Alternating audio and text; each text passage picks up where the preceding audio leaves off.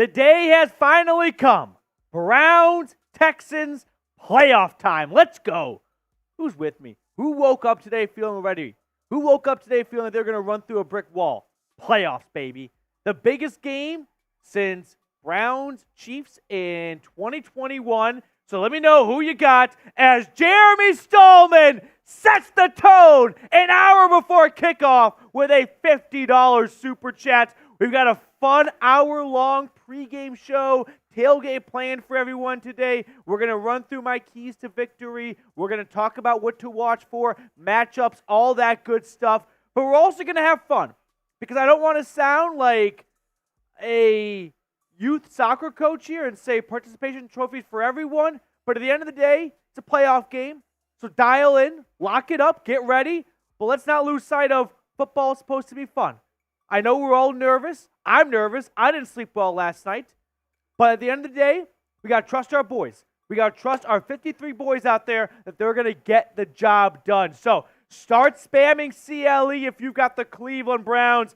We're going to get all the super chats on screen in just a few moments here. But let me know who you got here as Jonathan Peterson saying, how will Denzel Ward do today with his injury? I guess we're going to find out. But Denzel Ward suiting up is definitely a big boost of confidence to the rest of this defense, knowing that their leader in the secondary is going to be out there and will be doing his part to slow down C.J. Stroud. I've got Nathan in the chat. I got Max T in the chat. We've got Williams. We got Captain Steele. Let's go. Let's go Brownies, baby. Lock it in. Lock it in. Here we go. We're going to catch up on all the super chats in just a moment. I think YouTube might be having a little bit of a glitch, so just give us an extra 30 seconds, and then we're going to get up to speed as Jacob Kistner was the first one to send a super chat in today. $2 super chat, 45 minutes before we even got the stream off the ground, saying, count this as a pivotal pre-warm-up pump-up speech. Jacob Kistner is in the locker room right now, and he's getting the dog pound. He's getting the players ready to take the field and give the Browns another playoff win in the last 3-4 years. And that sounds great. That sounds like music to my ears. Jacob, shout out to you, buddy. Let's go, Brownies. Ray Bidding with a $5 super chat. I know Ray is hanging out with Browns backers in Arizona right now. Ray, have a dog bowl for me. Here we go, Brownies. Here we go. Woo, woo. Here we go, Brownies. Here we go. Woo, woo. And then Jeremy Stallman. Let's go, Jeremy. Woo. Petey, happy late birthday. Appreciate you, Jeremy. Thank you so much. Let's get this playoff party started. Chat, it's time to stand up and let everyone hear us because it's time. Right here, right now. We are playoff bound for greatness. Let's go Browns. Let's go Browns. Let's go Browns, baby. Let's go Browns, Jeremy. Thank you so much, my man. Let's go Brownies. Let's get a dub today. Who's with me? And Jacob Kistner with another $2 super chat. Playoffs? You kidding me? Playoffs? Yes. Playoffs, baby. Playoffs. It's playoff time. This is a different season. And let me tell you this. There are teams in the NFL like the 49ers, the Chiefs, the Eagles, the Cowboys that have become so accustomed to the playoffs that they view the regular season that stretches as preseason. That they have greater destinies, bigger goals than just making the playoffs. They are planning to go deep in the playoffs. And that's what I want this Browns franchise to get to. The goal should not be just to make the playoffs. The goal should become to win playoff games. That's the tier I want this locker room to join. Let's go Browns, baby. Justin Hill, first-time super chatter. Here we go, Brownies. Here we go. Woo, woo. Here we go, Brownies. Here we go. Woo, woo. Let's go, Brownies. We're taking over. Have you guys seen the clips of boots on the field? It looks like D-Day. We are the U.S., and we have taken over the beaches of Normandy. NRG? Yeah. Omaha, Gold, Sword, Juneau, the whole thing. It's all Browns, baby. Let's go, Brownies, Justin. Let's do this thing. Elliot with a $10 super chat. Cleveland, this is our time. Team of Destiny, We own the AFC South. Browns for the win and a little bit of Japanese/Chinese at the end right there. Elliott, let's go Browns, dude. Let's go Brownies, baby. 4-0 against the AFC South this season. But like I was just saying, that's last season. I don't know if you guys caught this, but when the Browns clinched a playoff spot, Kevin Stefanski had a really important message to the team about we're starting our next season now, right? And that's how the elite franchises view the playoffs.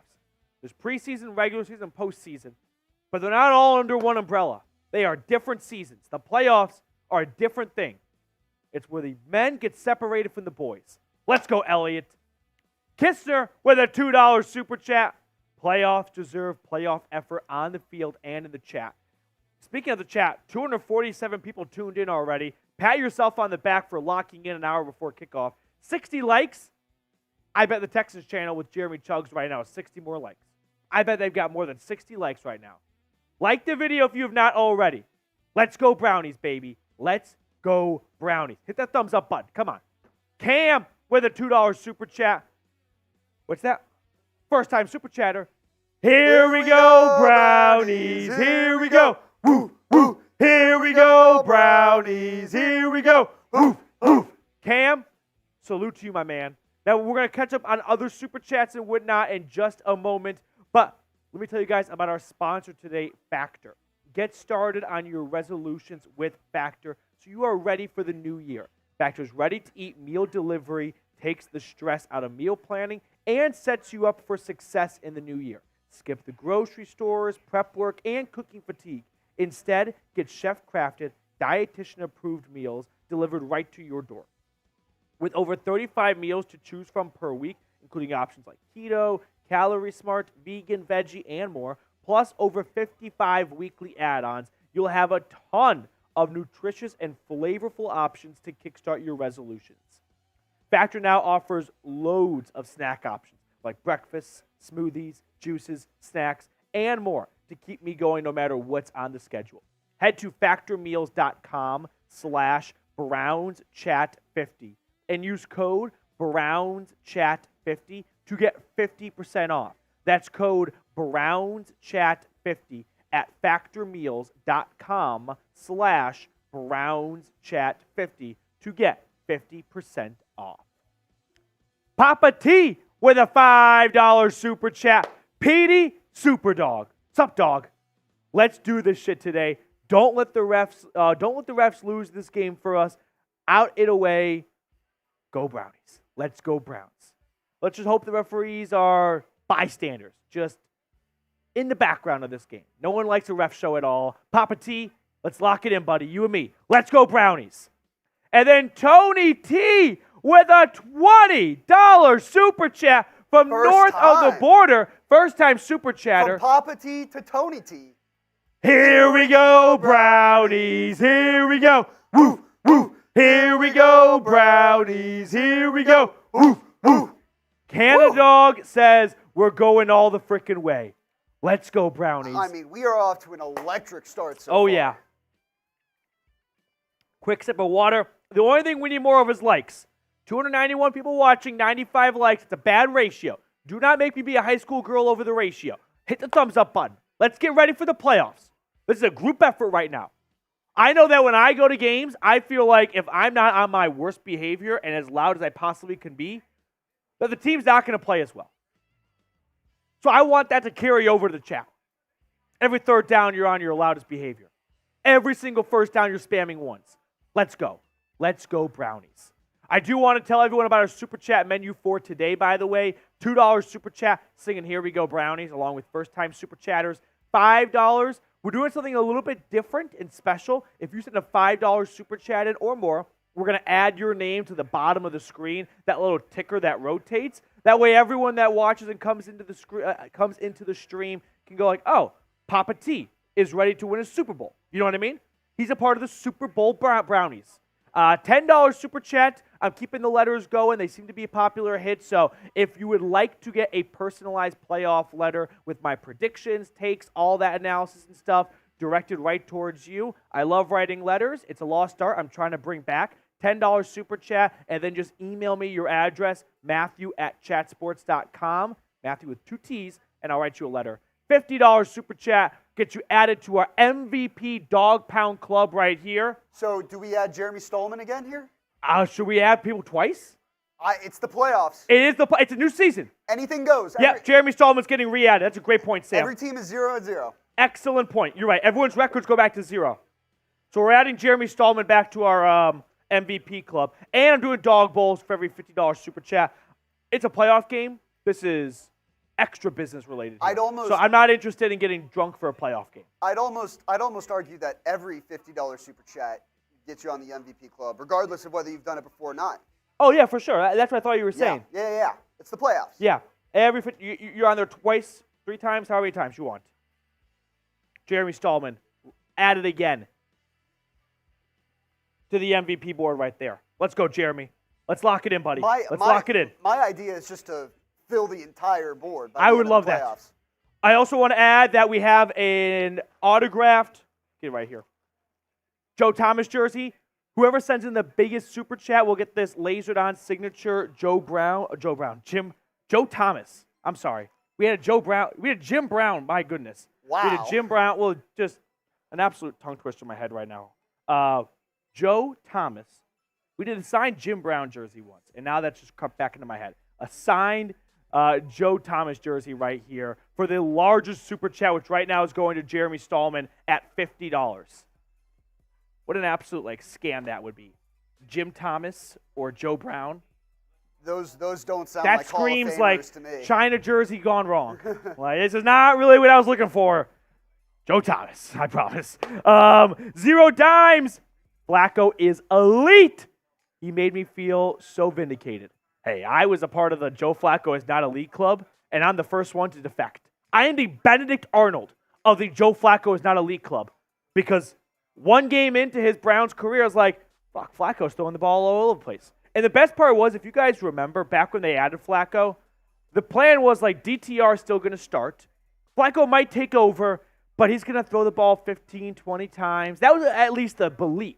And they'll just run the ball and lean on their defense. And then Joe Flacco goes, how about I get 45 pass attempts? I'll throw 3 touchdowns and 350 yards. And there might be a pick or 2 along the way, but you know what? That's the price of doing business, baby. And I'm in. You got to spend money to make money. You got to throw the ball deep for touchdowns, and that might mean a couple interceptions along the way. But hey, I'm along for the ride. I'd rather have the roller coaster that we're on right now than adding, say, a veteran quarterback that's going to keep you in the 17-10 games. Yeah. This is a lot more fun to be a part of right now, especially going into the playoffs. Spot on, Sam. Destiny. And by the way, if you couldn't tell, Sam Brown is our producer today, so we're hooked up with the best in the biz. We got a $5 super chat rolling in from Zola, no pressure. Oh, wait. I'm trying to figure out where the message starts. Browns Nation from Columbia. Okay, that's just a very long name. Zola, no pressure with @camera. Browns Nation from Columbia, South Carolina. Zola, let's go Brownies, baby. Let's go Brownies. And then Jeremy with a $73 super chat for our main man, Joe Thomas. Here's Joe Thomas, one of the best we ever have. Jeremy. Spam Jeremy in the chat. And by the way, that's not for Jeremy, our Texans host. No. That's for Jeremy Don't Stallman. be confused with Jeremy Chuggs, our I don't Texans want him host. in the other room thinking that we're chanting for him right now. We have Dalton in the chat. Good to see you, Dalton. Hope you're doing well, my man. Jeremy, you're one of a kind, dude. You're the front runner for the MVP of today's show. Let's go Brownies, Jeremy. Right now, that's salute the to number you. beat. I forgot to get a beer. I'll get you one. Thank you. It wouldn't be a Browns watch party without me forgetting something. That tends to be it. What always happens is I hate warm beer more than anything. I don't think it'd be a chat sports watch party, period. Exactly. So because I hate warm beer so much, I always tell myself at the last moment I'm going to go get it. And then I always forget at that last moment. Jeremy, let's go Brownies. We are 45 minutes away from kickoff. We've got a fun pregame show planned out for you guys here. We're going to run through my keys to victory and stats and things to watch for all that good stuff, just to get everyone caught up on what's going on here. We will also look at the inactives list. I think there are some good message. Yeah, Coors Latte. Thank you, sir. Thank you. Oh, mountain's got to be blue. Jeremy Stallman, dog bowl for $50 super chats. Double dog bowl for 2. Let's go, buddy. Let's do this thing.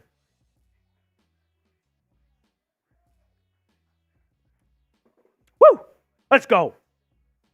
Riley with a $10 super chat. Here we go, Brownies. Here we go. Woo, woo. I threw that's on me. That's on me. Haircut is looking fresh, like Petey. an idiot Thank now. you, Riley. Glad to see you're taking game day seriously. All jokes aside, let's get a great playoff win. 31-28 Browns. I did get my hair cut today because I just wanted to look nice and fresh for the street. You know Shout what out I mean? Great Clips, no free ads. Yep. I want to let the record show, I did compliment the haircut beforehand. I'm a big Great Clips guy. I'm not a big spend a lot of money on a haircut. I don't know. And here's the big reason why. Not that anyone gives a fuck about this. I don't have a very complicated haircut. So the idea of paying a lot of money for a very basic haircut has never sat well with me. I'll go ahead and bring it up too because I know the people that know you know this to be true. Very anti-sport clips. Yeah, I don't like sport clips. That is my biggest nightmare. Getting a haircut during a game. As if I'm ever be like, defeats the you know where I purpose. really want to watch the AFC Championship game? At sports clips. No. Nothing hits better than 12 o'clock sports. I feel really Sunday. bad if someone working for Sports Clips is watching me right now. Imagine if they put me on Sports Clips in Cleveland area or something. One of the hairdressers loves me, and I just shat down just their did? business No. model's throat. Shout out to Sport Clips. No free Riley, ads. appreciate you. Poppy Bros Jr. Here we go, Brownies. Here we go. Woo, woo. Here we go, Brownies. Here we go. Woo, woo. Super Bowl Super Browns. Woof, woof, motherfuckers. Let's go. Let's do it. Browns, playoffs. Browns, playoffs. Let's go. I'm so pumped. Zola with a $2 super chat. Come on. Let's get ready. Let's get ready. Are we all caught up on super chats? Papa T with one as well. Papa T, what's going on? Petey, nice cut, fresh for the playoffs. Own a shop here in Seatown. Go Browns. Papa T, I would love nothing more than to sit in your chair and get my hair cut one day. That sounds like not during a game though. I think we can both agree that's an act of war right there. That is the ultimate red flag. But let's do this thing.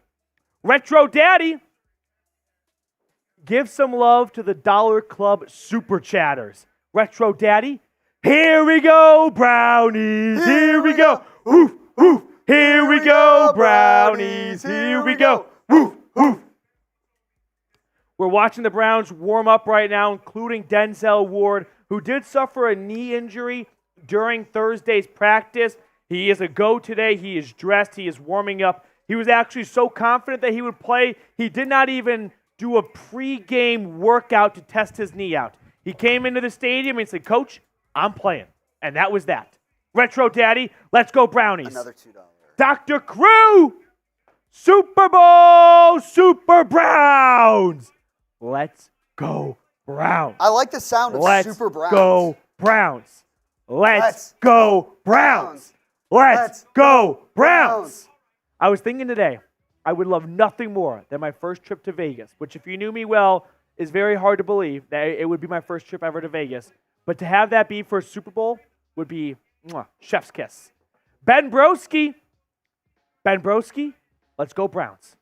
Let's get ready. Let's do this thing. Browns, playoffs. Browns, Texans, playoff game. Here we go. Let's do it. All right, really quickly, enough about me. Shout out your city. I want to know where everyone's watching from. We had 368 people tuned in already. Only 136 likes. Do not make me get on my knees here. Hit the thumbs up button, but also let me know where you are tuning in from. While you are shouting out your city, Sam, you are reading my mind. I do want to share with you guys the inactive list. So these are players not dressed for today's game. Jeff Driscoll is inactive. That's a bit surprising. A big reason why is Alex Van Pelt listed him as the team's backup quarterback when speaking to the media. Ultimately, it'll be P.J. Walker as the backup. Pierre Strong Jr. suffered a back injury. This is one to know because he has been taking care of kick returns. So no Pierre Strong Jr. might mean Jerome Ford is back to kick returns. Cedric Tillman is in concussion protocol. That's a bummer. Expect a larger role for David Bell, who had a pretty nice game against the Bengals, I would say. Luke Whippler and Isaiah McGuire, the two rookies, are inactive. Khalif Halise is inactive. So a lot of confidence that Denzel Ward is healthy and they don't need an extra corner. Dustin Hopkins is missing a second straight game with a hamstring injury. So Riley Patterson is on kicking duties. As for the Texans' inactive list, Case Keenum is inactive, so as we saw during the Browns-Texans game, Keenum ultimately got benched for Davis Mills, who is now the backup. Eric Saubert, Nick Broker, Tier Tart, and Jerry Hughes. Jerry Hughes is probably the most notable name of the bunch. He's kind of their third/fourth defensive end. Think of him as their very old Alex Wright.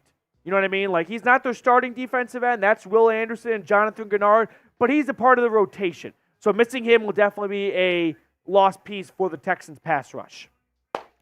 Where are you at, though? Let me give some shout-outs here. I got Ohio from James. I got Toronto, Canada. I got St. Clairsville. I've got Cleveland. I've got Lancaster. I've got Lee, Massachusetts. I've got Dayton, Ohio. I've got Olympia, Washington. We have Vincent in Berea. Ryan's in Dayton. Ryan, and anyone watching from Dayton, have you ever been to the Pine Club? I was texting with my high school buddy who went to Dayton, and he put in his entire life savings on Dayton Moneyline yesterday. And I was looking up Dayton Steakhouse to go celebrate. And I was like, Pine Club looks pretty cool. We have the Bright Wolf watching from Atlanta. Appreciate you, the Bright Wolf. Hope you're doing well, my man. Charlotte, North Carolina. Richmond, Virginia. We got Norwalk, Ohio.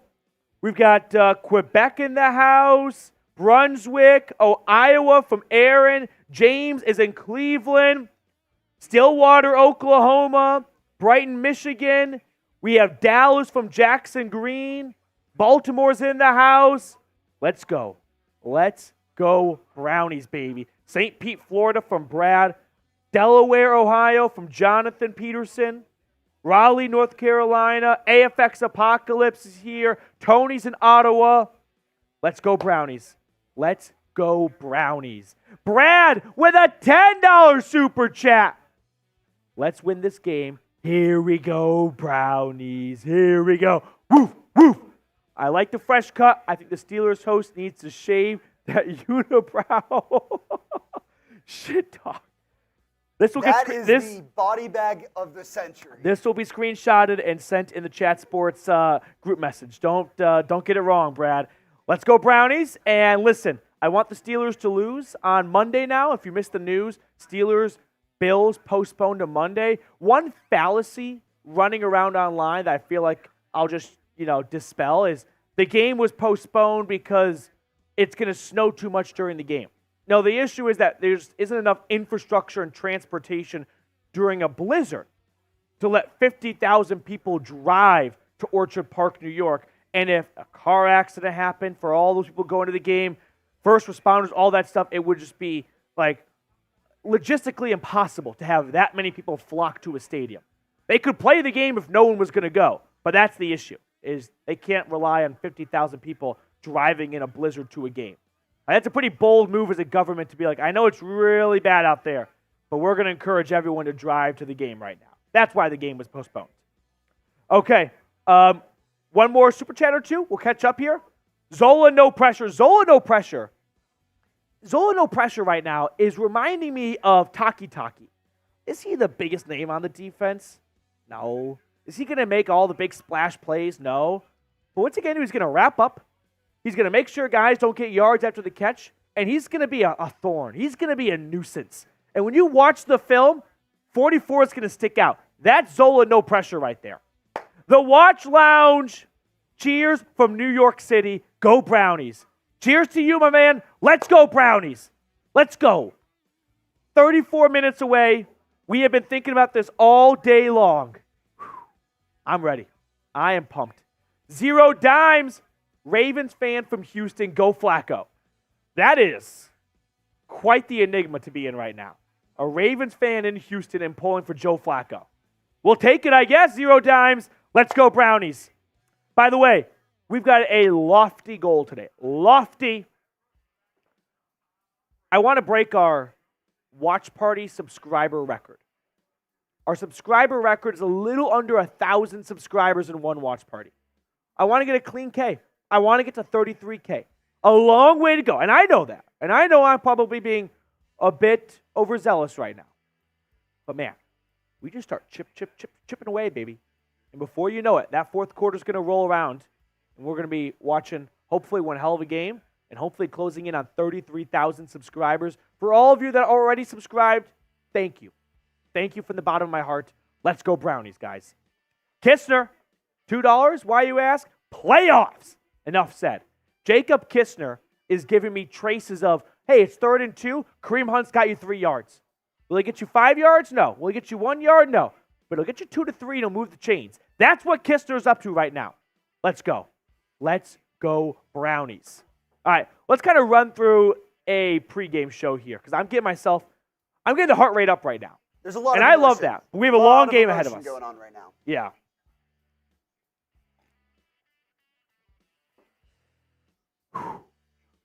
Deep breaths. Let's do it. Let's talk about keys to victory for the Browns against the Texans. First key to victory is a fast start. The Browns this season are undefeated when leading at the half. You had a whole week off in Week 18. You got to capitalize on that. You can't come out and be a bit rusty. The whole point of taking a bit of a rest off is that the other team might be a little bit banged up. They're not quite at 100%. You give yourself that week off in Week 18 so that you come out and punch them in the mouth in the first quarter. Otherwise, you essentially erase the whole advantage of resting your guys in the final week of the season when you have your playoff spot locked up. So let's get off to a fast start. Second key to victory, attack the Texans' DBs. This is just taking something out of your playbook from Week 16. You torched Houston's secondary.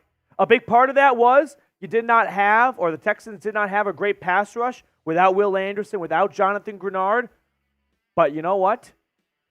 For everyone saying C.J. Stroud wasn't playing in that game, to you I say this. Does C.J. Stroud guard Amari Cooper? No. Because C.J. Stroud is going to be a big part of this game for Houston, but he only plays one half of the field. And so for the Browns, get back to what was working. Feed Amari Cooper. The guy is white hot against the Texans. Don't overthink it. Go to number 2. Go to number 2. Third key to victory for the Browns, bring the home defense. We have seen all year that this Browns defense at home versus on the road is Jekyll and Hyde. However, I feel like the last couple of games, toss out the Texans, the Bengals game, because that was just all backups playing. But you go back to the last couple of road games here, like the Texans game, and you're noticing that Browns' road defense has subtly improved the last few weeks or so. So get that home defense going in Houston. Fourth key to victory, slowing down C.J. Stroud. I've had a lot of people ask me, Petey, how do you take down C.J. Stroud with the way he is playing this year? Like, what are his weaknesses for a person that has not watched much Texans football? And I'll say it. I said it before. I'll say it again.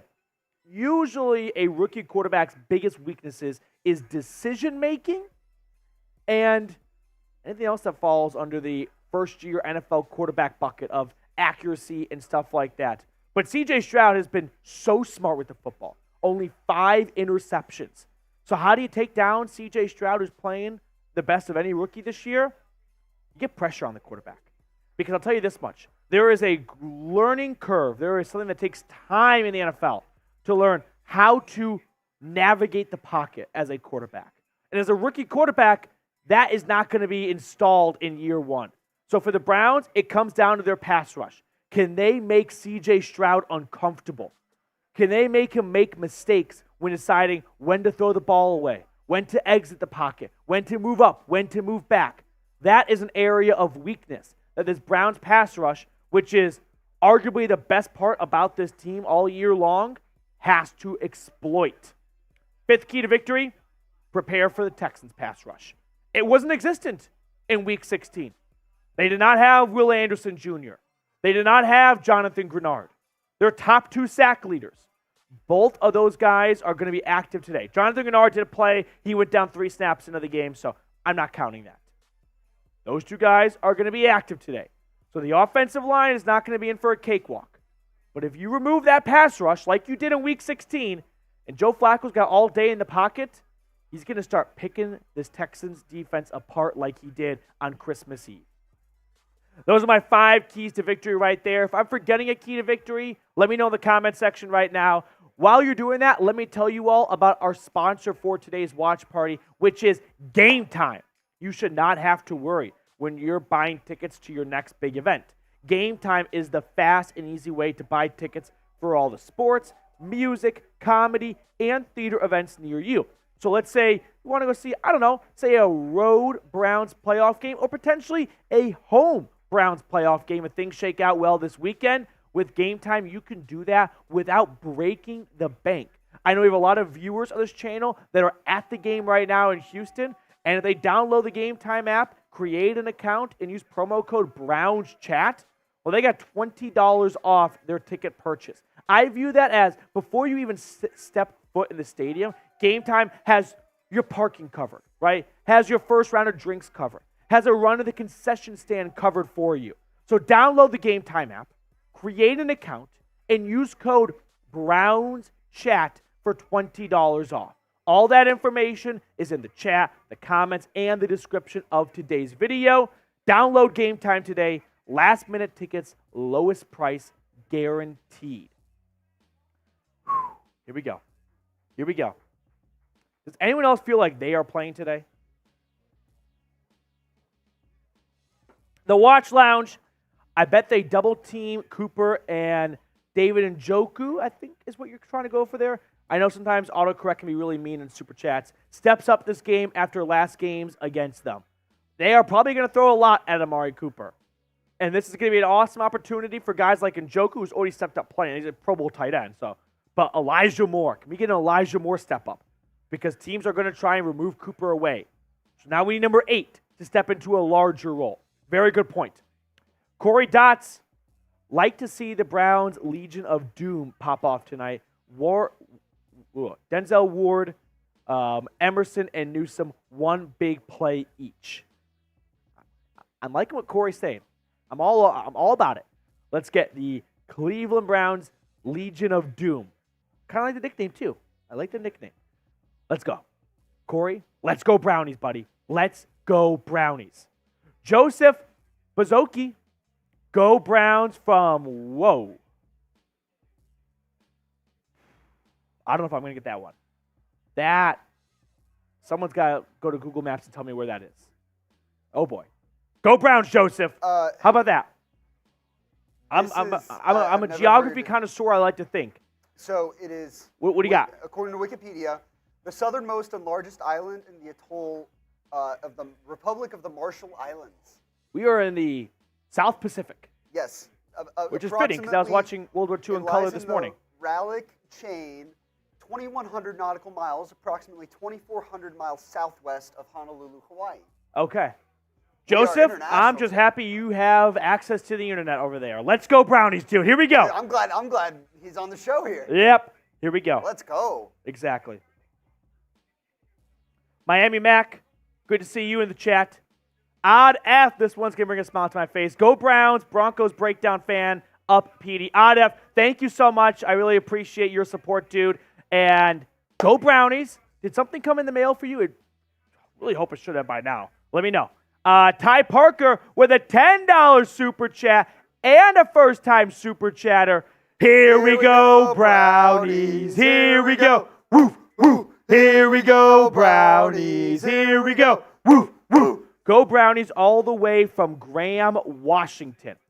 Speaking of maps, I recently learned there's a part of Washington that's not in an enclave in Canada, but it's like you have to go through Canada to get back to the U.S. Like it's in that very northwestern part. Very northwest tip, and it's not bordering the U.S. at all. It's a part of Canada. It's not inside of Canada, but you got to drive through Canada to get back to the U.S. because there's ocean on the other side of you. That's incredible. Yeah. Ty, let's go Brownies. Kistner, the punches just keep on coming from Jacob Kistner. $2 for a Hunt 25-plus yard run / screen in the first quarter. I would love nothing more than maybe, hey, 2nd and 8, try and get some positive yards, Kareem Hunt, boom. We're already at the 50. We're already at the 50. Let's go, Jacob. I love where your mind's at. By the way, Super Chat menu today, in case anyone is just tuning in. $2 Super Chat. We sing Here We Go Brownies along with first-time Super Chatters. $5, we add you to our Super Bowl Brownies Club. We're going to have those names rotating at the bottom of the screen all show long. So if you're a believer in this team going to Vegas, $5 Super Chat adds you to that club. $10, I write personalized letters. My email is matthew@chatsports.com, Matthew with 2 T's. Just email me your address, and I'll write you a playoff letter with predictions and all that good stuff. It's just a fun way to get something other than junk mail delivered to you. $50 Super Chat gets you added to our MVP Club. We added Jeremy Stallman for a second time today. So if you want to be a part of Cleveland Browns history and you want to be in Canton, Ohio, when that inevitably gets added to the Pro Football Hall of Fame, $50 Super Chat gets you added along with a dog bowl. And finally, the MVP, meaning the single largest Super Chat, will get a signed lasered on Joe Thomas jersey. Right now, that is going to Jeremy Stallman at $73. Correct me if I'm wrong, but technically Jeremy Stallman sent in two $50+ He's being added again. We've got 2 stickers for Jeremy Stallman today. Jeremy Stallman's going to be on there 3 times now. In the meantime, we did also just get a $5 Super Chat from who else but Jacob Kistner. Chipping away. Dude, Jacob Kistner woke up today like he was taking the field. And that's the kind of guy I want to hang out with. Look at this message. He said, did you know Flacco watches the video and the chat on the sideline with the tablet? The more engaged the chat, the better Joe plays. Let's go Browns. Like, comment, and sub. Jacob Kistner is giving me like... He knows the mission. Dude, I'm no Bill Belichick, but he's acting like my Gerard Mayo. Like, he is ready to take my job the moment it happens because he is already trained on what to say and do. Jacob, let's go Brownies, dude. Like the video if you have not already. 600 people tuned in, only 201 likes. Make sure to like the video. And let's get ready for the game. Ty Parker with another $5 Super Chat. Let's go F-15. Hey, I kind of like that. F-15. I mean, it sounds like an F-16, like just fighter jet. You know what I mean? Yeah. AKA Joe Flacco. Ty, you should put a trademark on that because I might steal that by halftime. Great name, Ty Parker. Great name indeed. Chef Ruben, let's go Browns. The Brownies are better. The Brownies are the better team on the field today. Call me crazy, but I'm predicting a blowout. Let's effing go. Defense gonna kill it today. It was 36-7 in the fourth quarter on Christmas Eve. That's 3 short weeks ago. The Browns pulled all their starters. The Texans got a touchdown, an onside kick, and a touchdown, and they lost by 14 still. Like, C.J. Stroud is going to make a big difference. There's no question. But I've been saying all week, to act like C.J. Stroud was the missing piece on that Christmas Eve game is ludicrous. 36-7 does not get replaced by C.J. Stroud playing. Jeremy Stallman. At Jacob Kistner, he is always on it. Let's go, JC. I love where Jeremy's heart's at. Guys always pulling for other people in the chat. And yeah, Jacob Kistner takes no days off. The guy probably hates Europeans because he hates the idea of taking the whole month of August off. Vacations and holidays disgust him. Jacob Kistner's always ready to go. The guy's a clock in, clock out.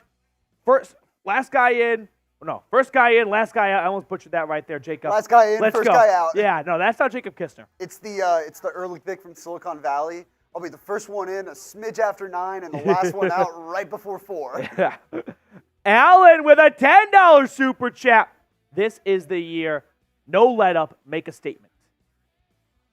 There's always that, rush leading into kickoff for the first playoff game where you feel like every single game, it does feel like every single game is a Super Bowl.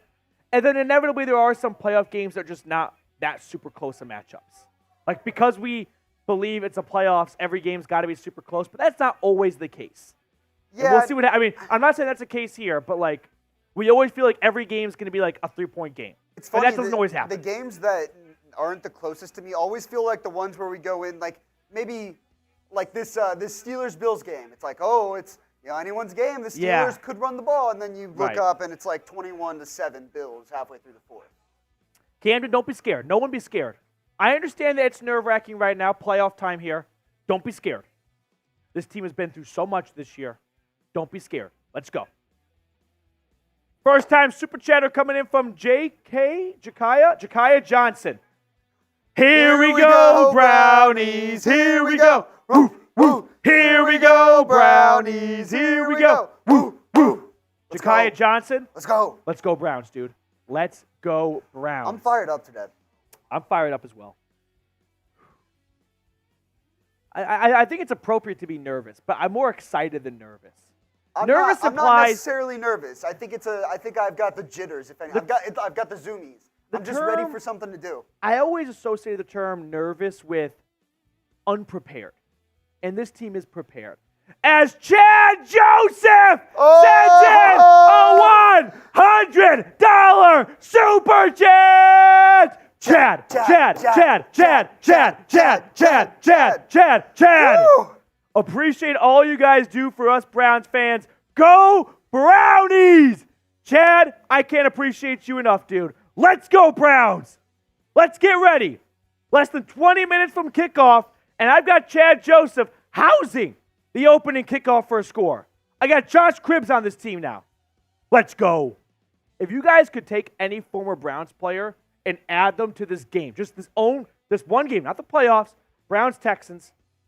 Ooh, hard to pass on Joe Thomas right now. Especially with the injuries in the offensive line. And I think Joe Thomas is probably the most deserving of being a part of a playoff win. Don't you agree? Yeah, there's no one who probably deserves it more at this point. Chad, let's go Browns, dude. Thank you so much. Let's go Brownies. Ty Parker, I'll give you the rights to F15. I look forward to your shows every week. Let's fucking go Brownies. Ty, appreciate it. Thank you for signing the title over. That's what Ty Parker just did. And you know what, Ty? When F15 takes off like convicts versus Catholics, on the back of the T-shirts, we'll put TP for Ty Parker. That sound good? That's good for branding. I think we could probably do like maybe a percentage of the revenue, maybe? 1%. 1%? I've always been, remember that one office thing? Residuals. When Ryan is trying to come up with a business idea, and he's like, just 1% of all credit card transactions come to us. Here we go. We are closing in, by the way, on 300 likes already before kickoff.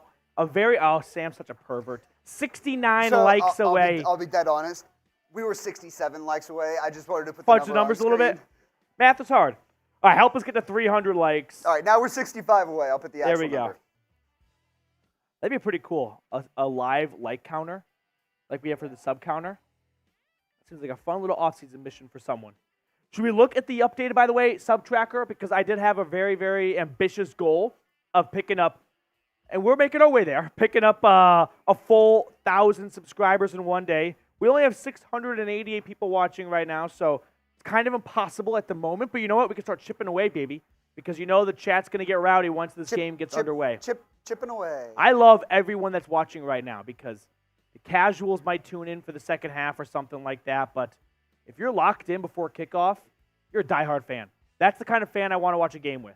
By the way, sorry, a quick side note, with the Chiefs-Dolphins game tonight in the just absurd cold weather. Yeah. I have a special level of respect. I saw a video this morning of people tailgating out in Kansas City at 5:30 in the morning. That's psycho. That is absurd.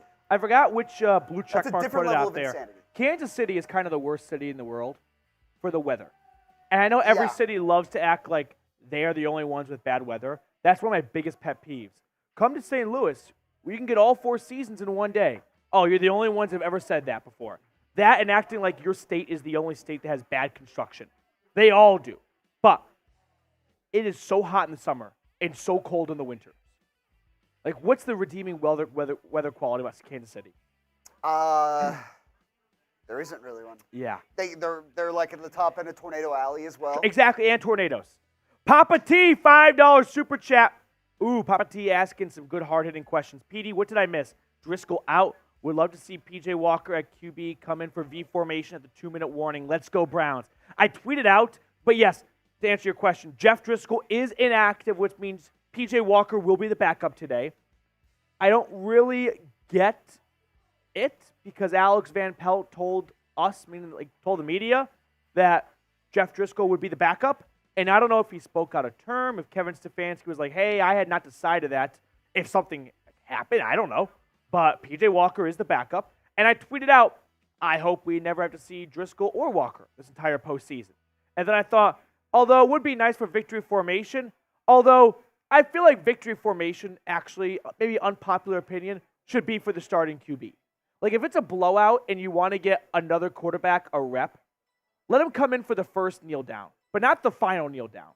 That should belong to the starting QB. Yeah. You should be on the field when that clock hits 000 to celebrate. I'd probably tend to agree there. It's always just weird in a playoff situation. It's the massive you don't want to get your guys hurt for the next round, but when you're in victory form, there's no contact at that point anyway. Unless you're the Saints and you're just going to run plays anyway. That was hysterical. That was wild. Okay. The postgame interview was almost just as wild as what they actually did. I was saying earlier, the term nervous in my eyes always implies a bit of unpreparedness, right? That's why you're nervous, because you don't feel like you're ready.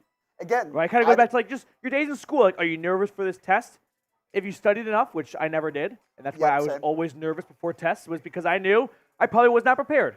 But when you feel like you are prepared, it's a whole different feeling going into it. This team feels prepared to me. Yeah. Like, you've seen the rhythm they've hit the last few games. Mm-hmm. This feels like a team that's ready to go for the playoffs. Yep. Let's do it. The Watch Lounge. I kind of like this watch. I'm not a big watch guy, but I might have to become one now. Here we go, Brownies. Here we go. Woo, woo. Here we go, Brownies. Here we go. Woo, woo. Ty Parker. 1% seems fair to me, or if you make a T-shirt, I'm a 3XL. Done. I would suggest taking the 1% route. You are going to be like the original owners of McDonald's if you're very upset that you did not get a better deal out of it. Let's go, Brownies. Let's go. Let's go, guys. Here we go. We got a couple more Super Chats, and we have a Super Thanks, by the way. Remember that. If we can just throw that on screen before we get this game underway. Sal's here. Let's go. Got Jim Donovan on the radio, game on TV, watch party on the computer, cooler next to me. I'm ready. Sal, and I mean this in the fullest possible way possible, is consuming football the best possible way in 2024. The game on TV, but the watch party on the side is the way to go. If you're able to watch both, which a national televised game you probably are, like, you definitely want to see with your own two eyes. I'm not going to say that. I'm not going to disagree with that. But to be a part of the watch party when big moments happen, that's the best feeling in the world. That's why I always like to pause the watch party for other people and be like 5 seconds behind so I can see the reaction after I see the big play. Sal, let's go, dude. Appreciate you. Victor Simon with a $5 super chat. Let's go, Browns. Victor, let's go, Browns. Let's go, Browns. Let's go, Browns, Victor. Christopher, so excited, ready to run through walls. 42-27 Browns. Dogs are hungry. PD rules. Let's effing go, Browns. Christopher, I'm right there with you, buddy. Let's run through some walls together. Let's do it. And better than, I think it was Western Michigan that tried to take the sledgehammer to the wall. That did not go well. Was it Central Michigan? You guys know what I'm talking about. One of the directional Michigan schools tried to run through a wall before a game. That was a disaster. We'll be a lot better about it. By the way, I do want to give a shout out to Kevin Spencer, who sent in a super thanks on our video before we got the stream started. So Kevin, thank you so much. Let's go, Brownies, Kevin. Let's get ready for the game. Let's go, Brownies. Can we get the chat going just a little bit? Yeah, I like where Sam's head's at here. Let's spam it. It's our motto, F Houston. Houston, you have a problem. Cleveland Browns are in town. I will also allow an extension of this, F Chugs. Marshall got a haircut too. Let's go. Nice go widow's Browns. peak. Let's go, Browns. I love this cup. Let's go, Browns, baby. Let's go, Browns. F Houston in the chat right now. Time Man, Mike B, Tomorrow Cuber, Lloyd Garcia, I don't know my name, Ryan Hickenbottom. We've got Ken Jeezy. Let's go, Ken.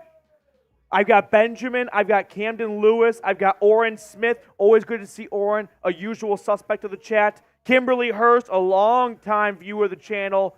Jeremiah is here. Brent Payne. Brent, let's go, Brownies, Brent. Let's go. Let's go, Browns. Let's go. Less than 10 minutes away from kickoff. How about some final score predictions? What do you say, Sam? Final score predictions. Everyone get in the chat right now. Give me your score predictions. The over-under was set at 45, I want to say. Okay, sorry, I'm going to interrupt. They're doing their pregame picks on NBC. We all pray that they do not all take the Browns. Yeah, we cannot get. Oh, thank you, Tony! Tony Dungy picks the Texans. Okay, Rodney, chill. Rodney. Wait. What the fuck? NBC was too quick. What's Tony Tony took the doing? Browns. Okay, someone. It's fine. It's not a full sweep. Rodney Harrison picked the Texans, so we're Rodney. good there. Okay, not a clean sweep. That's all that matters. Matthew Berry. Okay, screw you, Matthew Berry. We don't like Matthew Berry. That dude's a peasant. Florio. What are you gonna do, Florio? If Florio picks the Browns, then I might actually be worried. Oh, screw you. All right, we're good. Shit. No, we're good. It's fine. Hashtag fade Florio. Yeah. The over-under was 45, so I have to take the over. I'm going to go Browns 27-21. Browns 27. 21. 27-21. I think that was my score prediction. I'm going to go Browns win at 30-20. 30-20. I like it. Two I like possessions. it. 30-20. Let's go. 30-20. That's my score prediction. Catch up on some more Super Chats here. Once the game gets underway, by the way, we'll catch up on all the Super Chats at the end of each drive. I do have to give one shout-out for a score prediction. Mike Dibble, 77-0 Browns. Dibble's been on this one. Yeah, if Dibble was a Dolphins fan, he would have been the the coolest guy in the chat when they played the Broncos. Oh, yeah. The Ace with a $5 Super Chat. Let's go, Browns. This is our time and nobody else's. The Ace, I'm with you. I like the playoff juice. I like the playoff sauce you're having. Let's go Brownies, baby. Let's go Browns, Ace. Card Index. Shout out my dad, Tim. Ultimate Brownie fan. Go Browns. Tim, let's go Browns. Let's get a playoff win, Tim. Let's go Brownies, baby. Let's go. Lock in. Here we go. Sub-Zero. Get it done, boys. We made it this far. Go Browns. Let's go Brownies, Sub-Zero. Let's go Brownies. Oh, boy. We are just a few more minutes away from kickoff in H-Town between the Browns and the Texans as Nick Brewski from Dayton, Ohio. Let's win Browns. Nick, let's win, buddy. Oh, I owe a dog bowl for Chad Joseph's $100 Super Chat. And I had to add, okay, I failed on two fronts. This is why you don't start a two-front war. Here we go.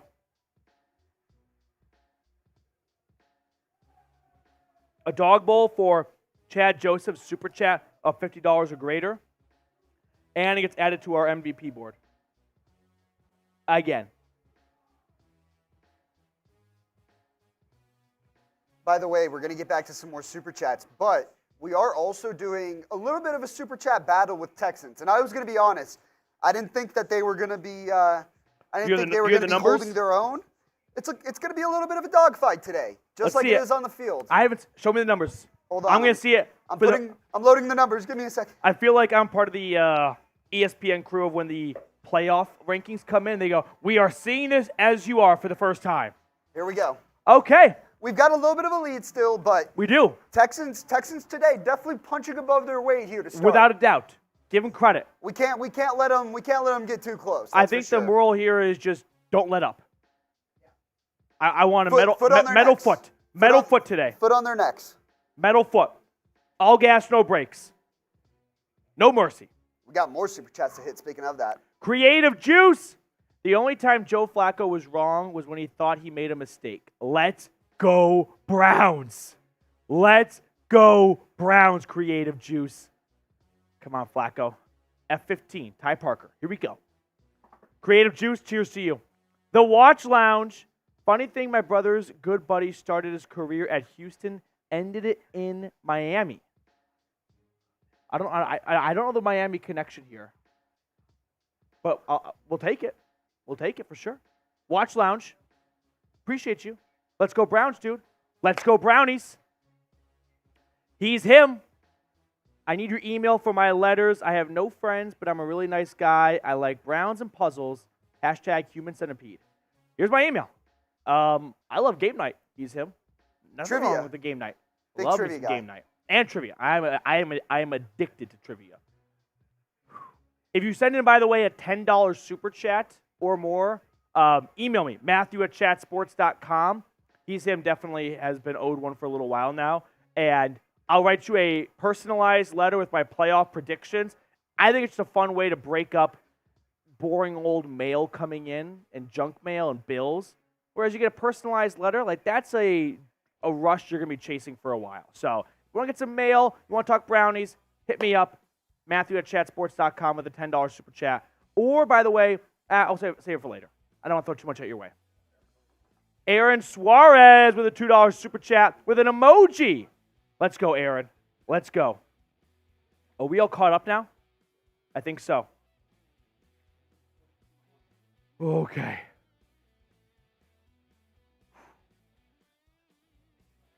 We got a couple more. What's wrong? We have a few more super chats rolling in here. We've got Orwellian, a dumbbell. Yeah, I don't know what I'm missing here, but thank you. Let's go Browns, dude. It's the dumbbell emoji in there. Oh, so it's emoji. I was like, what a bizarre. It's like the same super sticker as Aaron Suarez said. Where I see it now. It verbatim. Here we go. I thought you were just telling me, like, do you lift, bro? And I was like, sick flex. Let's go. Let's go Browns, dude. Ken G with a $10 super chat. It's gut check time. All the analysis and pundits time to watch. Play your game, Browns. Go 1-0. Ken G has a spot-on analysis here. And that is, there is no more analysis. It's game time. It is game time. Kauai AF. Kauai, thank you so much. Happy to see you stumbled across our stream today. Getting ready for Easter, it looks like. Easter Island from Kauai AF. Let's go Browns. Oh, gosh. Less than 5 minutes away from kickoff here. Remember, subscribe if you have not already. We're trying to pick up 1,000 subscribers. Definitely a very lofty and ambitious goal, but that's the goal today. We started at basically 32,000 this morning. Can we get to 33,000 by the time our watch party is over? Hit the sub button if you have not already. I'll also add this. We got a playoff game today. Do you want to be the person that just doesn't subscribe and then all of a sudden we get some bad football gods on our end? Or you can just subscribe and just have a clear conscience that you did everything you could to help the Browns win. Just going to float that out there. Let's go. Oh, boy. I'm getting ready. I've got Kisser super chatting. Sam just ran out of the room in a moment, so we'll get the back on screen. Okay. Let's do it. Let's go Browns, baby. 1,500 people watching. 350 likes. Hit the thumbs up button if you are ready for a Browns win. Let's go. If you want the Browns to win, let's do it. Ronnie Mack, your channel has been a blessing since I found it. Thank you. Ronnie, no. Thank you. Let's go Browns. Let's go Browns. Just a minute away until kickoff. Here we go. Playoff, baby. Playoffs. Here we go. Allen, Believeland. That's the mantra. Cleveland against the world. Here we go. Not a city with a whole lot of sports success. Let's be honest. One championship in far too many decades across all three major sports. That changes this year. Browns, baby, Browns. Let's go.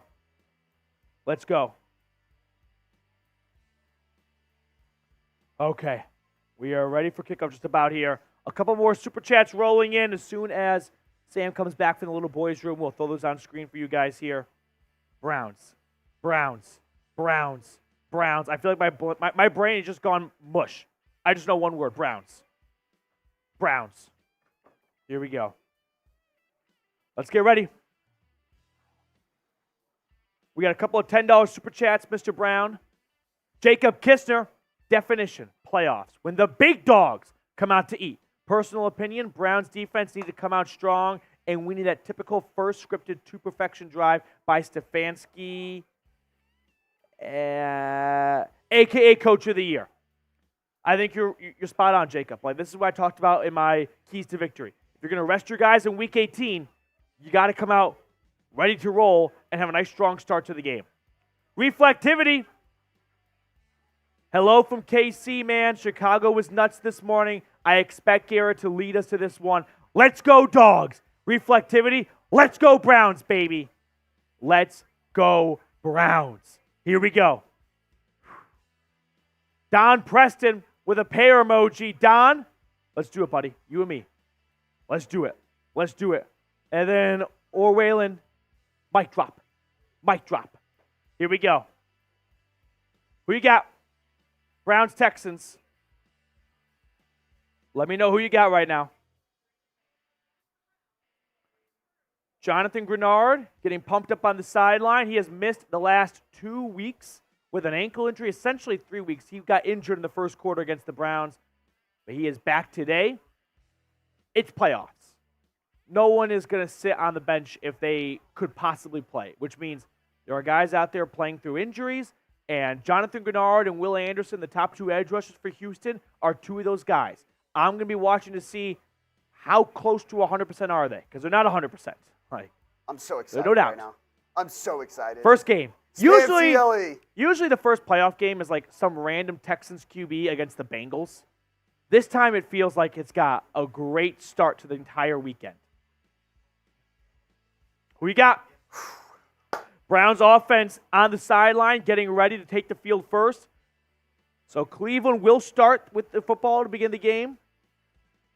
Texans are going to kick it off here. Let's go. If you want the Browns to win, like the video. 1,700 people watching already. Like the video if you want a Browns playoff win. Here we go. The anticipation is killing me right now. I feel like they've just been showing a bunch of players for the last. I don't know how the 5 players minutes. do this. Like, I am a wreck right now. And I'm not even in Houston. Here we go. Kickoff time. And we are live from Houston. Touchback to begin the game. Brian Henning, $5 super chat. Can't mess with the 216. Cleveland going to eat these Texans alive. Let's go Brownies, baby. Let's go Brownies, Brian. Let's do it. Browns offense taking the field. Pretty much all of your, I shouldn't say usual starters, but recent starters. David Bell starting over Cedric Tillman, who is in concussion protocol. The Browns have 1st and 10 at their own 25-yard line. Flacco will line up under center. Takes the snap. Play fake. Flacco dumping it off. Caught. Jerome Ford. Gain of 12. First down Browns. First down Browns in the first play. Whistles. Whistles. Who's injured? Who is injured? Defensive lineman injured for the Texans. Their entire starting defensive line was on the injury report this week, with a variation of limited in practice, did not practice. Ultimately, all are playing. But like I said, just, Sam, 2 minutes ago, like, they might be playing, but they're not 100%. And that's what I'm watching for. Yeah, and it's the playoffs. That's like what you come to expect around this time. Like, guys are going to be playing through injuries. And it looks like he's jogging off. That's Sheldon Rankins. Sheldon Rankins, one of their better interior defensive linemen. He's getting helped on the sideline. Doesn't look too serious, so we'll keep an eye on that. 1st and 10 Browns from the 36-yard line. Flacco in the gun, takes the snap. Pass, caught, gain of about 5 on the play. David Bell picks up his first grab, and that'll bring up 2nd and 5. Okay. David Bell getting more snaps today with Cedric Tillman in concussion protocol. Let's get ourselves to 500 likes.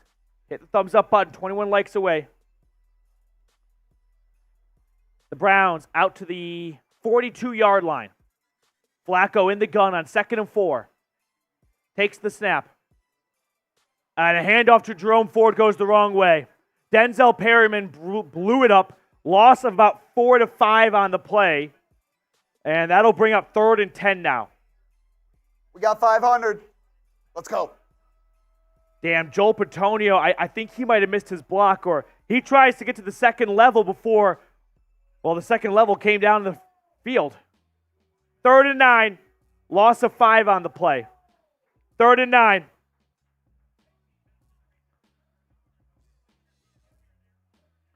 Flacco at the 37-yard line in shotgun.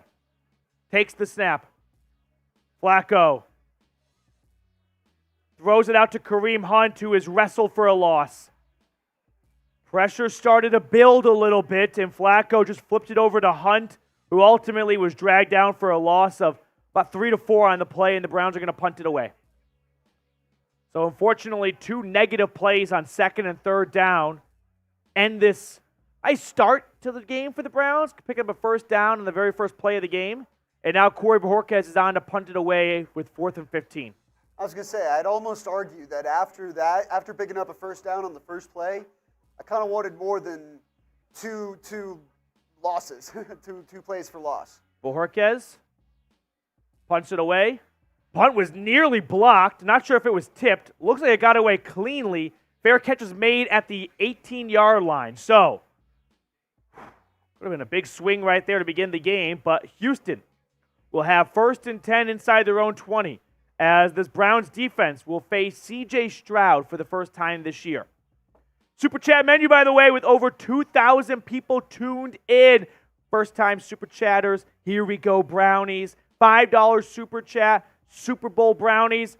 Everyone right down below. Rotated names are all believers in the Cleveland Browns going to the Super Bowl. And if you are too, $5 Super Chat, we'll add your name to that list.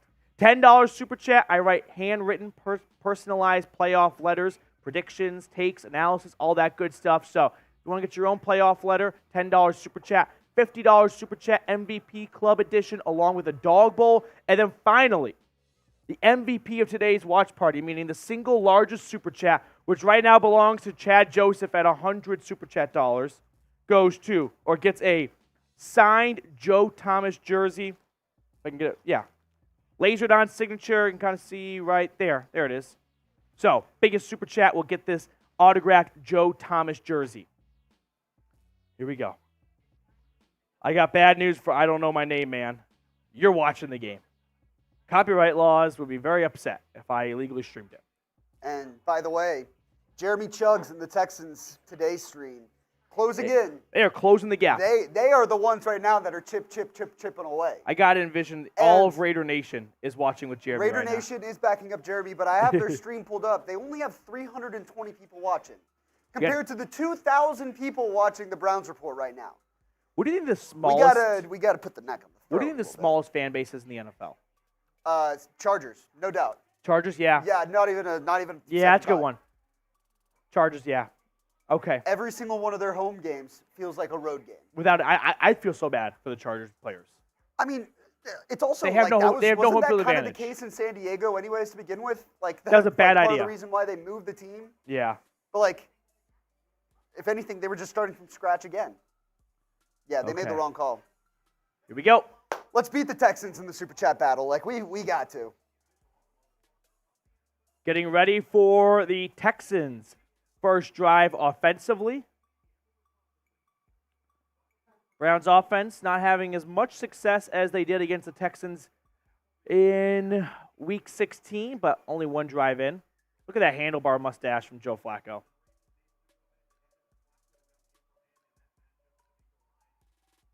It's the playoff stash. Texans have 1st and 10 at their own 17-yard line. Stroud in the gun, takes the snap. Stroud dumps it off. This is caught. Devin Singletary, gain of about 2 on the play. 2nd and 8. Nice tackle by JOK. Juan Thornhill starting for the Browns. That's great to see.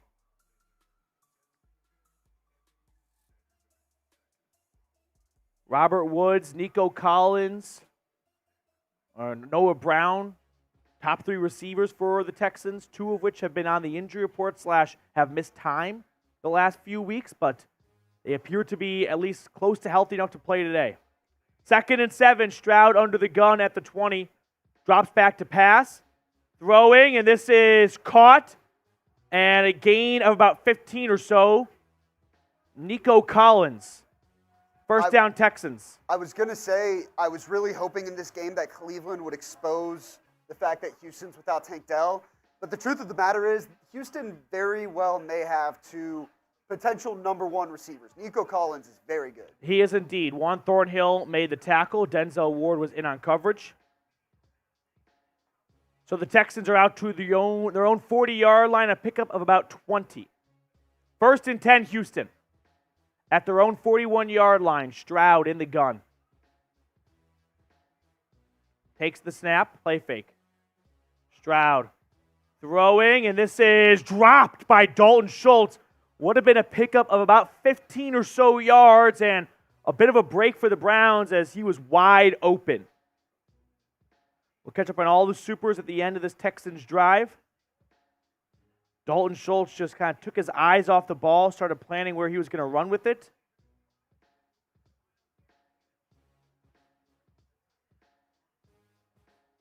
Second and 10.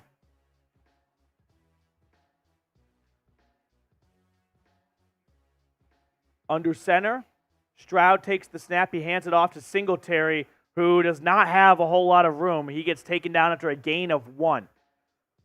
So a yard to a yard and a half gain by Devin Singletary will bring on 3rd and 9. Start spamming those threes. Let's go.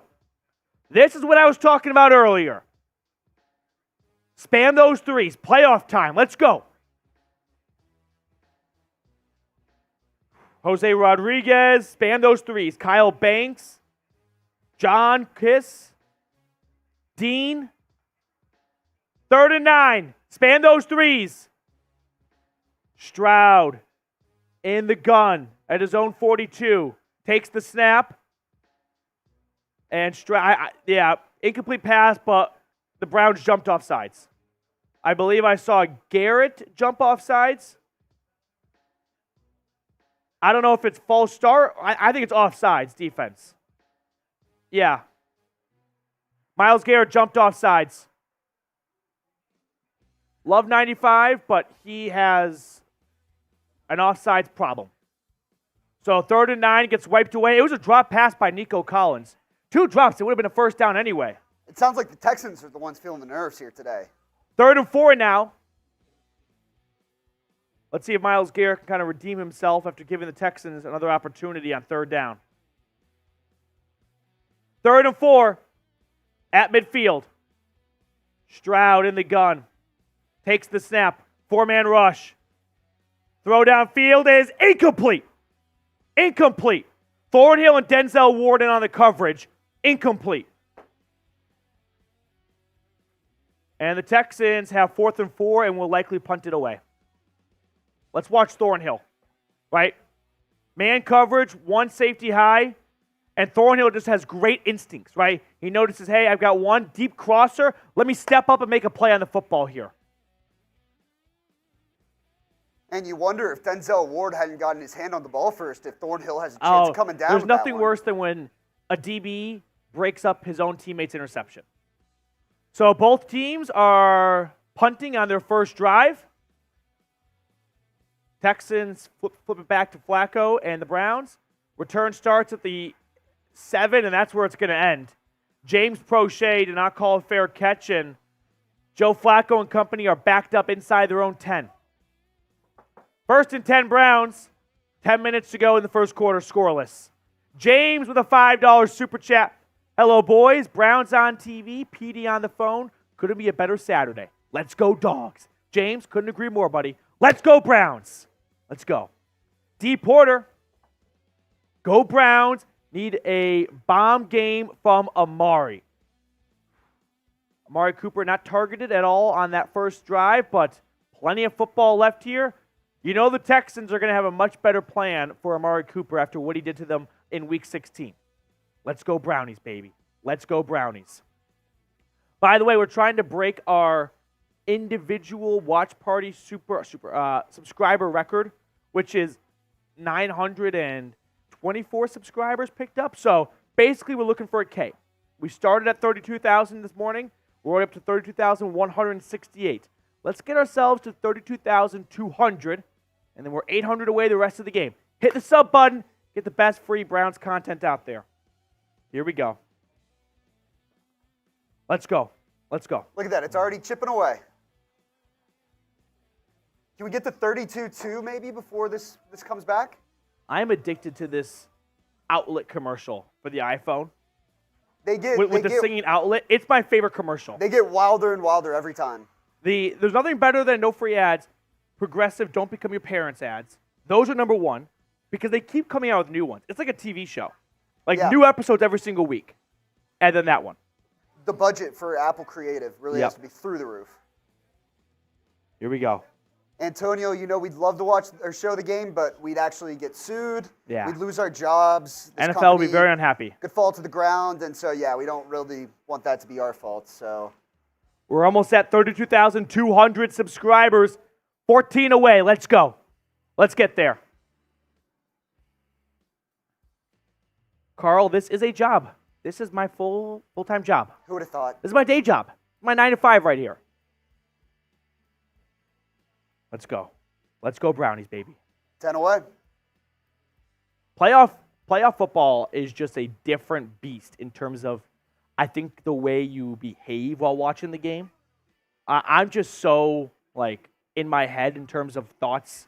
I'm not a big talker during, I know it sounds crazy, but when I'm not doing a watch party and I'm watching, Tennessee, I'm not a big screamer or talker. Exactly. Sometimes I don't even love watching the games with other people. Yeah. 1st and 10 Browns inside their own 10-yard line, scoreless. 5 minutes into this game here. Ty Man's about to go to action here. Oh, Ty Man's a There swatter. he is. Flacco from his own 8, under center. Takes the snap, hands it off to Kareem Hunt, and Hunt runs forward for a gain of maybe 2. Minimal gain on the play for number 27. That'll bring up 2nd and 8. We'll catch up on all Super Chats at the end of each drive. 2nd down and 8. And we got to 32,200. Let's go. Chipping away, baby.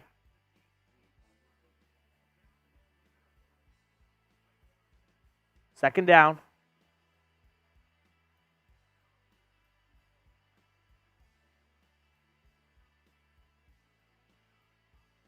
Bill, appreciate your super chat. 2nd and 7, Flacco just throws it away. I don't know if that was a design screen or just it looked kind of like it, although Hunt wasn't really ready for it. I'm not quite sure what that was. It definitely looks like I don't know if it is a screen pass, I think. Incomplete pass, though. And that'll bring up 3rd and 8. 3rd and 8.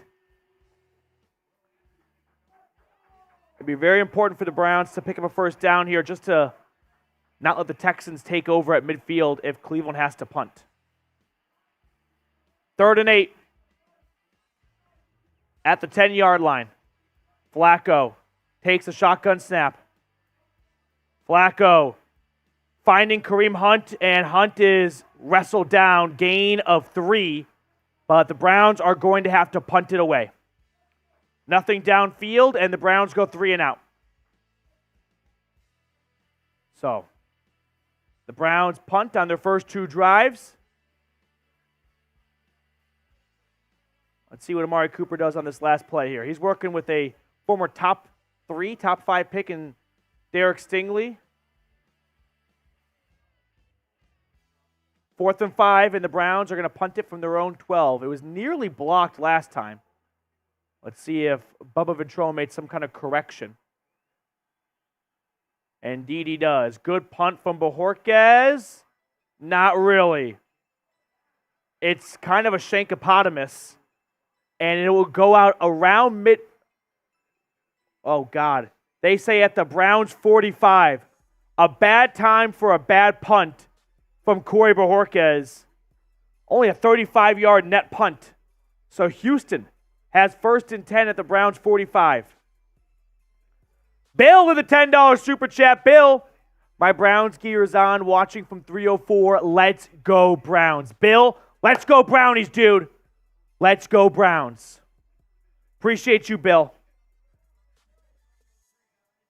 1st and 10, Houston. Midway through the first quarter. Scoreless. Stroud at the Browns 45 takes a shotgun snap. Stroud dumps it off and gain of about 2 yards by Devin Singletary. 2nd and 8. Texans today continues to chip away here. Yeah, they are. Again, they have 400 people watching. We have 3,000. Let's go Brownies, guys. We got to put the foot on the neck. I believe. Can you show them the MVP prize once again for us real quick? Yep. Biggest super chat of the day as Stroud takes a 2nd and 7 snap, hands it off, gain of about 1.5, gets a lasered on, autographed Joe Thomas jersey.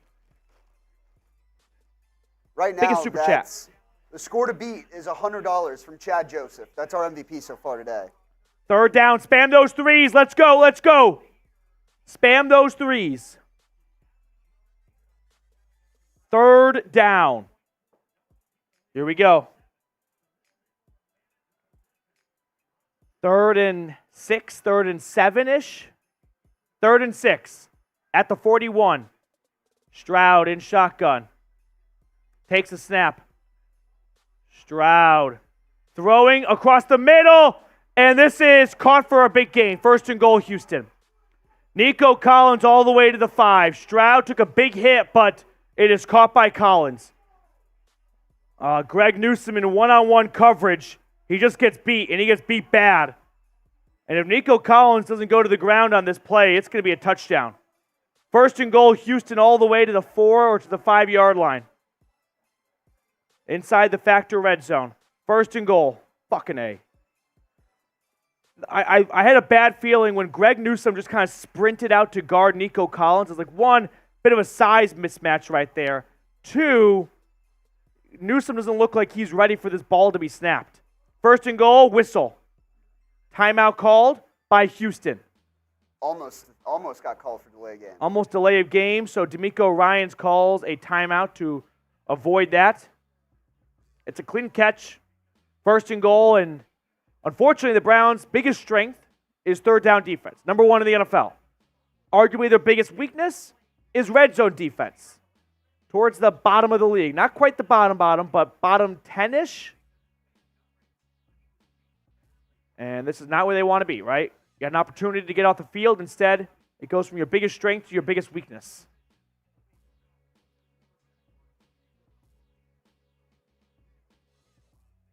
So Stroud and company have 1st and goal at the 3-yard line.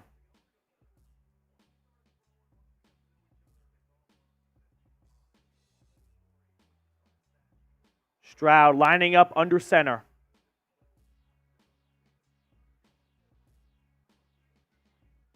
Snap to Stroud. Oh my gosh, nearly picked off. A bit of a shovel pass, and Jordan Elliott was right there, and he could have just, I'm not 100% sure he saw it coming. This is a broken play from Houston. Not everyone is running the same play here. I think the shovel play is by design. Oh, Beck, I guess. Oh, gosh. Jordan Elliott with a pass breakup, but had he caught it. 2nd and goal. 2nd and goal.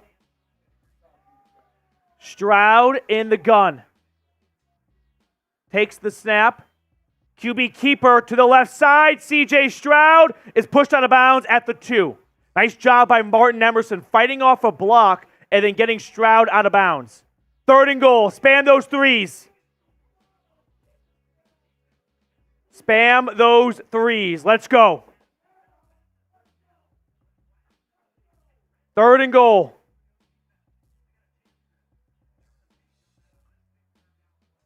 Oh, boy.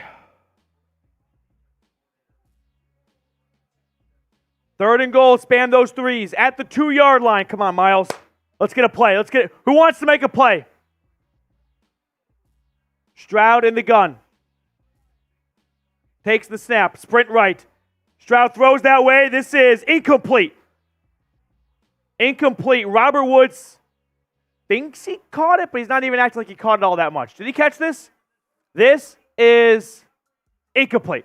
Greg Newsome makes a great play on the football. He bats that shit down. Incomplete. And now it's 4th and goal from the 2.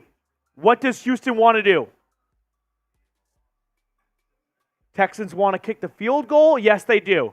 So the Texans are going to kick a field goal from the 2-yard line.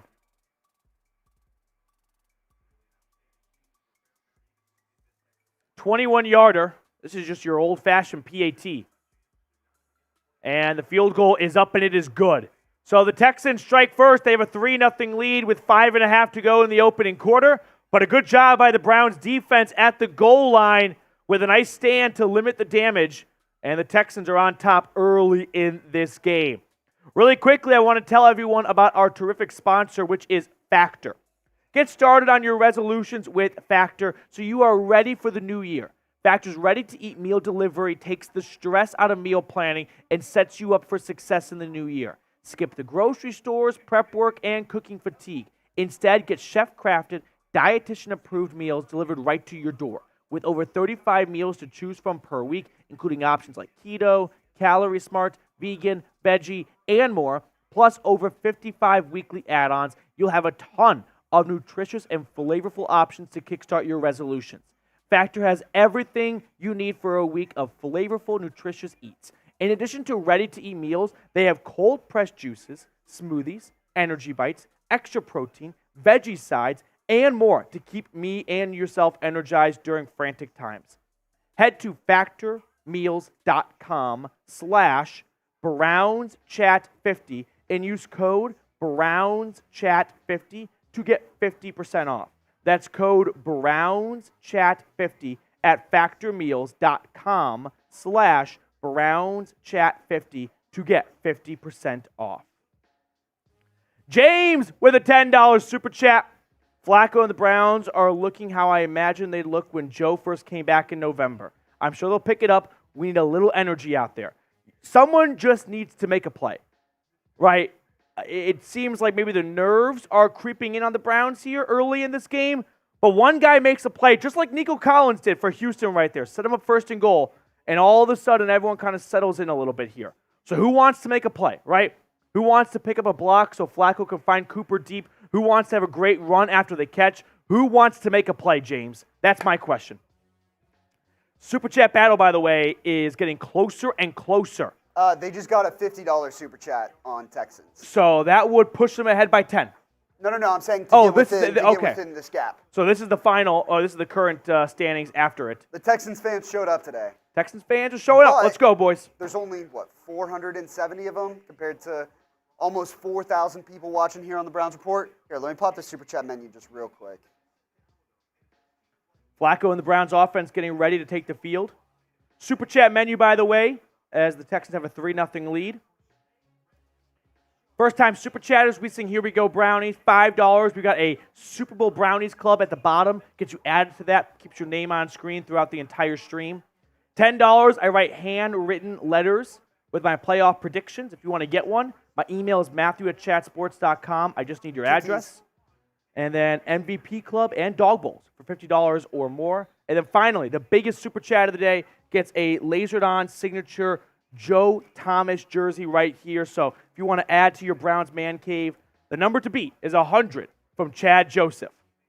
TKU Wills, hella nervous, good to be back. Go Brownies. Go Brownies, TKU Wills. Let's do this, buddy. Flacco and the offense have 1st and 10 after a touchback at their own 25. This feels like a big drive here, right? Texans offense put up points the last time. You got to respond here. Time to respond. 1st and 10. Flacco drops back. Throws down the field. Has a man. Caught. Yes. David Njoku. Who wants to make a play? The Chief does. Let's go. Gain of 30 plus. David Njoku. He's playing Madden, Sam. He's going to run a seam route, right? This is 4 verts, and I'm faster than you. And what are you going to do about it? Let's go. That's the kickstart this Browns offense needed. That's the first downfield throw, if I'm correct. Without a doubt. Good throw from Flacco. Great ball, great catch. The Browns are on the Texans' half of the 50. 1st and 10 at the Houston 30. Play fake. Flacco throwing to the right side. This is caught. Njoku gain of 5. So the Chiefs picks up back-to-back receptions. Let's go.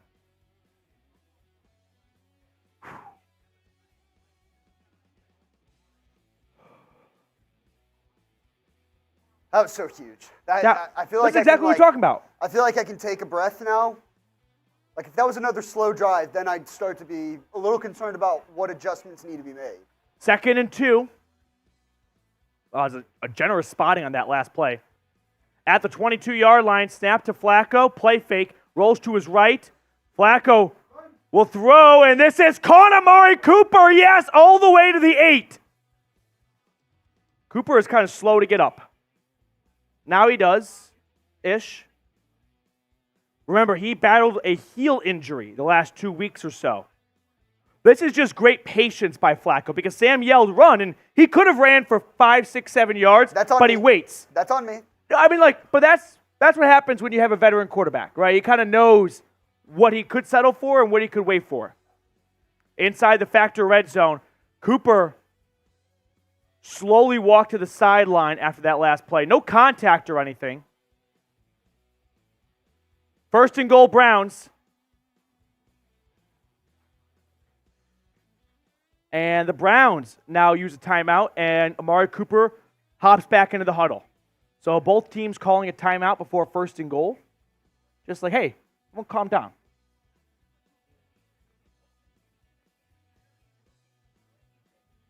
Super chat, let's throw it on screen here during this break.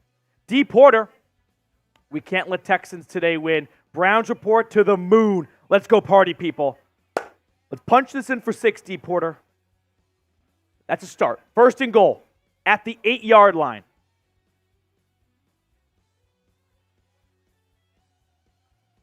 First and goal, Browns from the 8-yard line. Wildcat. Direct snap to Kareem Hunt. He runs it himself. Hunt picking up about 4 yards from the 8. He'll make it 2nd and goal inside the 5. Let's get 6. Sam, what's a bigger number? I don't know. 6 or 3?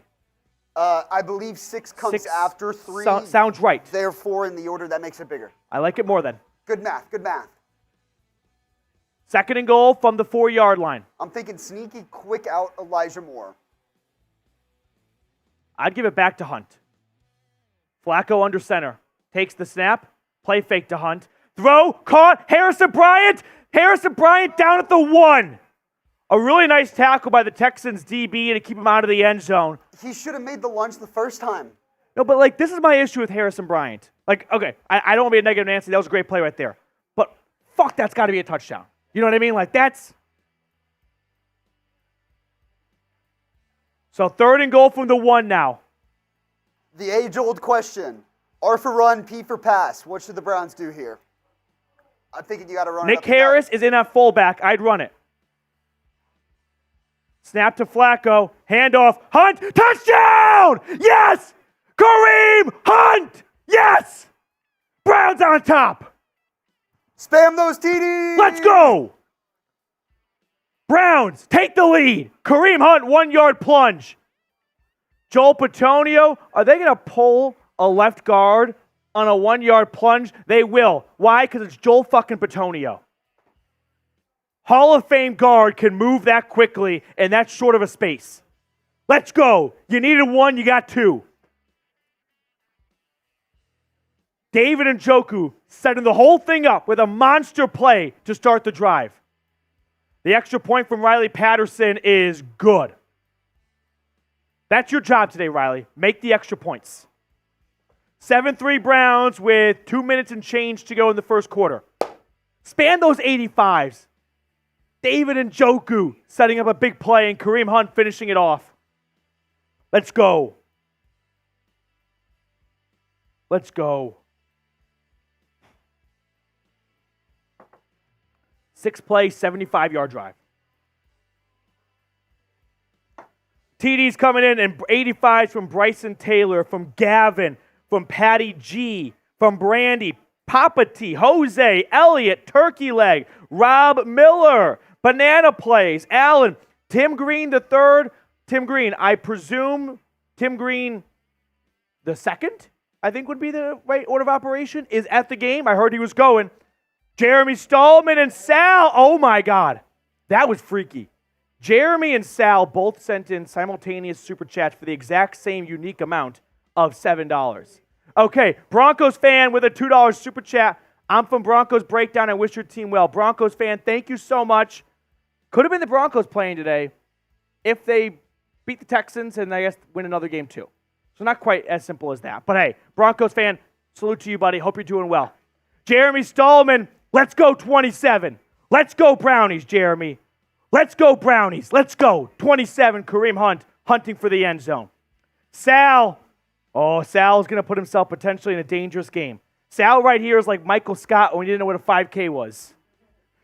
Super chat for every Brown score. Touchdowns equals $7. Let's go, Sal. Here we go, Brownies. Here we go. Woo, woo. Here we go, Brownies. Here we go. Woo, woo. As Richard Belt with a $50 super chat. Let's go, Richard. Here we go, Brownies. Here we go. Woo, woo. Here we go, Brownies. Here we go. Woo, woo. The Chief will lead us to the promised land. Everyone spam Richard in the chat right now. Richard, thank you so much. That's a dog bowl. That's a huge boost to help us extend the lead in the Super Chat battle. Richard, go Browns, dude.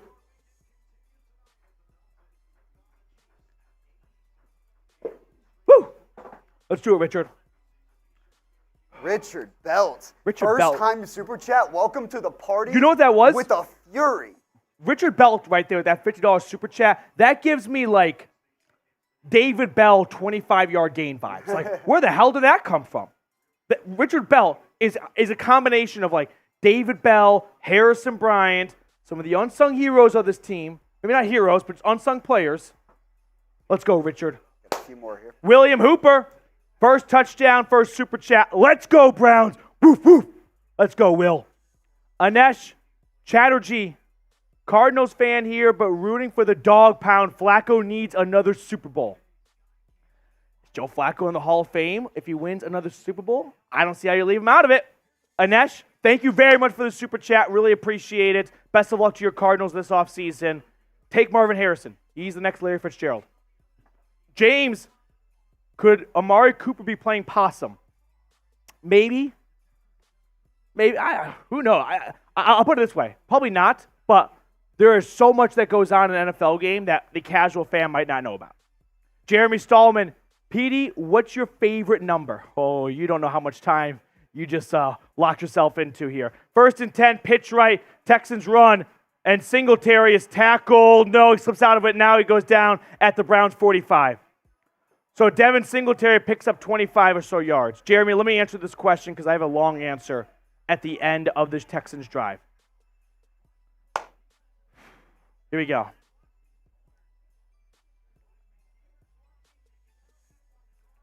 Man, just no one can fight off their blocks, and just a nice run play by the Texans. They have 1st and 10, a gain of 29, out to the Browns 46. Stroud throwing down the right sideline. This is caught, big play all the way to the 15. John Mechie, the second-year man out of Alabama. And inside the red zone just like that. Factor Red Zone, factormeals.com/BrownsChat50. You got to give Stroud a lot of credit. Like, this bucket, as some would say, is leaky. The pocket's collapsing. And he just takes a step to his right and finds an open man.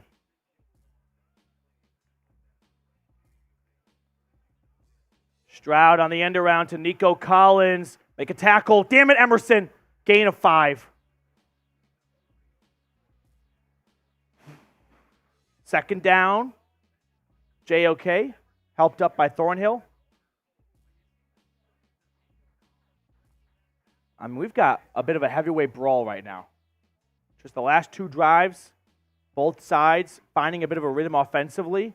Exchanging haymakers. What's going on, Jacob? 2nd and 6.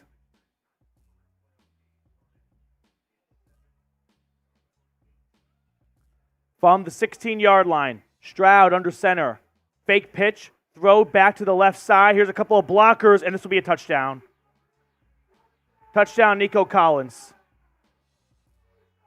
And the Texans quickly retake the lead. 4 plays, 75 yards, took 1 minute and 58 seconds. What a response by Houston.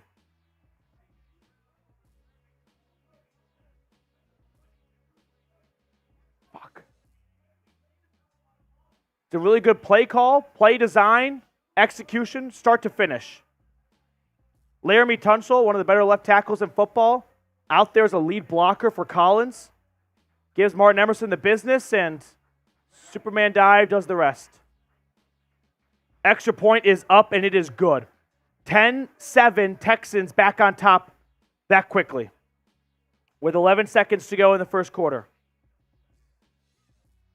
I see Laramie Tunsil get banged up on that last play. Someone got banged up, it looked like. Jeremy, let me answer your question for you. PD, what's your favorite number? I have very strong feelings about jersey numbers in all of sports, specifically the NFL or football in general. I hate the new rules of players can wear whatever numbers they want. There has to be some sort of logic and formatting to it. So I love the numbers 14 and 17. 14 and 17 are two of my favorite numbers. Jacob Kistner, Petey, who comes up with the big play this drive on defense? We'll save that for the next one. I thought it was Laramie Tunsil. Laramie Tunsil is still on the ground. Oh, that sucks. He missed some time earlier this year, but he's been pretty healthy recently. This would be a big loss for Houston, right? I mean, he just cleared the way on the last touchdown. Let's watch what happens. This is on the extra point. Looks like his teammate just fell into him. Oh, friendly fire is the worst for offensive linemen. Yeah, because usually they're always his left knee just got kind of pushed in. Oh, it looks like he's like, is he popping the knee back in? Oh.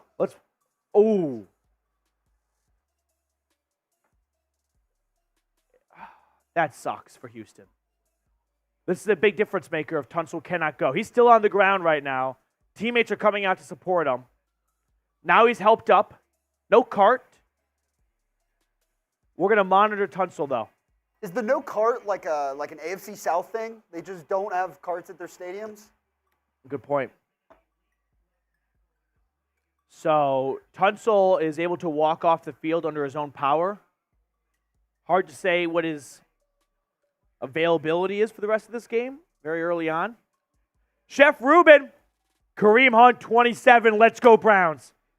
Let's punch it back in. Let's go, Brownies, Chef Rubin. Let's go, Brownies, dude. D. Porter, one of the best playoff plays of all time was Flacco to Jacoby Jones when things were looking dim for Baltimore and Denver. Let's hope lightning strikes twice. Yeah. I mean, that game was all but over. Sam Brown's Denver Broncos know that all too well. Jacoby Jones down the right sideline. TKU Wills, is there something wrong with with the defense? I thought it was Deshaun D. Watts. Defense, what's going on? I think C.J. Stroud is just playing out of his mind right now. Like, the Browns' defensive line has generated pressure. That pocket has collapsed. And if you're looking for a finger to point to, it'll probably be the secondary. We've just seen some guys get wide open. It's not like Stroud has been threading the needle on some of these passes. Just the DBs are not sticking with their guys right now. That's got to change. That's priority number one. Scott with a $10 super chat and a first-timer. Lions fan here. You see a great show. You run a great show. Hope to see you in the Super Bowl. Scott, America is rooting for a Browns-Lions Super Bowl. Best of luck against the Rams. 1st and 10 for Flacco and company. Throw over the middle. That's caught wide open. Harrison Bryant across the 50. Bryant all the way to the 25-yard line. Sam, go back to that last $50 super chat, please. Because, is there a flag? Oh, no. Just end of the first quarter. Scott, let's go Brownies. Oh, no. The 50 super chat got lost. No. Where is it? Hold on. Richard Belt with a $50 super chat. Do we have it? We've got it. Hold on. Richard Belt, ladies and gentlemen. What did I say just a few short minutes ago when Richard Belt sent in a $50 super chat out of nowhere? That was like David Bell or Harrison Bryant making a big play. And right on cue, Harrison Bryant makes a big play. Richard, you did that. Let's go, Brownies. Let's go. End of the first quarter, 10-7 bad guys, but the Browns have the ball, just on the outside of Houston's 25. Let's go. Richard Jacobs, face with steam from nose. Richard's ready to roll. Let's go. Richard, thank you very much. Mr. Girthy, can I see a dog bowl, please? Need good vibes. You know what, Mr. Girthy? Special request. Dog bowl indeed. Let's go Brownies, Mr. Girthy. Cannonball coming. Woof, woof. Jeremy Stallman, $31. We need some good vibes here. So here's to your favorite 14 and 17 combined. I was wondering, like, who's number 31 now? Like, what the heck? But, Jeremy, let's go Brownies, dude. I was going to say, pop quiz. Thank you very much. 31? Deron Harmon's 30. Ronnie Hickman is 33. DeAnthony Bell is 37. I don't know if there is a 31. Police would be correct. Yeah, I can't think of a 31. I'm looking through like the practice squad and stuff right now too. Vincent Gray. Oh, he was called up last week. Yep, Vincent Gray, number 31. Damn. Shout out to Vincent Gray then. Vincent Gray had a pretty good game too. Jeremy, let's go Brownies, dude. Imagine if I said I was a 99 guy. Kevin Spencer. My favorite number is 2,432. Yeah. Or if I was just like, I'm a big Russell Westbrook guy, 0. Kevin Spencer with a $5 super chat. You do have Richard Jacobs. Richard, another one from Richard Jacobs. I'm sorry, Richard. Let's go Browns. Bears fan from Chicago. Richard, favorite deep dish pizza place and why is it Lou Malnati's? Let me know. Text back, Richard, from the 847. Kevin Spencer, $5 super chat.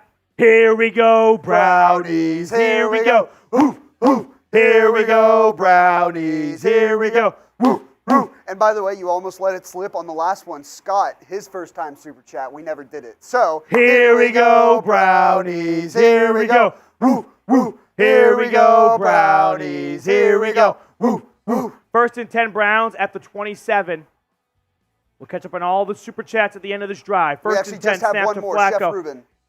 Handoff to Ford, goes for a 3 yard. Chef Rubin, Harrison Bryant, let's go Browns.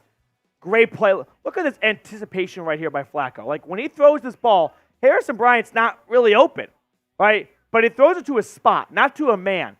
And he throws it to where Harrison Bryant will be.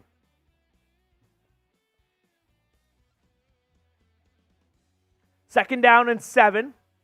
Browns knocking on the red zone door at the 25-yard line. And we have stretched our lead over Let's Texans go, boys today. and girls. F-Chugs. Snap to Flacco. Handoff goes to Ford. He runs up the middle, and Jerome Ford will pick up about 4 yards on 2nd and 6. That'll bring up 3rd and short.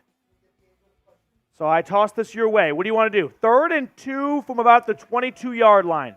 You want to run it? You want to pass it? I'd run it. I do think that if it was the 4th quarter, probably passier, but I want to have some sort of success on the ground. I don't want to abandon the run game this quickly. What would you do, run or pass?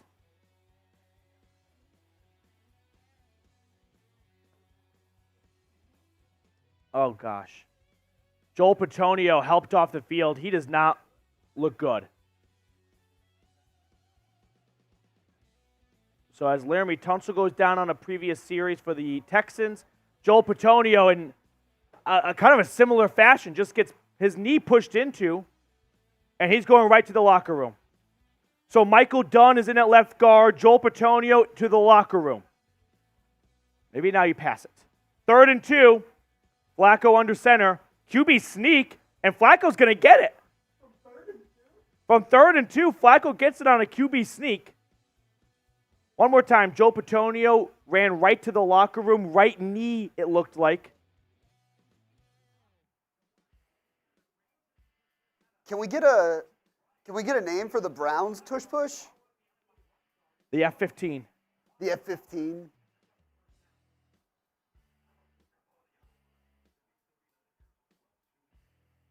First and 10. Yeah, type those ones.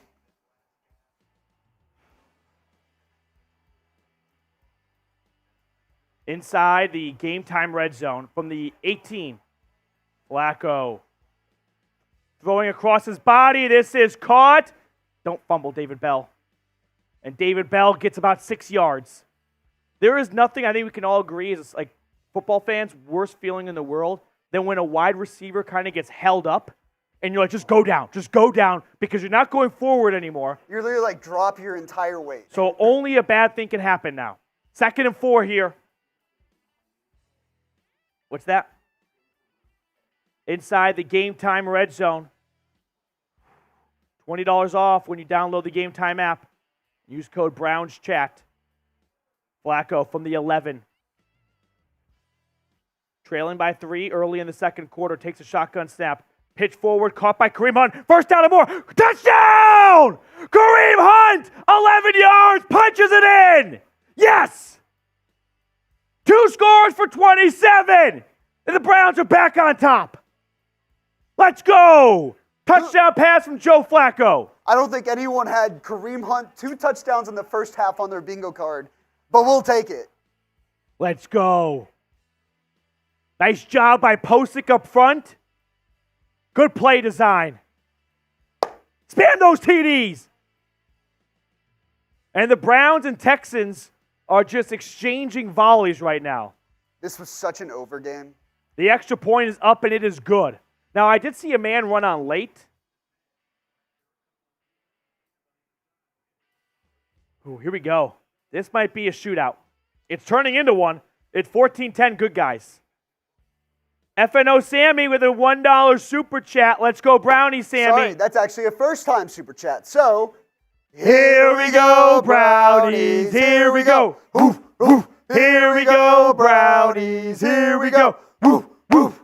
FNO, let's go. Let's go, Brownies, baby. Okay.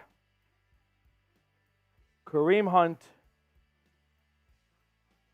Nick Chubb is wearing number 27 right now. Prove me wrong. Let's go. I think we might be trendsetters as well, or we've got a couple trendsetters on the Browns report. Sal and Jeremy are back at it. Jeremy and Sal are just exchanging super chat for super chat right now. $7 for a 27 touchdown. Let's go, Jeremy. Let's go, Brownies, baby. Let's go. Sal, number 27 inspired in honor of number 24. I literally just tweeted out Nick Chubb is wearing number 27 right now. I mean, not really because he's not running as well as Nick Chubb, but the 2 touchdowns are awesome. We'll take them. Sal, let's go, Brownies, dude. Appreciate you. Thank you, Jeremy. By the way, super chat menu today. First time super chatters, we sing Here We Go, Brownies. $5 super chat. We've got a running ticker at the bottom with all of our Super Bowl brownies. If you think this team is going all the way to Las Vegas in February, $5 super chat, join our Super Bowl brownies crew. $10 super chat, I'm writing handwritten letters to all people who send a $10 super chat in and email me their address at matthew@chatsports.com. $50 gets you added to our MVP club, along with a dog bowl from yours truly. And the largest super chat of the day gets a lasered-on autographed Joe Thomas jersey. So if you want to add a Browns jersey to your collection, biggest super chat right now is 100 from Chad Joseph, and that jersey will be yours. Really quickly, not to be too needy, but if you do want to support the channel, liking the video is a great way to do it. It just tells YouTube, like, hey, this is a cool Browns channel. You should show it to more Browns fans. And then the channel grows, and then a lot of great things follow. Another great way, subscribing to the channel.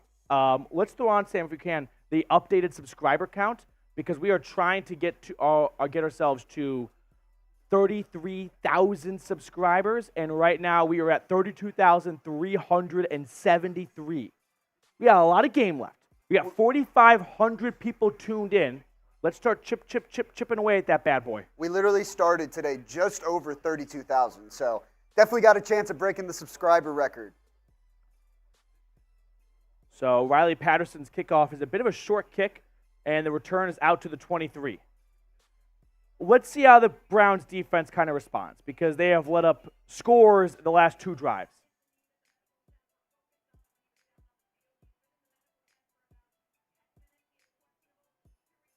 Laramie Tunsil is questionable to return.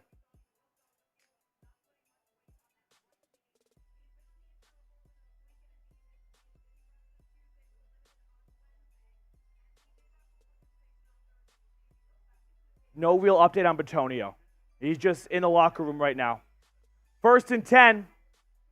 Snap to Stroud, play fake. Stroud floating it to a wide open Jordan Brevin, and he's doing a monster job after the catch. Jordan Brevin's loose. He's gone. Touchdown. Touchdown, Texans. 75, 76-yard throw to Jordan Brevin. Just no response from the defense. I just said I wonder how they'll respond after giving up touchdowns or scores the last 2 drives. And instead, it's an absolute blown coverage assignment here. Who's supposed to be with them? JOK? I don't know. JOK goes after the quarterback, and no one's home, and then no one can get off their block, and no one can make a tackle. I've got Okoronkwo and Shelby Harris, the closest 2 defenders to him when he goes in the end zone. Here we go. Extra point is up, and it is good. 17-14 Texans. We've got ourselves a shootout. I am very glad I took the over 2 minutes before kickoff. Yeah. This wow. might hit in the first half. I thought, you know what, this would be a good time for the defense to settle in. Instead, they are just hands on their hips trying to catch their breath right now. One of your big keys in this one was that the home defense has to show up. Clearly, the road defense has. 17 points, and we're not even close to halftime. Well, Sam, let's tell everyone about game time in the meantime. Commercial break right now in Houston. So while that's at commercial, I do want to fill everyone in on our terrific sponsor, which is Game Time. You should not have to worry when you're buying tickets to your next big event, say a Road Browns playoff game, a Cavs game, or any other sporting event in your local area. Game Time is the only ticketing app that gives you complete peace of mind with your purchase. Buy tickets in seconds with 2 taps. They're also obsessed with finding ways to help you save money on tickets, and they have tickets available even an hour after the event begins. So if you're a little late, no harm, no foul. So make sure you download the Game Time app, create an account, and use code BROWNSCHAT for $20 off. One of my favorite things about Game Time is you can actually get a bird's eye view of your seat before you even purchase your tickets. So if you want to know if you're going to be up in the nosebleeds, or if you have a decent view, Game Time has an awesome feature that lets you see that. So download Game Time today, create an account, and use promo code BROWNSCHAT for $20 off. That link is in the comments and description of today's video. Game Time. Last minute tickets, lowest price guaranteed. Oh, boy. This did not age great. I'm very sorry, Riley. Feeling an interception on this next Houston drive. Here we go. Let's just hope you were talking about the next Houston drive, because it definitely wasn't the last one. Sorry, Riley. Chris Ferry, first-time super chatter. Here we go, Brownies. Here we go. Woof, woof. Here we go, Brownies. Here we go. Woof, woof. Chris, thank you very much. Fletcher H with a $2 super chat. Hey, Petey. I have a feeling it may bet rough soon. I have a feeling it may get rough soon, is what I think Fletcher meant to say. It is rough. I mean, they're down 3, so it's definitely not, anywhere near over or anything like that. But, I mean, the Browns' defense has nothing right now. Just nothing. Brett Huddishaw, what's going on, Brett? Take a shot, Fort the Browns, or you hate America. Take a shot for the Browns, or you hate America. Brett, I'll do a dog bowl. No shots Dog today. bowl for America. Do He also just for the sent in troops. another one. It said piss For the dog. troops. Or maybe please dog. Either way, cannonball coming. Cannonball coming. Brett, thank you very much, dude. Go Browns. Mr. Girthy with a $10 super chat. Look at all these supers rolling in. Send PD $10 from me, my mom and dad. Thank you. I won't say to Mr. and Mrs. that last word name there, but hey, thank you very much, guys. Go Browns. Really appreciate you. 1st and 10 for the Browns at their own 25. Snap to Flacco. Throwing to the right side. Oh, pass interference. How is it not a flag? Njoku is tackled before this ball gets to him. He's so early. Spam boo. Look at this. How is that not pass interference? Boo! He bear tackles him before the pass gets there. That's just a horrible missed call. And he's standing right there. He's standing right there. What are we doing? Unbelievable missed call. We just allow horrible technique now. And the Browns are going to have to burn a timeout, I presume. They're probably still animated from the last call. Or lack of call. And Stefanski goes up, he's like, you guys really dropped the fucking ball on that one, didn't you? And he's like, yeah, Kevin, we know. So the Browns burn a second timeout. Now is when we need to bring back challenging pass interference. 2nd and 10. Should be 1st and gain of 15. 1st and 10.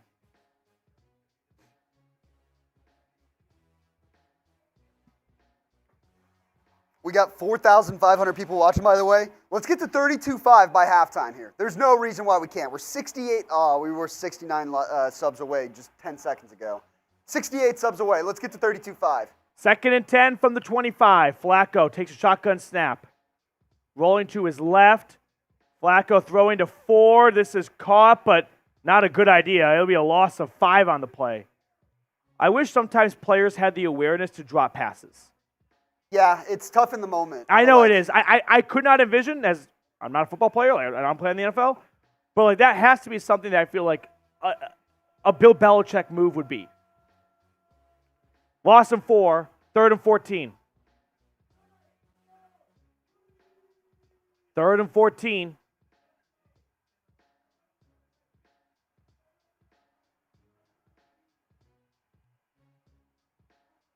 Flacco from his own 20. Takes the snap. And he's sacked. He's sacked. Derek Barnett brings him down, and the Browns are going to have to punt. Defense needs a response here. Defense needs to stop or just make a play for once. Jerron Christian just got beat, and Flacco is sacked. Loss of about 6 or 7, and the Browns will punt.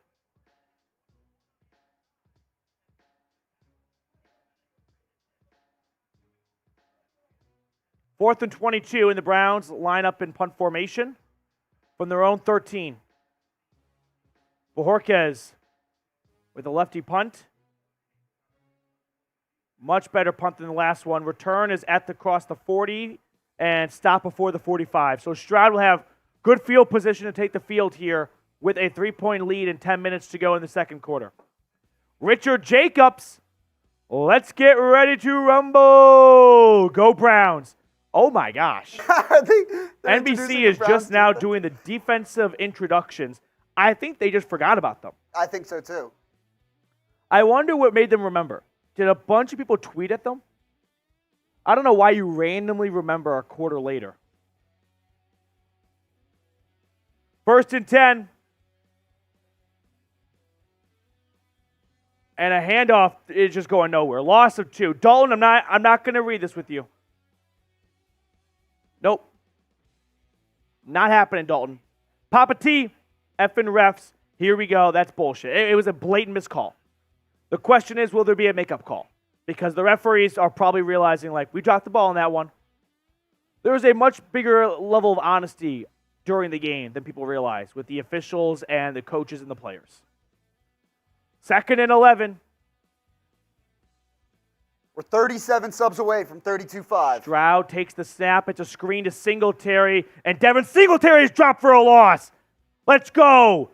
J.O.K. and Emerson were a part of the tackle. Let's go. 3rd and long. Span those threes. We just said we need the defense to make a play. Well, how about that? A couple of negative yardage plays on the first 2 sets here. 3rd and 13. Spam those threes. Let's go. Spam those threes. Stroud in the gun. At his own 41. Browns showing they rush 4, and they will rush 4. Stroud throwing deep. Oh, he's got a man wide open. Oh, he overthrew him. Oh, it would have been a touchdown. He had Nico Collins wide open for a touchdown, and he missed him. Wow. I don't know. It looks like it's zone defense, but no one runs with Collins. And the Browns defense got away with a big miscommunication. That was some Joe Wood shit. And C.J. Stroud just left 7 points off the board. Whew. Now Houston will punt it away. So both teams quickly exchange punts after a couple of offensive fireworks. Fair catch made at the 10. So Flacco and company retake the field midway through the second quarter, down 3. Here we go. We all caught up in Super Chats, maybe? Okay. I want to see if we can get 22 more subscribers, more than anything. Like, we are right there. Yeah, we are 20 subs away. Let's get ourselves, come on, 19 away. Let's count it down. New Year style. Link in the chat. 18 away, 18 away, 18 away. Let's go. Hit the sub button. 17 away. 17 away. 16 away. Come on. 15 away. Do it for Flacco. T15. 14 away. Who can get us to 32,500 subscribers?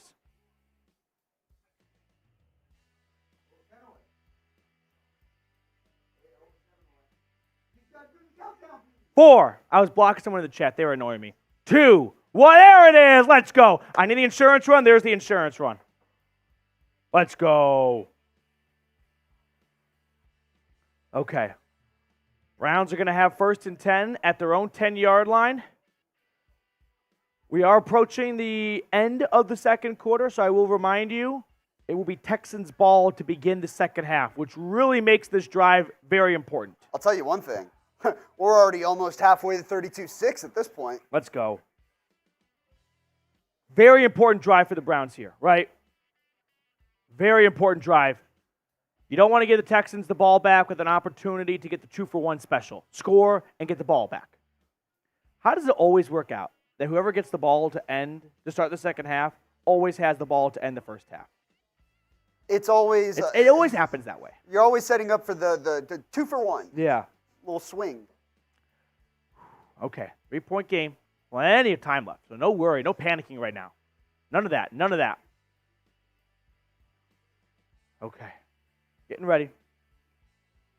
Over 5,000 people watching. Like the video for a Browns touchdown or field goal or something on this drive.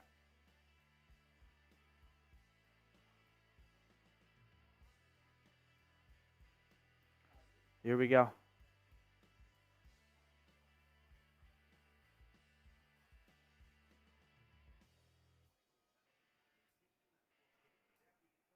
I can't wait to start making my 2024 Olympics hot takes. What's that? So they were promoting the Olympics there. I can't wait to start making my 2024 Olympics hot takes. Oh, yeah. 1st and 10 Browns at their own 10. Here we go. Flacco under center. Takes the snap. Hand off to Jerome Ford. Nice run for Ford. Gain of 6 yards. Let's go. Good pickup on 1st and 10, especially when you're backed up deep in your own end zone or deep in your own territory. Like, that extra breathing room makes things feel a lot more comfortable. And by the way, we did just cross 1,000 likes. Shout out to the Dog Pound. 2nd and 4. Nice pickup by Ford.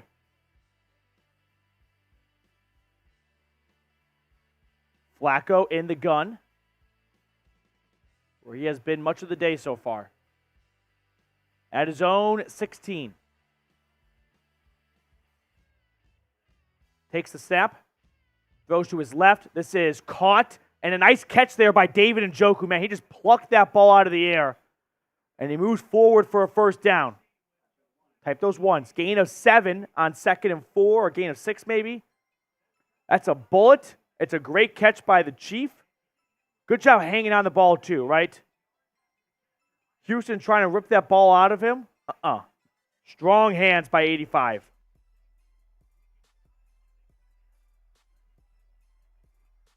First and 10. Flacco 13 of 15 for nearly 150 yards and 1 touchdown today. At the 22, snap to Flacco. Flacco rolling to his right. He's going to run with it. Oh, he gets hit as he slides. And there's no flag. Are we serious? I mean, this is just getting suspicious now. I mean, he slides. I guess it's not egregiously late, but you know that a lot of other quarterbacks would have gotten that call. Yeah. That's what I'll say. Gain of 2. 2nd and 8. I'm keeping my eyes on the refs now. That's 2 questionable no calls. The first one was awful. Flag on the play as Flacco heaves it out of bounds in the direction of Elijah Moore. There's a flag, though. I didn't see anyone jump, so it might be illegal formation.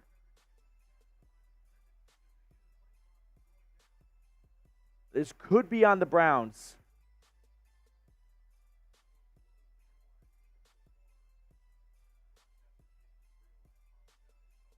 Let's see. Illegal shift. Penalties declined. So Houston will take 3rd and 8 instead of 2nd and 13. Okay. I won't twist your arm over that. Whatever. 3rd and 8. Big 3rd down here. Got to move the chains. Got to move the chains. Got to keep the offense on the field. Defense really needs to catch their breath and regroup right now, too. Flacco takes a shotgun snap from his own 24. Pass rush coming, throw to the right. This is caught in Njoku. He gets 7 yards on 3rd and 8, but it won't be enough. He is going to be a yard or 2 short, and that'll bring up 4th and short. And the Browns are likely going to punt it away.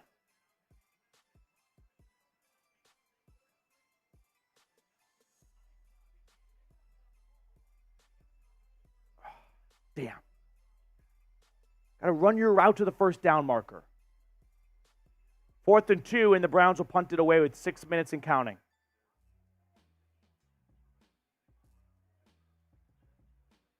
Bajorquez on for, what, a 4th time today? A 3rd time? I think a 4th. At least a 3rd. 4th time. And a Shankopotamus again. Jesus, Corey. I mean, kind of a Pro Bowl level punter all year. And that one goes out at the 27. All right. I want to try something here, PD. Yeah, what do you want to do? If you'll allow me. I hear Jeremy Chuggs getting a little loud in the other room right now. He's definitely raising his voice. He's in the room right next door to us. Yep. He's a little loud. He's getting a little cocky, thinking that the Texans just have this one in the bag right now. So what I want to do, I'm putting the link to the Texans show in the chat right now. I want everybody to go in there and type FHOU on his stream. Be on your worst behavior. Comments. We have 5,000 people watching right now. He has 600. So we could easily invade the Texans Let's Today get over chat. there. Let's go. Let's PD, go. if you're able to pull it up and send some shout-outs, but if not, I can as well. You give the shout-outs. I'm All right, I'm putting the link in the chat. Everyone who types FHOU on the Texans stream is getting a shout-out.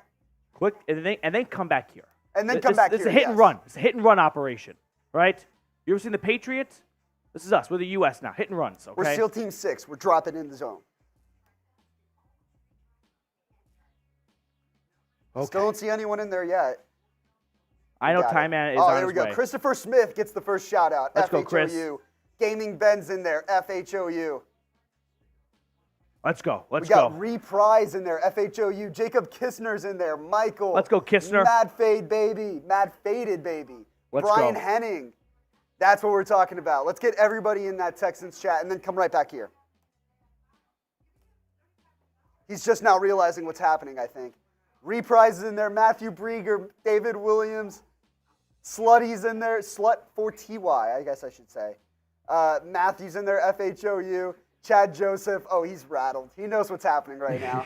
He's dead silent on the stream. He's dead because he silent. realizes what's happening. Next time, go over there and just start no audio him. Christopher, Matthew Brieger, Jennifer Smith, Mike Lall, Mad Faded Baby, Jennifer Smith, AEM, F Houston. All right, so what that means, I think, is that he's eventually going to send people here to this stream. So we got to be sure to drown them out whenever they come over here. Meredith Welch is in there, Red Bull Insider, Cryptic YT, Trusted Mags. We got a bunch of people in there. And then Jacob said, now let me unsubscribe. I guess they've got sub-only chat in there. Oh, soft. They went for a sub, then unsub. Shout out to the Dog Pounds. Hit and run, hit and run. Shout out to the Frank Dog Pound Marion, that's his name. We're crossing 32-6 now. Texans have 1st and 10 at their own 29. End around to Mechie, and Mechie will fall forward for a gain of about 8 on 1st and 10. Nice pickup by Houston. I'm going to turn the volume up on my side. I want to see what Jeremy said once he realizes everyone's in his chat. First, well, I see Petonio back on the sideline in the background of the camera. So that's good. That's good. Joel Petonio back on the sideline. He was in the locker room for a stretch there, the knee injury. 2nd and 1, Houston. They've got the lead. They got the ball, 5 minutes to go, and they get the ball to start the second half. Pivotal series here. Stroud hands it off, and a run to the left for Singletary will be a first down run. Gain of 5. Tackle made by Newsome. And Houston has a first down.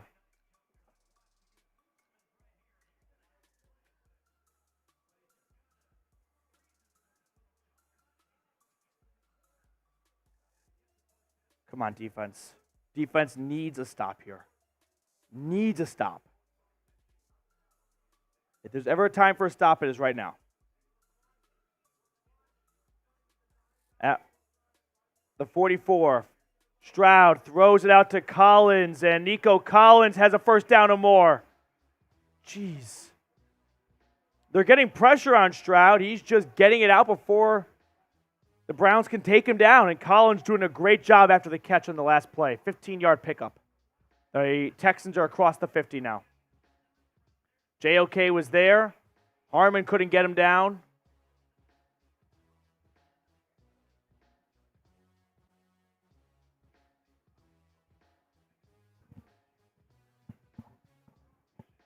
First and 10.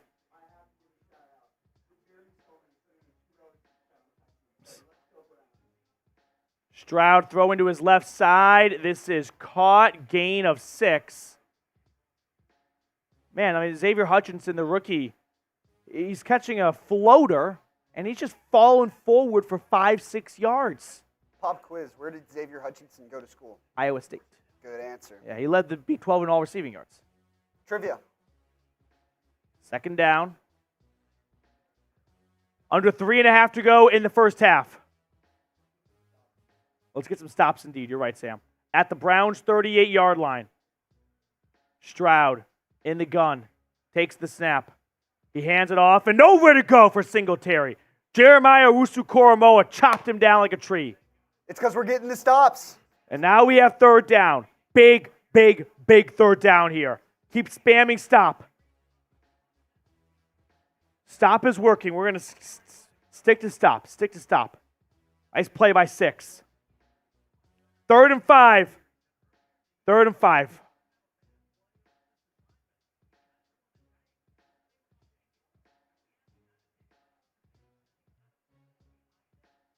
At the 40-yard line, Stroud takes a shotgun snap. Stroud is hit as he throws. Incomplete. Looking for Dalton Schultz. Dalton Schultz just stops running as he tries to size this up. Oh, there's a flag. This is going to be rough in the passer, I'm guessing. Pass interference. Ronnie Hickman. PI. Let's watch this. Is this pass interference? Where's the interference? No, Dalton Schultz is grabbing him. That's such bullshit. That's I think the refs have to be from Houston. So that's a bigger call than David Njoku getting bear tackled. 1st and 10, handoff Goes to Singletary. He bounces off a tackle. Singletary's loose. Singletary to the 5. First and goal, Houston all the way to the 5-yard line. Flag. There is a flag. There is a flag. This is the makeup call we've all been waiting I don't for. think the Texans have been penalized once today. I don't think so. Holding. Until now. There it is. Makeup First call. penalty on Houston today. He didn't mean that. That's a makeup call. That's on Shaq Mason, the right guard. That's the ref saying, oh, yeah, we called a bullshit Finally. PI the last time around, so here you go.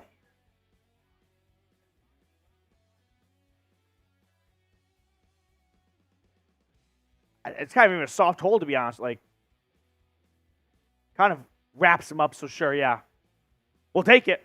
First and 18, spot foul. Back up to the Browns' 35-yard line. Stroud in the gun. 2-minute warning. 2-minute warning. The Browns have 1 timeout remaining. The Texans have 2 timeouts remaining. It is first and 18 when this 2-minute warning is over at the Browns' 35-yard line. Here we go. Let's get some CLEs in the chat. We all caught up on Super Chats? Let's get some good vibes going here. Spam CLE. This chat needs a bit of a, morale boost here. Let's get some morale in the chat right now. Start spamming CLE, like Kathy, like Austin, like Time Man, like James Paul, and Valid Argument. Let's go. Spam CLE, Scotty Man. Ooh. Beth Hall is here. Kimberly Hurst. Ken G. Richard Jacobs. Come on, defense. Come on. Stop here is huge, right? Even if you just limit them to a field goal. Go into the half, down 6 points. Houston getting the ball versus down 10 points with Houston getting the ball. Just on the field and psychologically, big difference from being down 2 scores from being down 1 score at halftime. CLEs, let's go. Spam CLE, baby. Okay. Murphy with a $10 super chat. Let's see what Murphy has to say. Murphy, let's go Flacco. I want to see him back in Baltimore next weekend for an old school ass-whipping Ravens flock. How about the Ravens getting Mark Andrews back? Like, what a huge boost that is for them. That's not going to happen, though. The Ravens are not going to ass-whip the Browns. Joe Flacco, revenge game. Cleveland Browns on top. Let's go. Are we all, yeah. You want to show the updated super chat numbers? 788 versus 528. So we got some good separation. Texans today ran into a bit of a wall. Now we need that to carry over to the field as well here. Our super chat menu for today, as we have over 5,400 people watching right now. First time super chatters, we sing Here We Go Brownies. $5 super chat. We've got a running ticker of all of our Super Bowl Brownies believers. If you want to be a part of that, $5 super chat gets you added. $10, I am writing personalized letters with playoff predictions, all that good stuff. It's just a fun way to get something other than junk mail. So email me your address, Matthew@chatsports.com, and you'll get a handwritten letter. $50 super chat gets you added to our MVP board here, along with a dog bowl. Here's the MVP board. Got lots of legends on the channel. And then the biggest super chat, we've got an autographed Joe Thomas jersey. Lasered on autograph right here. So if you want this Joe Thomas jersey, largest super chat gets it. Right now, that is going to Chad Joseph at 100 bones. Blake, let me read it after first and 18. Pitch right for Houston. Yes! There he goes. Okay. Dalvin Tomlinson eventually made the tackle. Man, it could have been a much bigger loss, but a loss of 2, and it'll be 2nd and 20. Blake with a first-time super chat. Here we go, Brownies. Here we go. Woo, woo. Here we go, Brownies. Here we go. Woo, woo. At the bar watching the game in Philly, the refs are hating, but we got this. Philly fans are standing with Cleveland. Blake, cheers to you, my guy. Thank you so much for always supporting the channel. Let's go, Brownies, dude. And I did not realize it was also Linnell's first-time super chat. Therefore, here we go, Brownies. Here we go. Woo, woo. Just one. Here we go. 2nd and 20. Play fake for Stroud. Rolls to his right. Has all the time in the world. Throws to the end zone. Caught touchdown. Dalton Schultz wide open in the end zone. Motherfucker. Just wide open. These receivers have been running wide open all day. Greg Newsome has a guilty face on his look like he's a dog that went inside. Stroud missed a touchdown earlier. He does not miss that one.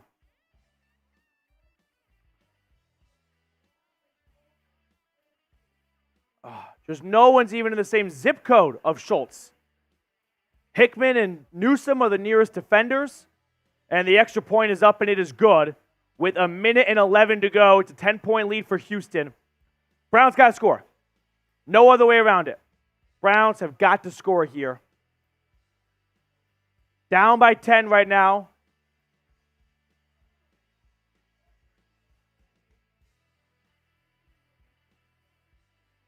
Damn it. All right. I'm going to make this the new live poll here going into halftime. What's your concern level with the defense? I am at an 8. Yeah, how can you not be at least a 7 or 8, a 10? Like, it's the road secondary defense that showed up today. The secondary is just pissing down their leg. They think they're going up against Jerry Rice and Calvin Johnson and Tony Gonzalez. Like, no offense to the Texans' skill players. They're good, but, like, guys, come on. You're not even close. Like, that's the thing. It's not like they're mossing you or something. You know what I mean? If they were mossing you, okay, I can live with, like, just great plays. Minute and 11, the Browns have one timeout, and it is a touchback. Go vote on the live poll. Get your votes in the comments as well. I'm at an 8. I don't know. I can go higher if we want.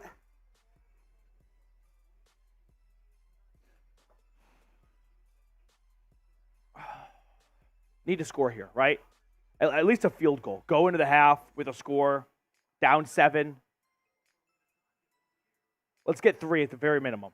Joel Petonio is back in the game. I repeat, Joel Petonio is back in the game. That's a big boost. Flacco under center. Play fake. Throwing over the middle. This is caught. Amari Cooper, yes. Gain of about 17 yards on 1st and 10. And the Browns are moving down the field. Let's go.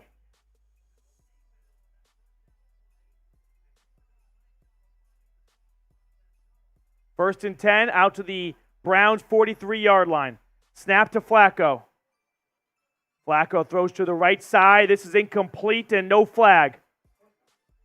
Cooper had some contact, no flag thrown. 2 targets to Amari Cooper to begin this drive. 43 seconds, 1 timeout remaining.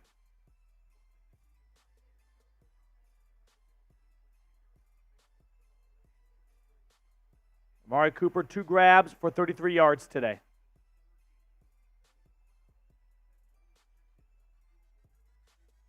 Second and 10. Flacco in the gun on his half of the 45. Takes the snap. Flacco is nearly, now he's sacked. Now he is sacked. Nearly sacked, and then he was sacked. Will Anderson, the rookie, finishes off Flacco. 30 seconds and counting, and the Browns are not going to use a timeout.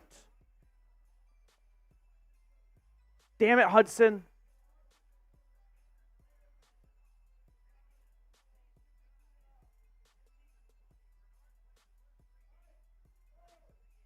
This is killing my vibe right now. Oh, that's the end of the half. The Browns on 3rd and 19 are just going to let this one go to the half. So that's it for the first half. It's 24-14 Houston. Man, I talked a lot of shit to Jeremy. He talked a lot of shit to me this week. Biggest takeaway I've got is simply Brown secondary. What the fuck is right? I mean, the Texans are executing well. They're making great plays. The Browns are just letting guys run wide open.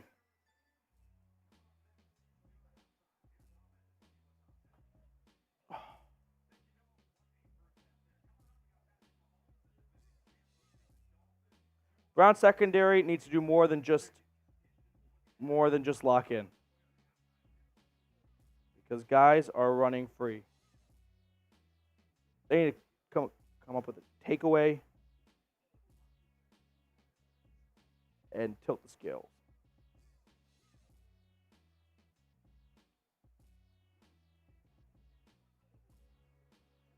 God. Come on. Okay, we got a lot of football left. We got 30 minutes left here, 10-point game. Time for a comeback. Something this team has done plenty of times this season. Need another comeback here. Need a Joe Flacco vintage fourth quarter comeback, most likely. Here are the first half stats, by the way. Flacco is 15 for 19, 172 yards and 1 touchdown. Flacco's been solid. He's been good. Ford has, 4 carries for 11 yards. And Njoku's got 4 grabs for 64 yards. Texans, C.J. Stroud leading the way. He's up to 236 yards and 3 touchdowns. Singletary's running well. Nico Collins is running over receivers, DBs. If you're just tuning in, you're like, what the heck is happening? Let me give you the shortened version. The Browns secondary is not even near the receivers. These guys are running wide open. The pass rush is getting to Stroud. He's doing a really good job of navigating the pocket to avoid hits and to avoid sacks. Could be better, but it's not bad. The biggest issue right now is the Browns' DBs. And what was arguably their strongest unit, like Newsome, Ward, Emerson, just nowhere to be found. The safeties. DBs have got to get themselves more than just back in this game. They got to come away with some takeaways. They got to make some plays here. They got to redeem themselves because right now they've given up 3 passing touchdowns. Jeremy Stallman. Well, the Houston chat does me like, man, where is the love? 8,000 subs, come on. It's because he went in on the Texans chat when everyone was typing FHOU. He went and sent a $2 super chat and said, let's go Browns. And they didn't show it? Jeremy will do anything for the team. And then Chugs was so rude. He he congratulated him on 8,000 subs, and he got no love for it. Fuck Jeremy. I'll go talk to Jeremy after From one this Jeremy game. to another Jeremy? Very rude. That's fucked up. Yeah. Aren't you guys a part of a Facebook group or something? Like, that's something you should bring up over there. William with a $5 super chat. Unfortunately, gonna hide chat. Already having a bad day. This made it 10 times worse. Go black and blue, I guess. What the fuck is that? I thought you were talking about the Ravens for a moment. We got 30 minutes left, William. Like, don't mail in on this team right now. This team has been through a lot this season. Let's go. Don't throw in the towel right now. Christopher Stofira. Find Woods in the stadium and throw him out. Come on, defense. Yeah, Joe Woods is somewhere. Joe Woods is like Connor Stallions right now. He's somewhere. He's watching. With a good seat too, by the way. He's up now. I bet he's up in the 300s with the bullshit camera on his hat. He's scouting. That sneaky son of a bitch. Jeremy, I heard you got Brown's super chatter and you told him to go fuck himself. Yeah, that's not cool, exactly man. what you said, word not for cool, word. Man. A fellow Jeremy. I did not say go after. I mean, that's just not very nice, I guess. He was congratulating you on 8,000 subs. Oh. I mean, the Texans are making great plays, right? But like to make matters worse, not only are they making great plays, the defense is just not even close to these receivers. That's what's like making it 24 points as opposed to 14-17 or 14-21, right? Why do they have 24 first half points? The Texans are playing well, and the Browns defense having the worst game of the entire season. You put those two things together, and you're going to give up 50 points in the game, which they are pretty much on pace to do right now. TKU Wills, honestly, this is really depressing our secondary. The secondary has been so great this year. Like so many parts of this defense. But right now, I don't know what's going on with them. Just letting it. Damn. Richard Jacobs with a $2 super chat. Sack the quarterback, go Browns. Yeah.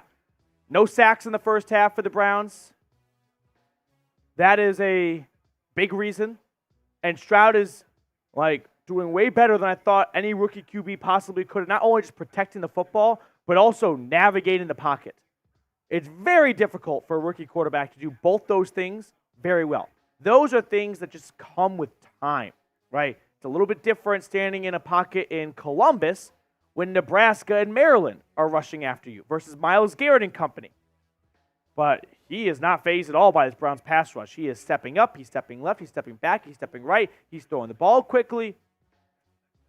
And if you're going to throw the ball quickly, Usually that means no big plays downfield, right?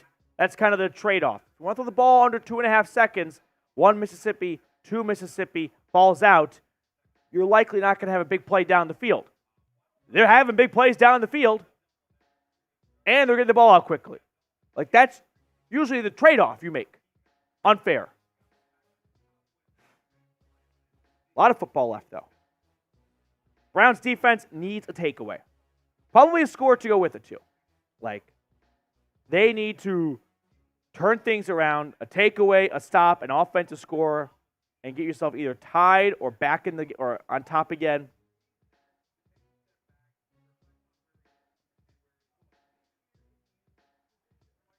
Oh, we're getting Mike Tomlin updates. Okay. Come on, defense. Defense needs to find a way to get their mojo back. The road defense is here. Can the home defense find themselves? Because their season is done in 30 minutes if they don't. Like the offense, 14 points in the first half, you can win a ball game that way. All right? 14 first half points, that can equate to 28 over 4 quarters. Plenty of teams win games with 28 points. That'd be the number one offense in the NFL this year. I don't think anyone averaged 28 points a game. But regardless, defense. Defense. Come on. Come on. Fanny Buster, don't say that. Don't say that. Okay.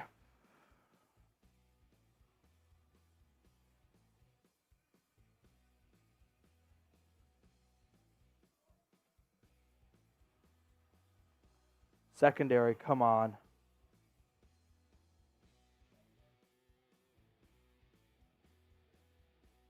Let's go.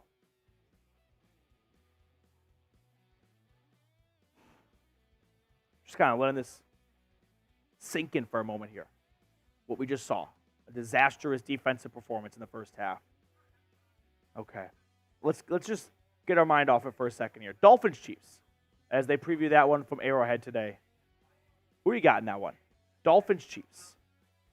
Unpopular opinion? I kind of like the Dolphins.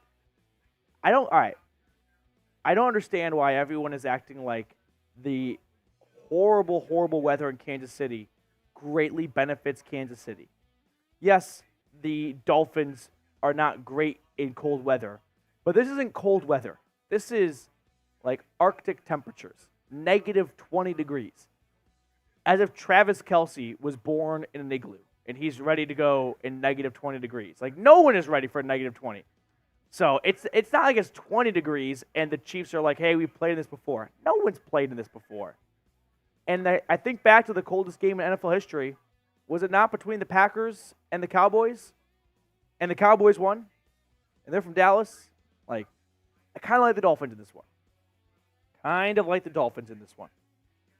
Okay. Tyler, can you fill my water, please? Thank you. We got a super chat or two. I know we saw one from Jacob come in. Thank you, sir. Yeah. DKU Wills, wonder how much the Texans paid the refs. That Njoku pass interference is not going to haunt me, or no pass interference call, because I'm not in the belief of if that's called, the Browns score on that drive automatically. They very well could have gotten the first down and then punted it a few plays later. But you are robbing them of an opportunity. So, I'm not going to say that cost them the game, but the referees have been one-sided. That's for sure. Is it costing the Browns the game? No. And if anyone says otherwise, they are just excusing abysmal play by the DBs. Thank you. Jacob Kistner. Schwartz remaining each guy a new... Okay. Schwartz... Oh, reaming each guy a new one. 95 with 5 QB pressures, 2 tackles for loss, 1.5 sacks. Rest of the D-line, 1.5 sacks.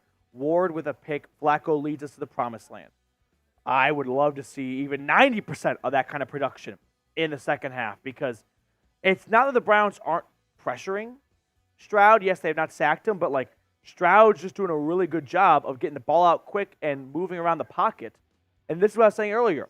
If you get the ball out quick, you should not be allowed to throw it 50 yards down the field or have a 50-yard gain. Like, that's not okay. That's the issue.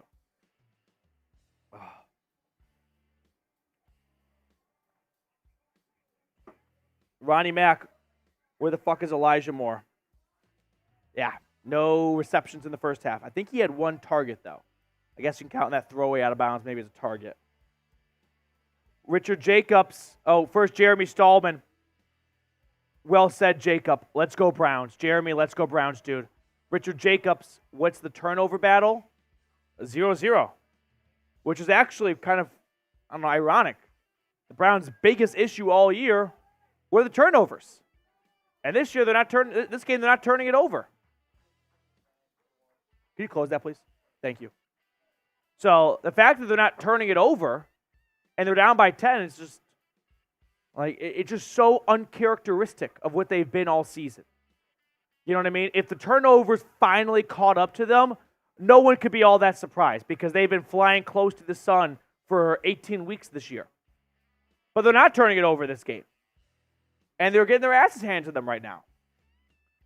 Hoop, scoop, and boogie. Here we go, Brownies. Here we go. Woof, woof. Here we go, Brownies. Here we go. Woof, woof. What's the updated subscriber amount, by the way? We are almost at 33,000 subscribers. That was the goal for me.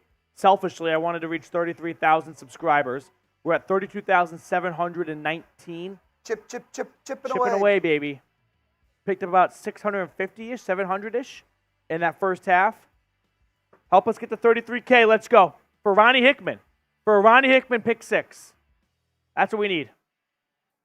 That is what we need here.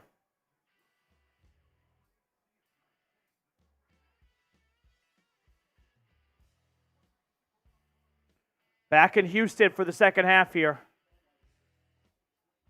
Make sure to subscribe. Free content. Watch parties, hopefully, for the rest of the postseason. Let's go. Kareem Hunt with the lone scores for the Browns today. Brevin Jordan, 76-yard touchdown reception.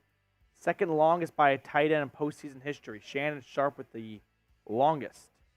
Be sure to vote on the live poll, but get in the chat as well. What's your concern level with the defense? Anything over 7, I don't think is an acceptable answer, unless you're a Texans or Steelers fan. Yeah. So it will be Texans ball to begin the second half. That's the real, kicking the balls, too. You're down by 10, and you don't even get the ball to begin the second half. I mean, the Texans with a touchdown here put this game away. You're down 17 in the second half. You're not done. But Houston knows. You're not making anything easier. Houston knows that this drive could really distance themselves from the Browns. And the Browns defense has to know that. Hoop, scoop, and boogie. Abandoning man coverage. Dudes say wide open. Yeah. I am not looking forward to rewatching the all-22 of this on, I guess, Monday. At least the first half.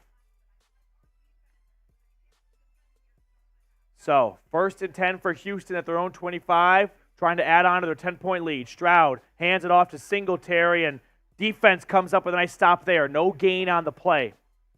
I see Laramie Tunsil back in the game for Houston. So, Tunsil and Bitonio, the two best offensive linemen between these two teams, both suffered first-half injuries, both exited the game, have both returned to the game. Second down and 10.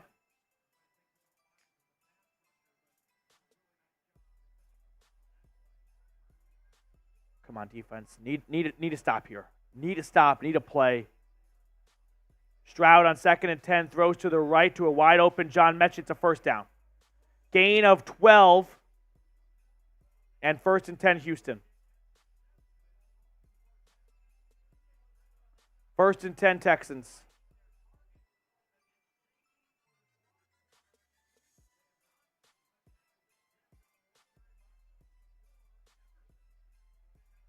God, Newsom is just getting picked on today. 1st and 10.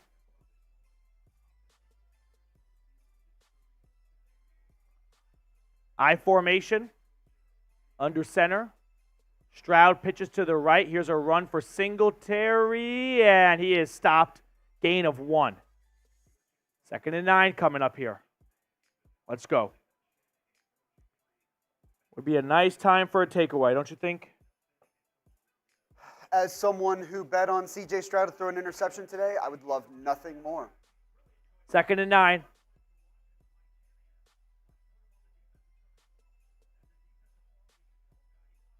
Second down and 9.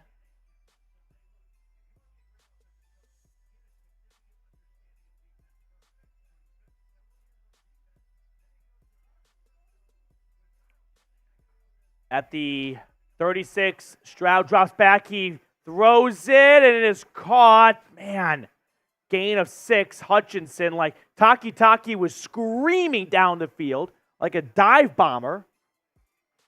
And Stroud is able to take what could have been a loss or at least no gain into a pickup of 5.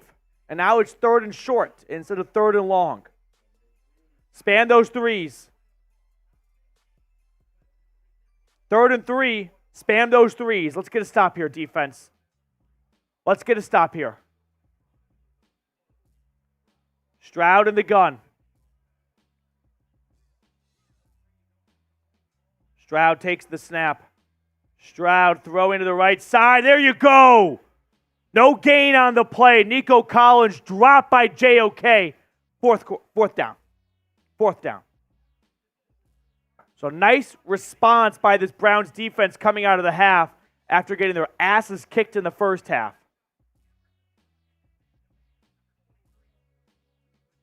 Nice job, D. Let's go. I don't think we can understate how big that stop was. Huge stop. 4th and 3. Watch for the fake here. Texans getting ready to punt it from their own 42. Punt is off. And fair catch made at the 15. There was a flag. I think we're going to see holding. I think we might see holding on the offense. If it's on the defense, it's a 1st down. So this is a big call. I thought I saw JOK's face mask kind of get pulled. Watch JOK come off the edge here. Yeah. I think this will be face mask on the offense. If it's on JOK, I'll end the stream.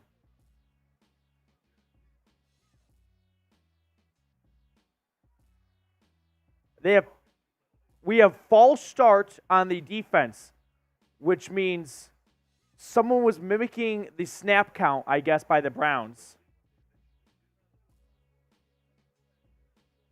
Illegal formation.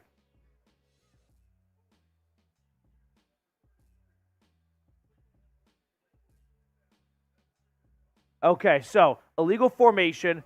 Someone lined up over the long snapper. How you make that mistake in the playoffs, I don't understand. Luckily for the Browns, the Texans held. Otherwise, it would have been a 1st down Houston. Now, the Browns have elected to have them redo this punt. So, a bit of a roll the dice here by Stefanski. It would have been 1st and 10 at the 15. That's not a bad outcome of that punt right there. It could have been a lot worse for Cleveland. Instead, Stefanski wants to try and improve his field position. So let's see how this decision pays off.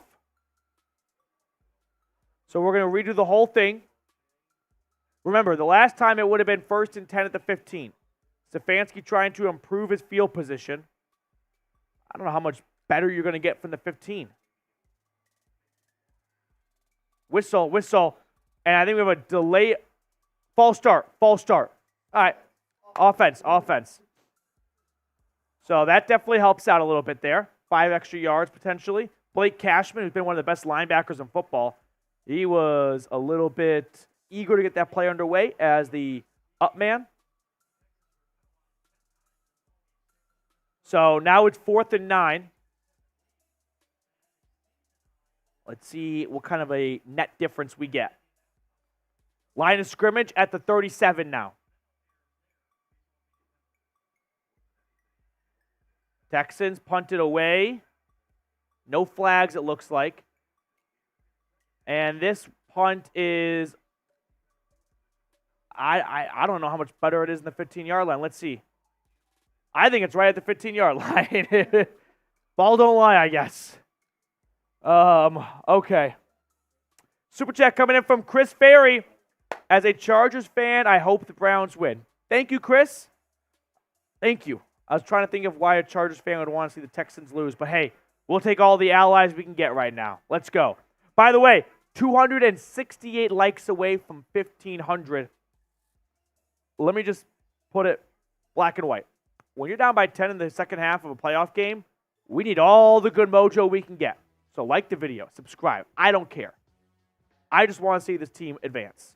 And I don't want to have any sort of superstitious reason to hold them back from that. Okay. James Miro with a $5 super chat. What's going on, James? A turnover would make all the difference in the world. I agree. Let's start with an offensive score here. Like, get points. Get a field goal at the very minimum, right? Just get some momentum going. Get a score, and then get the defense back on the field going, hey, you made a stop. We rewarded that stop. Complimentary football. Now we're back in this game. We're down one score. Can you make a big play for us? As opposed to defense is like, finally we make a stop. Finally we get off the field, and the offense just goes 3 and out. That is a nightmare scenario right there. Nightmare scenario. Now we're less than 200 likes away. Chipping away. Chipping away, baby. Let's go. Let's go, Brownies.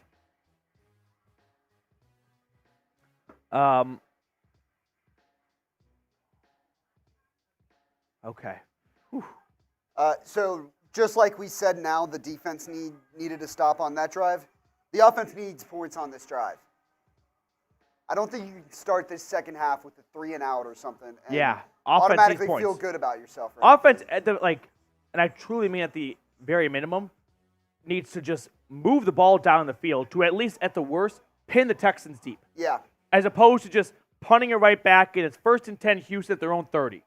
Like that is a very bad outcome. That is the second worst after a turnover. Okay. Oh.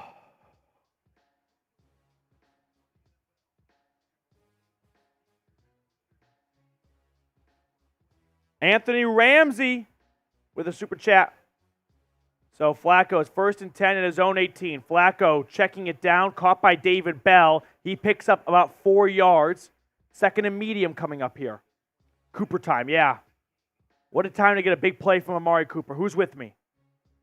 Browns have had big plays today, right? David Njoku, Harrison Bryant, but it's been the tight ends making them. Now let's get a wide receiver to make a big play. 2nd and 6. Little over 10 minutes to go in the third quarter. Flacco and the offense on the field for the first time this half. At their own 21, Flacco under center. Takes the snap, drops back. Throwing over the middle. This is caught. First down, David Njoku. About a gain of 10 on 2nd and 6. And a quick throw results in a first down. The Chief is up to 4 or 5 grabs on the day. He's closing in on 100 yards with that last grab. 4 for how many? I think there's one more. That doesn't include that reception then. I think he's got like 5 for like 75 now. 5 for 74. We have an injured Texan on the play. Not sure who it is. Christian Jones, that's one of their starting linebackers. So Christian Jones, I beg your pardon, Christian Harris. You said Christian Harris? Who the hell is Christian Jones then? Why is that name in my head? A different guy who's not as good at football, maybe? Somewhere Christian Jones is watching the stream like, that's not me. Christian Harris. Who's Christian Jones? All right, 1st and 10. At the 31-yard line, Flacco under the center. Let's see how pass-heavy Stefanski gets. He hands it off to Kareem Hunt, who cuts up the right side for a gain of 7 on 1st and 10, 2nd and short. I said that because I was like, first down would be a good time to pick up some positive yards, right? Keep the offense on schedule here. Don't just start panicking and throw on first, second, and third down and find yourself at 3rd and 10. Run the rock. 2nd and 3. Now you have an opportunity to take a big shot down the field, 2nd and 4, or try and just move the sticks. I'm in favor of just moving the sticks. Flacco on 2nd and 4. He hands it off, and Jerome Ford is going to pick up about 1 yard to 1.5 yards, but not much more. And now we're going to have 3rd and 2. 3rd and short, what would you do? Run it or pass it? I would pass it. I'd pass. On 3rd down, I'm not in the business in the second half, down 10, of trying to establish the ground game. No. I'm in the business of what is going to get me a first down, most likely. And on 3rd and 2, I'd go to David Njoku, Amari Cooper. The Browns line up under center. 3rd and 2. Flacco takes the snap, play fake. Throwing over the middle, has a man first down. There's Amari Cooper. About a gain of 15. What did I say? Let's go. There you go. There you go, Coop. I can hear Browns fans in Houston screaming Coop. Deep curl route. And Cooper knows, like, hey, this is not a touchdown play. This is a sit down, get the ball, go down, move the sticks. 1st and 10, the Browns are across the 50.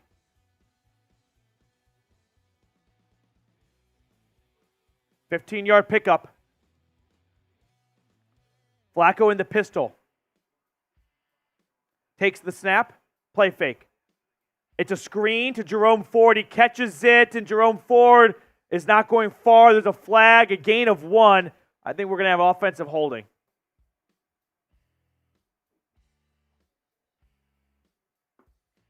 Flag on the play.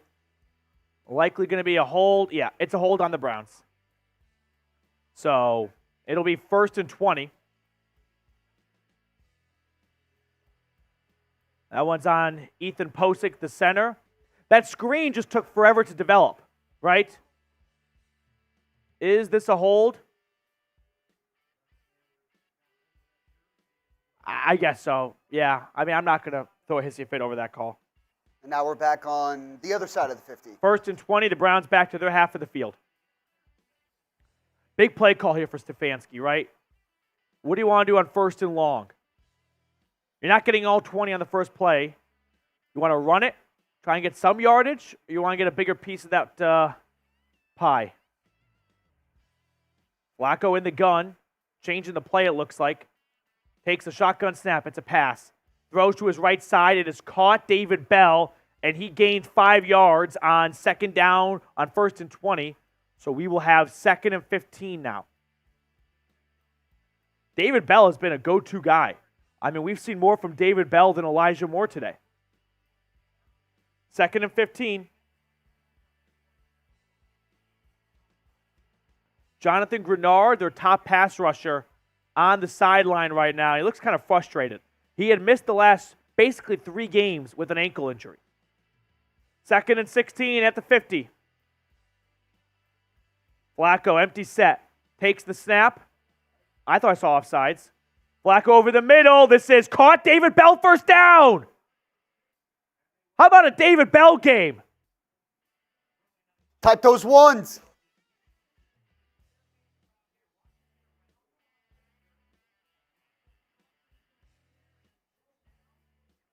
David Bell, have yourself a day. Bell taking the last 2 receptions for a total of 21, 22 yards. First down, Cleveland. Flacco in the gun at the Texans' 34-yard line. Snap to Joe. Flacco is going to throw it. Intercepted. Nelson has a convoy. Nelson might go all the way. Nelson has the blockers. Pick 6. Pick 6, Houston. Joe Flacco tried to avoid a sack and throw it away. And it is intercepted. No flags on the play. Joe Flacco just tried to, I think he was looking for Cooper. He just wants to throw it up to Coop. And Nelson picks it off, and he gets some blockers, and he does the rest. Fuck!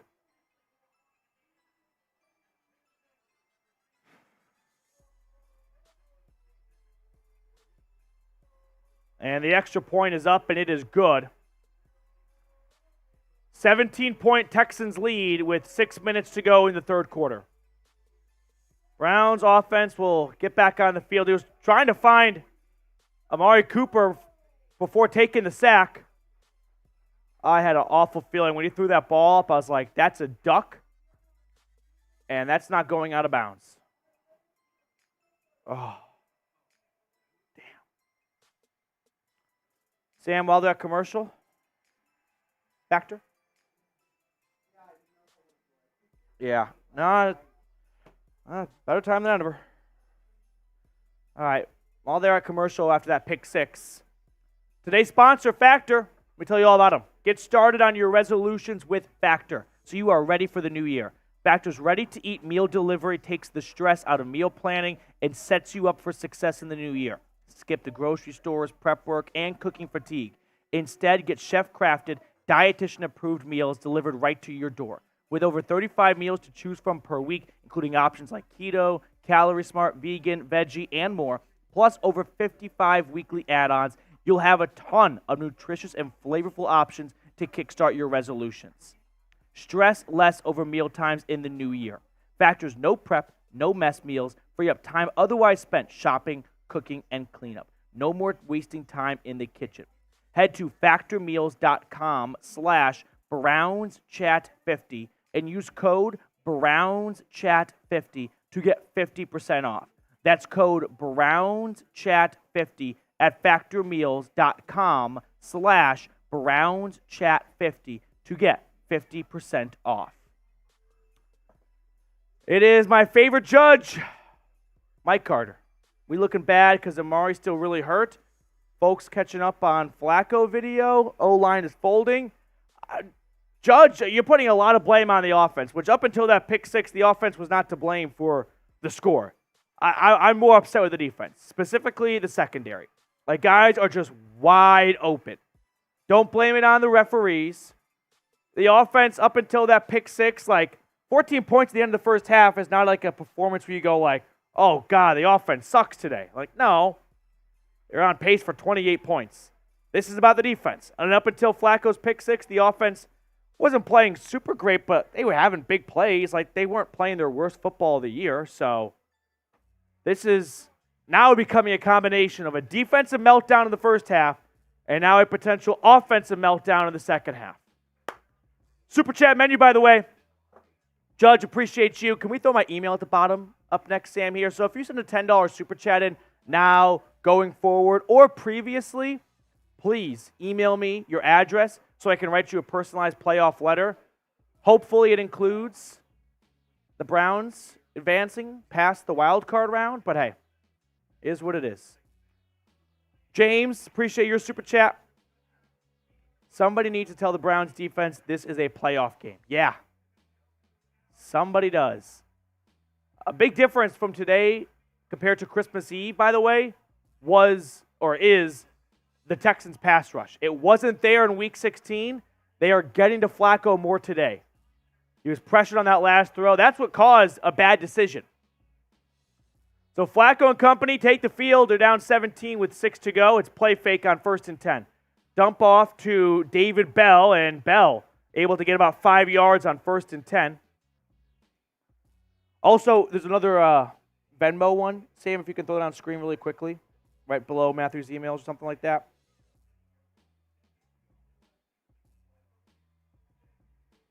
Maybe it needs to be moved over then. It's built. 2nd and 6, I beg your pardon.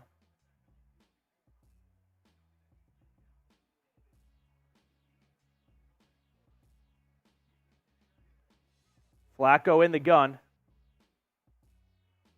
Throws to his right. This is caught. David Bell. Gain of 5. It'll be the L3 for the watch party.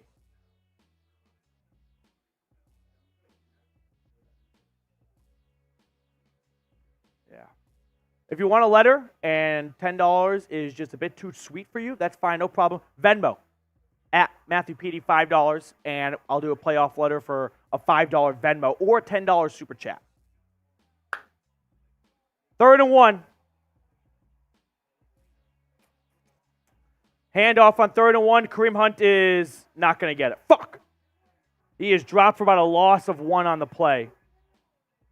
And it'll be 4th and 2, and a big decision for Kevin Stefanski.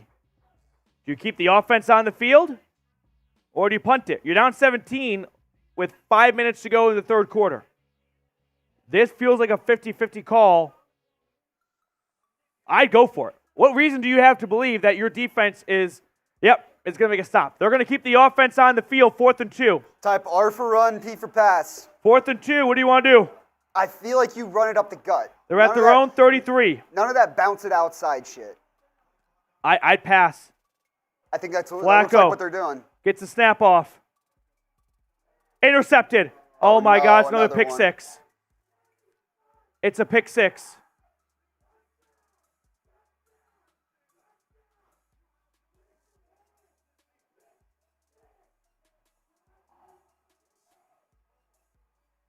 I don't know what to say, guys.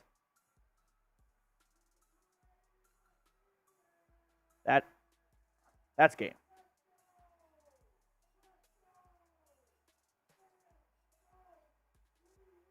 This just hurts. Kareem Hunt was open in the middle. He's looking for Harrison Bryant. It's a good play by Harris. He just jumps the route, and he goes the other way for 6.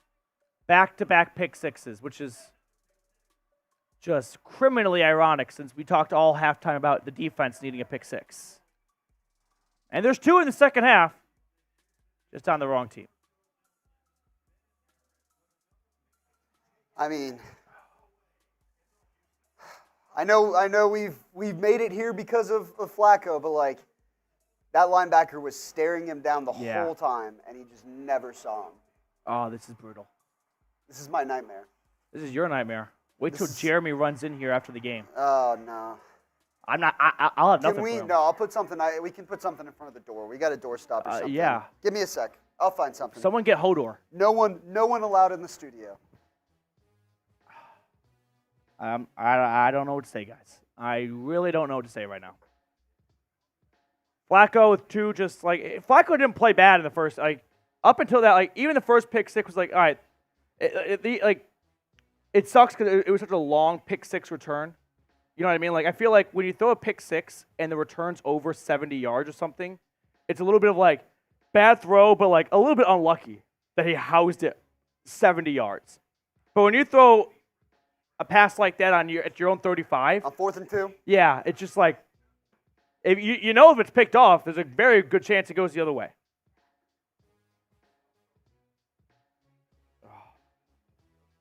Yeah. Time man, no more passing. Time man, you got to pass. You're down what? What is this, 24 points? And Jeremy's talking shit in Slack. Oh, boy.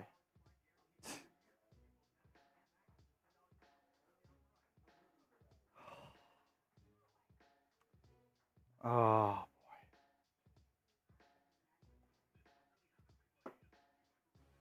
155 subscribers away from 33K. I don't know if I've ever cared less about reaching a subscriber. Usually as a YouTuber, you're like, let's the bright go. side. I guess the only bright side to take. Is there a TED TV show? Is that what I'm looking at here? The only bright side is if this is where it comes to an end, which, we need some magic. We're going to have you covered all off season long. PD will have daily news and rumors videos, just like we have all season long. Draft, free agency, news and rumors, trade rumors. Here's what I'll ask, PD. Is this game, it's it's a hard question to ask because it's so hypothetical. Is this game any different with Deshaun Watson in it? That's just so hard to answer. That's so hard to answer, but like Deshaun Watson doesn't play defense. So if Watson's playing in this game, like let's just take a moment here. It's probably about 24-14 and a half. Like maybe it's 24-7. Like maybe they score, an extra field goal with Watson. Yeah. Like it's not like the offense was was bad with Flacco up until this game. So like I hate being the guy to be what if guy. And I also can't say with Watson there's not pick sixes. Yeah. He had two pick sixes and one strip sack for a fumble. So that was a problem for him this year as well. 1st and 10, snap to Flacco. I mean, you never know. Yeah, you're down 24. Let's dump it off to Jerome Ford. He gets 3 yards. The ace. I hate to say this, but we're starting. Pardon my French. You fucking think? The collapse was the first pick six, right? Now it's just a complete meltdown. I mean, that is Stalingrad being encircled by the Soviet army. Now it's just surrender. Flacco throws to his left. That's through the hands of Njoku. Scotty, man, 3rd and 6 coming up. It was a good season. Let's hope everyone heals. Scotty, man, you're not wrong. Like, well, this is probably a better super chat later in the game because I'm not ready to throw in the towel. I don't want to give up now. If I start going down this train of thought, then I'm really surrendering, and I don't want to get there just yet. Right now, you want to know what's in my brain right now? Jags Chargers last year. That is the only thing I'm thinking of right now. It can happen. However, that started at the end of the first half, not with 3 minutes to go in the third quarter. Flacco has a man open. That's Njoku. Let's go. Out towards their own 45. Down 24. You got to get a touchdown here on this drive. Going to the fourth quarter, down 17. Dalton, what's going on, bud? Hurry up offense the rest of the day. Schwartz will be gone next year, and honestly, no reason to even try supporting the Jim Schwartz has not had one single head coaching interview. He's not going anywhere unless he retires or fired. And they're not firing him, and I don't think he's going to retire. 4-yard pickup by the Chief. Like, all the vacancies in the NFL right now, they have put out their interview requests so far. Not one for Jim Schwartz. Second-time head coach is a defensive guy, just doesn't get a lot of buzz. Snap to Flacco on 2nd and 7. He throws to his left. That is incomplete. Looking for Marquise Goodwin. Kind of alligator armed it. Incomplete. First target of the day for Marquise Goodwin. B Slim, next one up here. Joe needs to take a hit of the blunt. Oh, great. Who is that? Is that Hudson? James Hudson, the right tackle, is injured. So Leroy Watson is at right tackle. This is getting ugly. He's got some NFL experience, if I remember his Wikipedia correctly, when they added him to the practice squad. I said, I'll be dead honest, that is the first time I've heard that name in my life. I think Hudson is going to the blue tent. 3rd and 7 at midfield. This is the game. Well, 4th down will be the game if they don't get this one here. Snap to Flacco. He throws. Caught Harrison Bryant. Let's go. Great play by Harrison Bryant. Flacco is hit as he threw this ball. Oh, God, Watson. Great catch by 88. And the Browns have a little bit of life right now. Just a little. Very faint pulse. 1st and 10 at the 41. Snap to Joe. Screen pass is caught by Ford, and Ford gets 4 yards. I don't know if a team has run less effective screen passes than the Cleveland Browns this year. The Chicago Bears are up there, and the Browns are probably not far behind.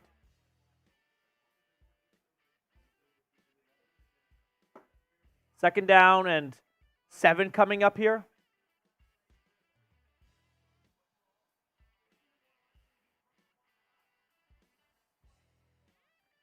Second and 6, Flacco to the end zone.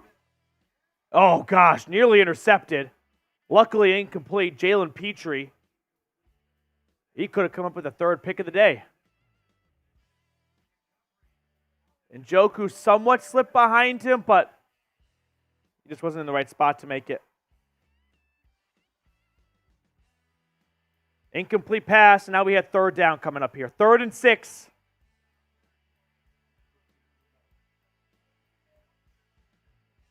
Here's a question. Do you want to go for the whole enchilada on this play, or do you want to try and make it 4th and 2, 4th and 1? I think you have to try and put yourself in a better spot on 4th down. Let's see here. 3rd and 6, snap to Flacco, 4-man rush. Flacco throwing, and this is incomplete. And no flag. Stingley knocked it away from Harrison Bryant. And that'll bring up 4th and 6.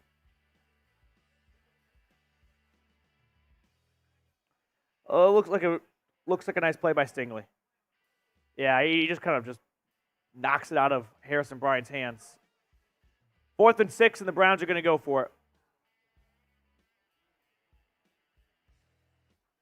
Flacco in the gun, empty set. This is the game. 90 seconds to go in the 3rd quarter. You're down by 24. Snap to Flacco. All-out blitz, and Flacco sacked.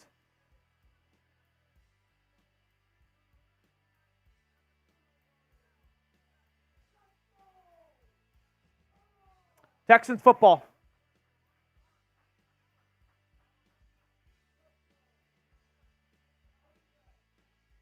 Oh. Now they're doing The Office lip sync as the outro. I'm truly at a loss here. I hate it here. You are discovering what depressed PD looks like during football games, and that is just sadness and silence. Michael's just pondering. Wow, Michael Scott with a super chat just after I made an Office reference. I had no idea. Let's go Browns. Michael? The script writes itself, honestly. Let's go Browns, dude. Okay. I don't know what we want to say here. Are we all caught up with that one?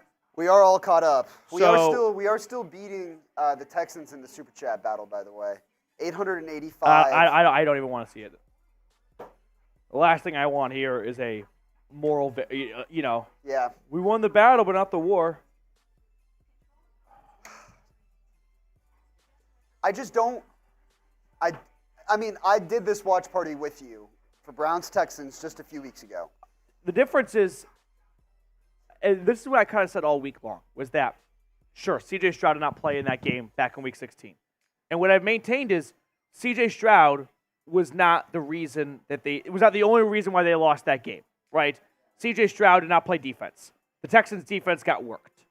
The Texans' defense has come back with a much better response here for the Browns today. They're doing the working. And then another big difference maker that was not there last week or last game, and that is here this week, is the Browns secondary is Swiss cheese.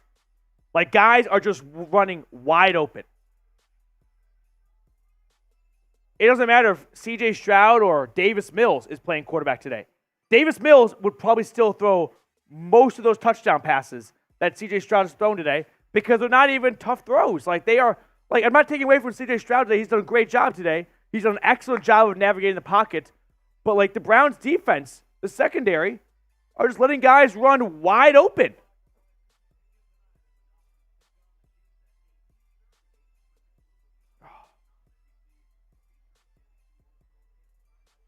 It's just shock. I just feel pain. Yeah.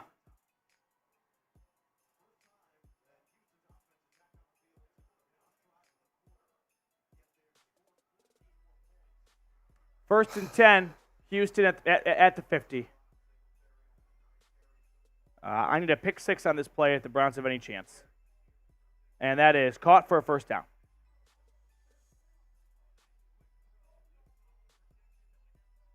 First and 10. Under 100 subs away from 33K.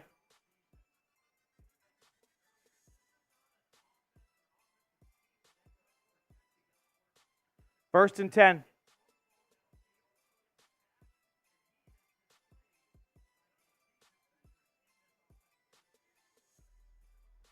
Stroud hands it off to Singletary, and Singletary runs forward for a gain of 6.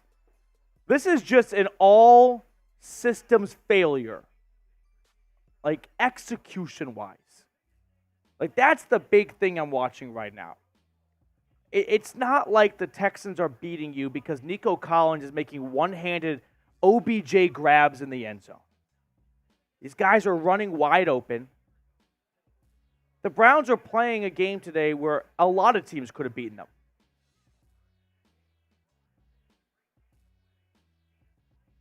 Second and 5.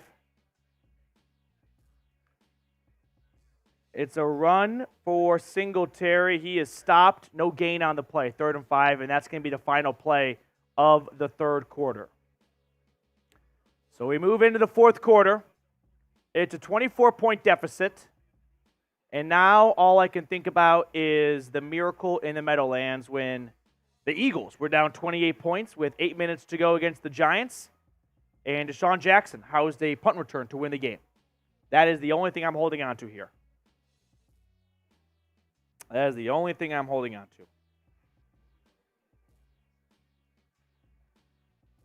All right, I'm going to change the live poll here in a sec. Who Max, do you blame? We got to that? blame somebody. What's up? Yeah. Who do you blame more, the offense or the defense?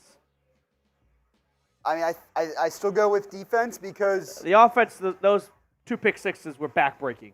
yeah, But, like, you were still down 10 points at halftime. this was not the offense was put in the spot where they had to be more aggressive, and I think in the case of the first one, it led to the pick 6. The second one was just a bad throw by Flacco in my mind. The first one wasn't, like, unlucky. Like, you threw up a piece of bread and a duck just swooped in and got it. Yeah. But, like, the unlucky element is, like, usually interceptions are not returned 70 yards. Like, you got some blockers, good return. It's just tough. Richard Jacobs, 1 quarter left. We need to Richard, we need, like, 3 turnovers. You need a defensive score on this next play from Houston to make it 38-21, right? And then the offense comes on the field, and they have a 75-yard touchdown to Amari Cooper, and that makes it 38-28. And then the defense comes back on the field, and they make a stop, and the offense comes back on, and they get a touchdown, and now you're down 38-35 with 4 minutes to go, and the defense gets a turnover, and the offense gets a touchdown to Jerome Ford from 12 yards out. That's it. You need a lot to happen in a short amount of time. Max, what's going on, buddy? This is what happens when you don't have a run game and your defense is lost. It's embarrassing. The run game has been, yes, it has been bad. It's been bad for a while, though. So, like, and they have found ways to win despite that. Ultimately, it can catch up to you, and it's doing that right now. If I'm identifying the 3 biggest failures today, I guess the run game may be number 3 on that list. For me, it's the defense, the secondary, and the pick sixes. I mean, I'd like to toss one in. The failure to get Amari Cooper really involved. Only 3 catches for 49 yards. Yeah. You kind of got to wonder a little bit how healthy he is. He had that heel contusion. I don't know if he's just a bit of a decoy, like if he's not able to run 100% and that's why, or if it's like, hey, we just made a mistake here. Like, we botched it. So 3rd and 4 to begin the fourth quarter for the Texans at the Browns 33. Snap to Stroud. He throws to the right. This is caught. Slant, first down. Robert Woods, gain of 10 and a fresh set of downs for Stroud and company. Max Nikolenko, what's going on? At this point, I'm just hoping for a Steelers loss on Monday. Otherwise, this loss I could not agree more, Max. If the Steelers win, I won't be able to handle that.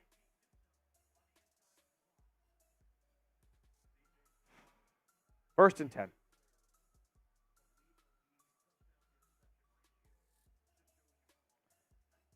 Stroud under center, I formation. Hands it off. Singletary runs with it for a gain of 4.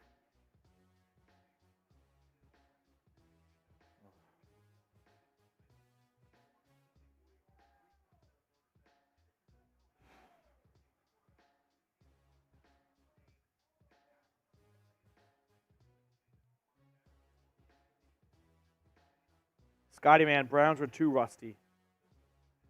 Maybe, yeah, it's hard to say. Sitting your guys didn't hurt. When you're down 38-14, like, nothing can be ruled out as an explanation as to why this happened. They got off to a good start, though. So that's why, Kareem Hunt had 2 touchdowns. They were leading 14-10. That's why I don't think about the rust element. And here's a big run for Houston. Touchdown run. Singletary just puts the 3rd exclamation point on this victory for Houston. And it is 44-14. 30-point lead right now for Houston.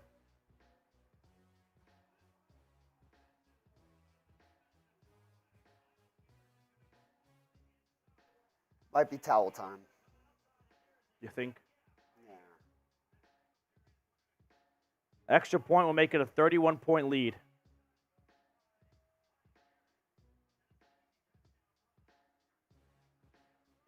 Oh, God, Myles Garrett. And he doesn't even fucking block it. Myles Garrett tries to block this as if that's what's going to really swing the tide on this game here. Blocking the extra point, making it a 30-point game instead of a 31-point game.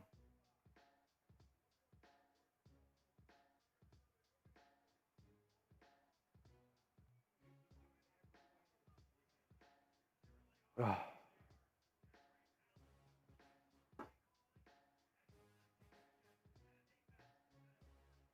Brock Hershey. The Browns have the Texans right where they want them. Go Cleveland. I wonder if Brock is just on major tape delay. And he's like, guys, 7-3 Cleveland. We got this. Don't hit live, Brock. Do not hit live. TKU Wills. As a Browns fan, I'm rooting for the Ravens against Houston. Why would that be the explanation? I don't want to see the Ravens win. I don't want to see the Steelers win. If anything, it looks better if the Texans win the Super Bowl. And you're like, we lost to the Super Bowl. Here's also the double stinger. Ready? The Texans have the Browns draft pick.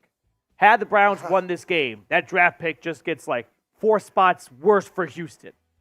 It's a double win for the Texans. They advance and they ensure an earlier draft pick. Paul. What's going on, Paul? You put on a great show. I've said before, I'm a Ravens fan, but I think your show is great. Paul, I really appreciate it. I'm not going to wish you luck next week. The only time I'm going to pull for the Ravens is to beat the Steelers. That I can do. We're almost at a couple milestones here. Not that anyone cares. We're almost at $1,000 in Super Chats. Biggest Super Chat today, by the way, we'll get this signed Joe Thomas jersey. Right now, that goes to Chad Joseph at 100 bones. So a bigger Super Chat will get a autographed, lasered-on signature Joe Thomas jersey. And then, Sam, are we almost at 33,000 subs? I was just about to put that on. We are Yeah. 50 away. 53 to be specific. Listen. I love this outlet commercial. I can't. I'd rather watch this, like an extended version of it. And I believe it's Don Tolliver. Is this an actual? This is an actual song, right? I think so. Yeah, it's my new favorite song. We're 48 subs away. Let's get to 33K. Oh.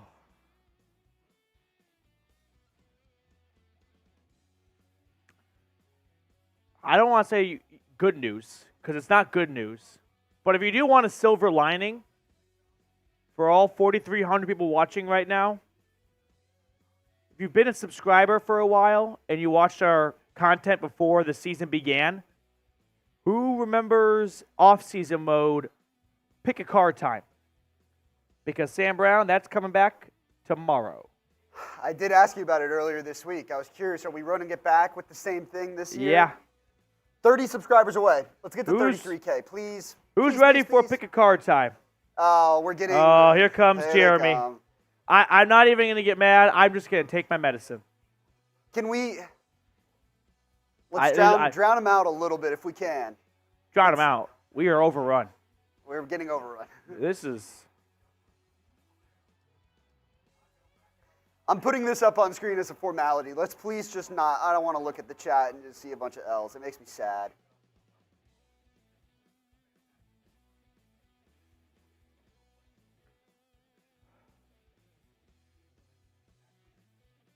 I'm truly speechless in terms of like what the thing that's coming to my head here is to start talking about what's next for the Browns, and that's just such a sad thing to come to. To know it's done, it's over. So what's next for this team, right?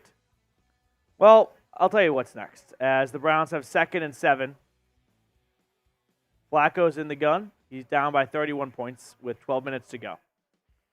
And the Browns are trying to establish the ground game. And they run it for 3 yards. Here's what's next for the Browns. Get fucking healthy, right? Get Watson back. Get Nick Chubb back. Get your starting tackles back. Where else do you want to go to? Get Grant Delpit back. Like, these are very important pieces that, hey, if they all play today, sure, it could be a different game, but they hadn't had them for a while. That's not why they lost today. Get healthy. That's the first thing I'm looking at here, right? Get your offense back because you had Joe Flacco playing in a playoff game for you. That was not a part of the script this year. 3rd and 4, Flacco is going to tuck it and run, and Joe picks up the first down with his legs. So get healthy. That's going to happen over the offseason. Okay, that's step 1. Step 2. Honestly, learn from this, right? I know that this is going to be a game where sometimes you go, burn the tape. No. This is something that you should fester over. This is something that you should use as motivation for the next 7 months going into next season. The time we got our asses kicked in the playoffs. That's step 2 right there. This is not something where you just burn the tape. You got to rewatch this. You got to figure out a way to be better after this. Step 3, off-season needs. You got to figure out your ground game. You got to figure out if Nick Chubb's going to come back, what he's going to look like when he comes back, and how to address without Nick Chubb. Oh, Elijah Moore with his first reception of the day on 2nd and 12. We did it. Thank you, guys. I really wish I was a lot more excited right now, but I'm not. So those are my 3 things here. Get healthy. Learn from this. And figure out your ground game. Because the defense, I know that they just choked today, and I put that more under the bucket of learn from today. I don't think you go into this offseason going, we need a new defense now. No, your defense has been so good all year. It had an awful time to have an awful day. But that does not mean blow it up. Flacco dumps it off on 3rd and 5 to Kareem Hunt. He falls forward for a gain of 2.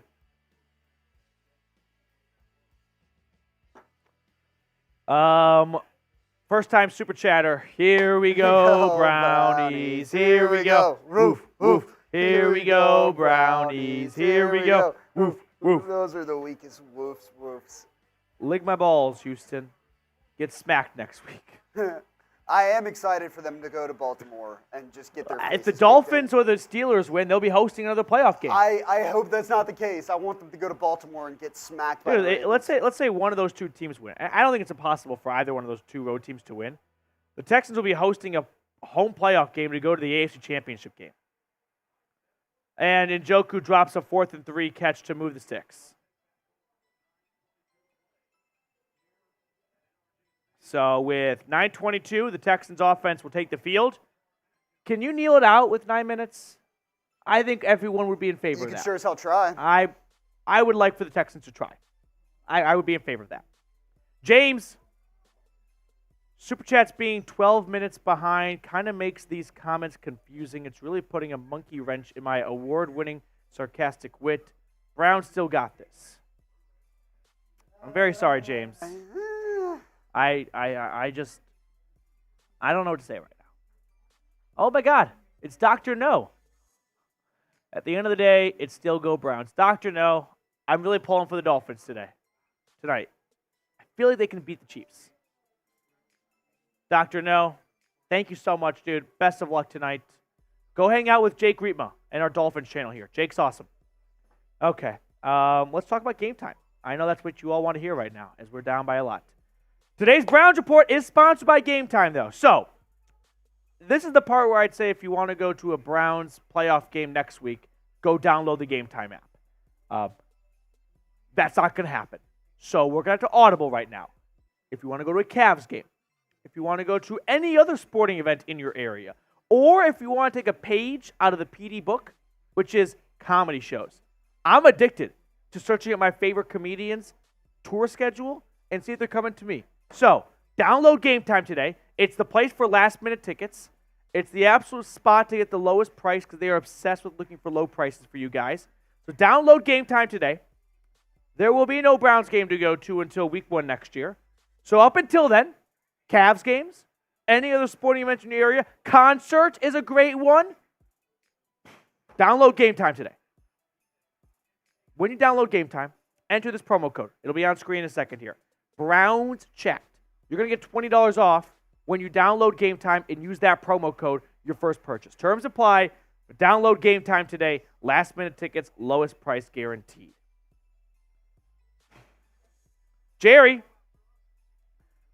I don't know. Why are people talking about politics in the chat? I don't know. I know this much. I have to wear a t-shirt of Jeremy's choice on one of my Browns streams, videos this week. And he picked out a nice rainbow Biden-Harris 2024 shirt for me. So, my luck. Great. 1st and 10 for Houston. Oh, my God. Davis Mills is in.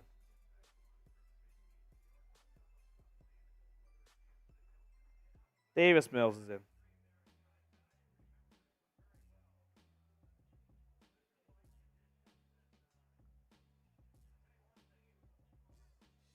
Mike B., you're very welcome.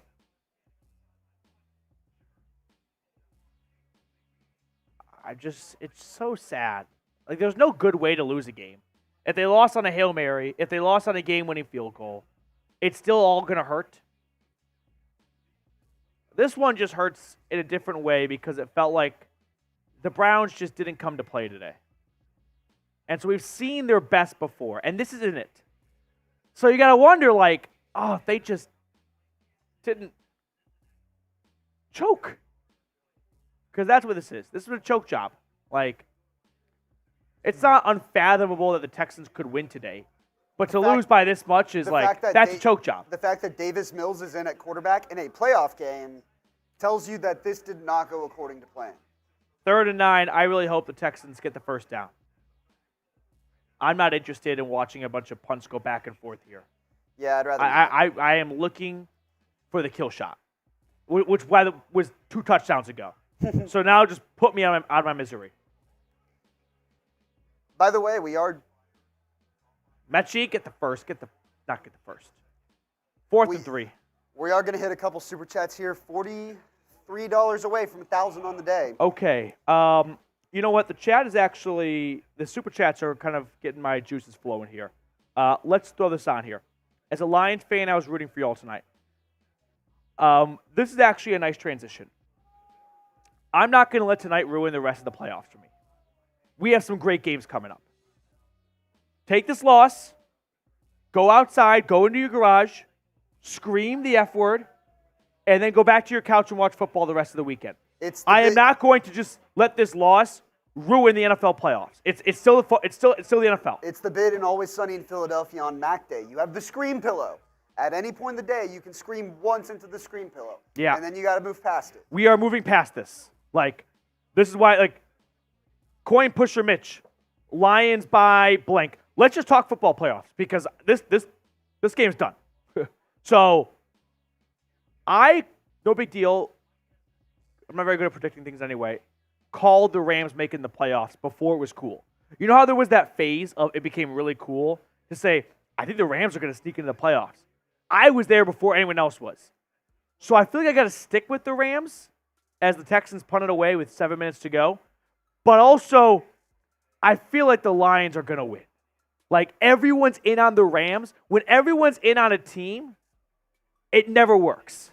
Funny enough, the Lions are favored in the game, but I do think that a lot of people. What's the public Matthew vote? Stafford homecoming. Exactly. It's it's easy to root for. Exactly. Yeah, I think the Lions could walk in there and walk out with a double-digit win. So last year, the drum I beat was the Vikings are frauds and they're going to lose in the playoffs in the first round, and that happened. And then the playoffs came around, and I also said the Giants were frauds. So I kind of had two worlds colliding, and I decided to go with the Vikings winning. And I regretted that because I was early on the Vikings are frauds, and then they proved me right. But I actually picked them to win that game. So I feel like I got to stick by the Rams. But I think the Lions are the better team, obviously, and they should win. Other games here: Dolphins Chiefs tonight. Sam. Chiefs in the cold, 10-7. So let me get on my soapbox right now. Just gonna step up. This could be a very ugly game. Everyone is talking about the weather and how much it benefits Kansas City or makes it even more difficult for Miami. I think that sometimes fans and media sort of forget that, sure, it's the Kansas City Chiefs. The players aren't from Kansas City. Yeah. Like, Patrick Mahomes is probably not much better. And by the way, this is not cold weather. This is Arctic -20. These guys aren't training in Canada in December for these games. And to top it off, a lot of people have said, Tua, not a cold weather guy. The cold weather, you're going to run the ball more. Who's a better running team? The Dolphins run the ball better than anybody. Exactly. The Chiefs' offense this year. Except the Niners, sorry. The Chiefs' offense this year is weird because they've actually been a very effective running team. Like, Pacheco's a good back, but they are addicted to passing. They view the passing game as their run game some of the time. Which is ironic because their only good actual wide receiver is Rashee Rice. Travis Kelce is having a down year too. Yes. So I think people are too quick to write it. Like, if it was 20 degrees, I'm with you. Like, that's something the Chiefs players have been playing through this year and the last couple of years. They practice in that. But this is not 20. This is -10, -5, whatever it's going to be. That is something where both sides are just completely neutered. And by the way, I did see some stuff on Twitter of like, why was the Bills game pushed back and this Chiefs-Dolphins one was pushed back? I saw a video of inside Highmark Stadium. You literally cannot see. They made the right call on that one. The Bills the Chiefs, game, they're dealing with some ice and stuff like that too. The Bills game was pushed back because fans could not safely travel. Buffalo, it is literally like a snow monsoon. You can't travel. You can't drive to the game. You could drive to the game in Kansas City. You're just going to be really cold. Flacco and the offense back on the field. So that's tonight's game. Oh, my goodness. Yeah. Let's move on to the other games here. We've got 3 games tomorrow. We've got, what's the other one I'm forgetting here? So now we don't have 3 games tomorrow. We only have 2. Oh, you're right. That's what I was like. Bills, Steelers on Monday. So Steelers, Eagles, Bucks, Bills Monday. Packers, Cowboys. Packers, Cowboys. I was like, I'm missing Sunday one. Afternoon slot. Cowboys got to ship pump the Packers. That's got to happen. I feel like they have to. Yeah. Bucks, Eagles. Talk about a coin flip, I feel like. Neither team comes in playing very inspired football here. 2nd and 11, a run for Kareem Hunt and a gain of 13. First down, Browns. Type your ones if you want. I'm going to put it on screen, I won't stop you.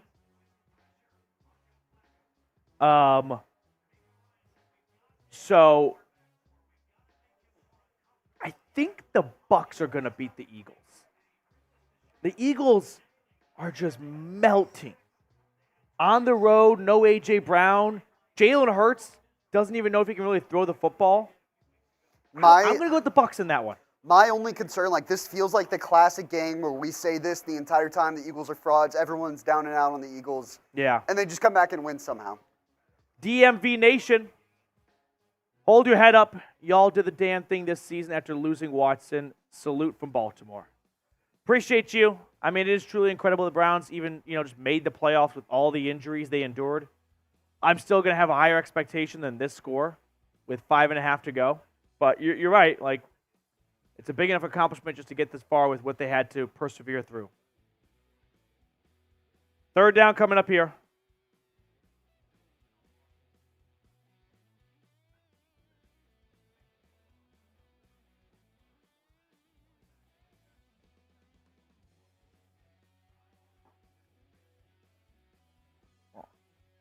They did not lose both safeties to IR. Just Delpit. If you're Watson right now, who's on the sideline here, you are so thankful you are not in this game, because could you imagine losing to your? Like, Watson can be like, "Hey, I didn't lose. That wasn't me."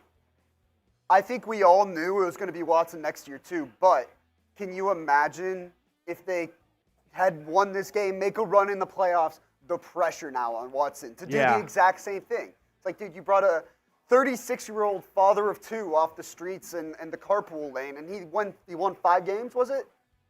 Joe Flacco went 5-1. 4-1. Yeah, he didn't play last week. 4-1. Corey, Greg Newsome, and that O-line looked like shit. Yeah, Newsome had an awful day, and the offensive line did not play well. That's pretty much the summed-up version. And then Flacco's pick sixes were backbreaking. But it just felt like that. The game wasn't over before he threw that pick six, at least the first one. But they were not on the right path to win that game. Like, that game was lost before then. Okay. 2nd and 5. Papa T, what's going on, buddy? Petey, you rock. No, you rock, Papa T. Crazy awesome season. Back next year with expectations. Jimmy has O-linemen are badasses. Hashtag 73. 2nd and 5 for Flacco. His pass has caught Amari Cooper, gain of 10. Papa T, thank you very much, dude. Can we throw the Venmo $5 thing at the bottom, please?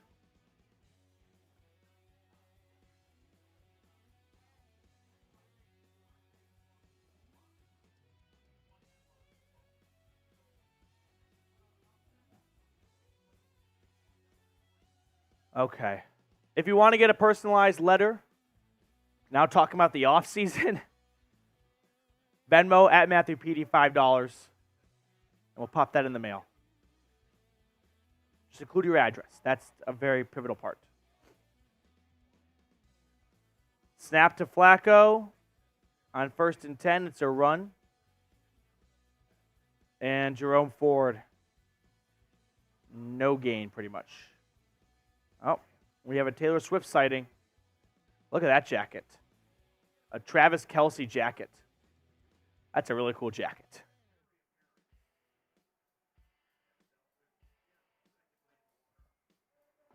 A jersey jacket. I've never seen a jersey jacket. Flacco on 2nd and 12, throws to the right. Harrison Bryant.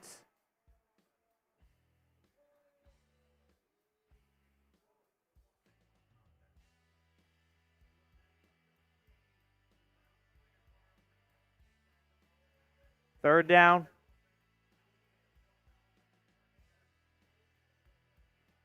Our Texans host is going to run in here in 2.5 minutes.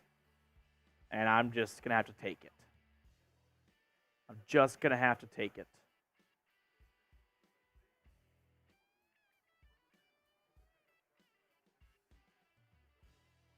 Oh.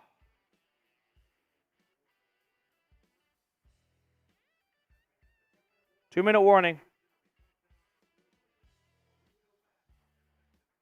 2-minute warning. I guess this is a better time than ever to say thank you. I know we got 3,200 people still watching right now, so for everyone watching that has been watching with us all season, you know who you are, whether you've super chatted or whether you've been active in the chat before or just been a casual watcher. Thank you, guys. I really appreciate it. This has been, from my side of things here, in terms of what I can control, which is, well, not what the Browns do, an awesome season, right? And no one's interested in hearing, moral victories and small victories, but I really do appreciate everyone who has supported the channel. Jeremy Stallman, Mike Dibble. We didn't see Mike today. I hope Mike's okay. I missed Mike Dibble earlier. The entire Green family. I just can't list. I mean, Ray Bidding, TLH, Michael Warnecki, Max Nikolenko, Kevin Wiseman, Jarrett Roush,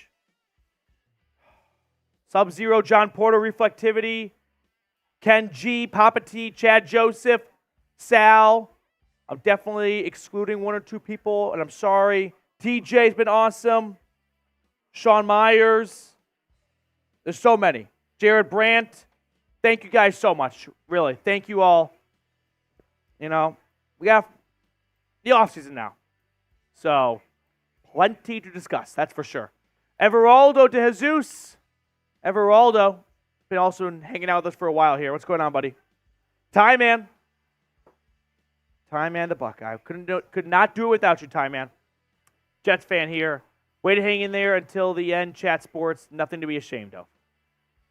This is also a moment where I'll say, like, you got to remember, as a fan, you're not a player.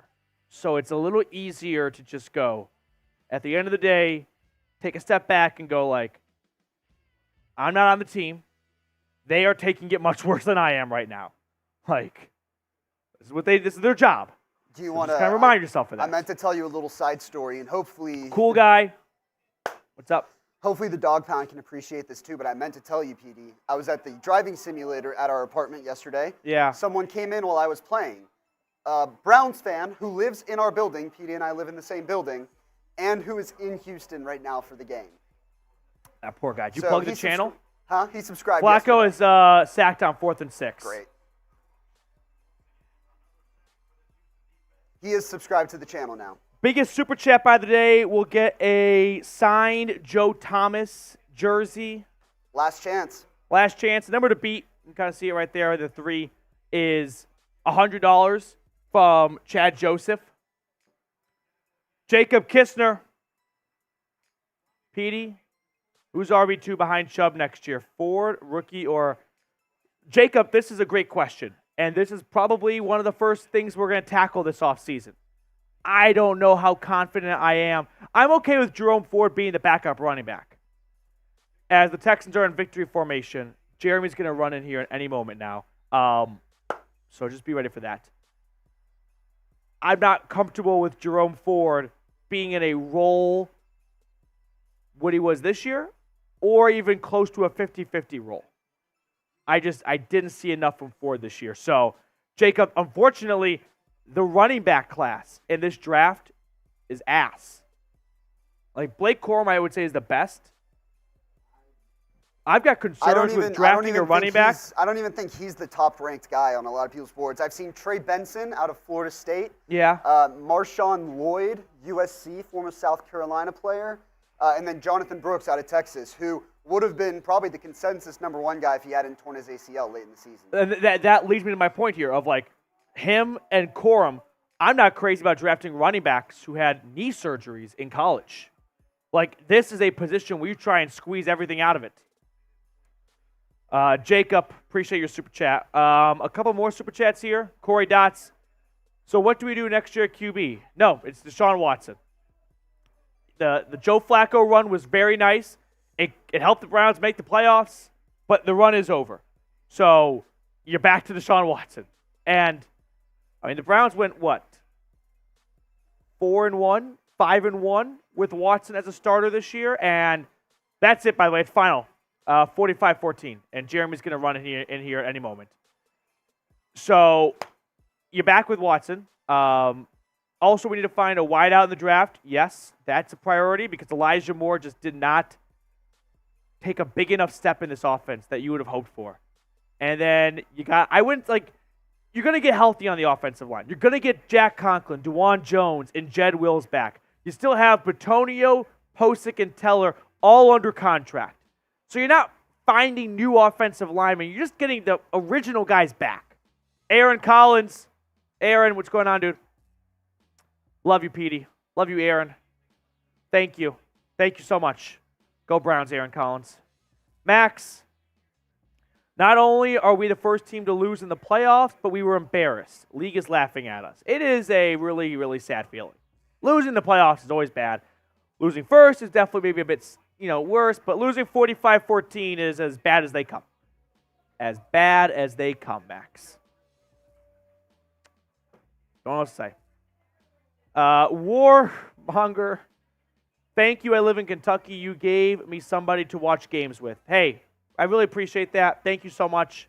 I'm really happy to have so many people a part of our watch parties, and It's just the greatest job in the world to be a part of your living room or wherever you watch games every Sunday. And, I'll see you week 1 next year. I'm trying to figure out which Civil War general that is. Maybe Hooker? I don't know. Okay. Should we get the stats ready, Sam? And then we'll just jump into this. There should be a Prize Picks photo already moved over, FYI.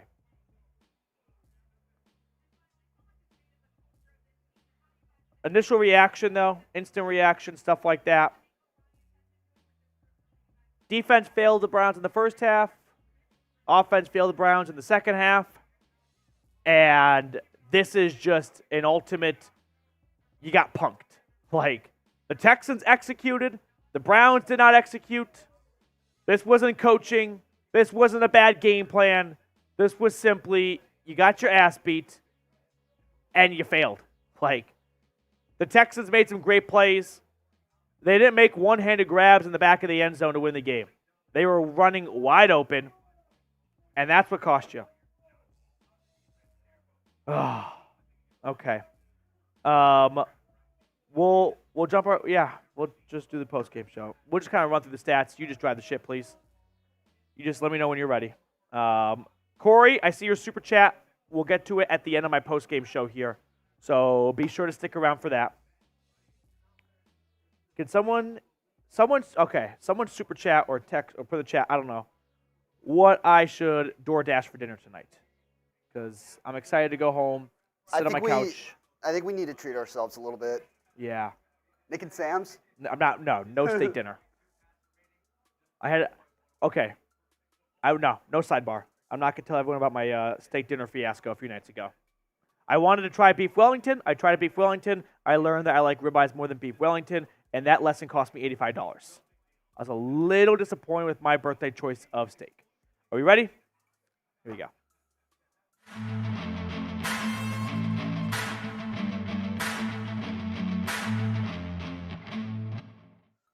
Well, that was an ass-kicking like we've never seen before. Texans win 45-14. Obviously, this stinks. This is painful. This sucks. Season is over. A lot of good memories this season. A lot to be proud of. A lot to hang your head on. But ultimately, when we boil down this game alone, the Browns lost 45-14. The defense failed this team in the first half. And the offense failed this team in the second half. And you put it together, and you lose by 31 points. So no one should be too surprised at the result when the defense was that bad in the first half and the offense, mostly just the back-to-back pick sixes, which was a backbreaker, failed this team in the second half. The big takeaway I've got is if you're really looking to point a finger, and right now there's plenty of blame to go around when you lose 45-14. That's not on one person. That's not on one unit. But the one that's going to maybe keep me up the most at night is Greg Newsome and the Browns secondary. Like, they just had an awful day. Give credit to the Texans. They played well. They played very well. But it wasn't like Nico Collins was mossing guys, right? They were just wide open. I mean, if C.J. Stroud does not overthrow that one pass, they would have lost 52-14. So, Texans receivers were in their own zip code all day. No one was within 5 yards of them. This was as basic as it gets in terms of a failed execution loss. This was not a coaching issue. This was not a poor game plan coming in. This was simply the Browns looked like an XFL team playing with an NFL team today. They just could not execute. Play call came in, couldn't get the job done. Time and time and time again on offense and defense. Like, blame goes around when you lose by 45-14. But the big one that sticks out to me was that first half. You're down by 10 at the half, so already you were going to need to mount a major postseason comeback. And why were you down by so much? Because the secondary was letting guys run wide open. Sure, the Joe Flacco pick sixes were not good. They ended this game, but the game, in my eyes, it might not have been over, but it was getting very close to that, right? I don't know if you say the reason why the Browns lost today was because Flacco threw 2 pick sixes. No, they lost because Texans receivers were just running by themselves. I mean, they were being guarded by Casper the Ghost. The offensive line, too, was atrocious. Like, the tackles were bad. Joe Flacco, and this is what I talked about all week leading up to this game, was you go back in time to Week 16 when Joe Flacco had all the time in the world because there was no pass rush. The pass rush came to play today for Houston. So give Houston a ton of credit for recognizing their shortcomings on Christmas Eve and going 180 today. And then pair that with the Browns' inability to execute basic plays, and that's why you have a 45-14 loss. So I'll toss this question your way. Name a position the Browns have to address. I know a viewer of the channel, Jacob Kistner, talked about running back. And Jerome Ford took over from Nick Chubb in Week 2. Him and Kareem Hunt did, I don't even want to say a solid job. Like, the touchdowns happened, there was no spark on the ground for the last 2 months of the season. They have got to figure out what to do at running back going into next year. Do you believe Nick Chubb can return to his old form? He's under contract for 1 more year. Do you want to run it back with Jerome Ford? I surely don't. Is there anyone in the draft?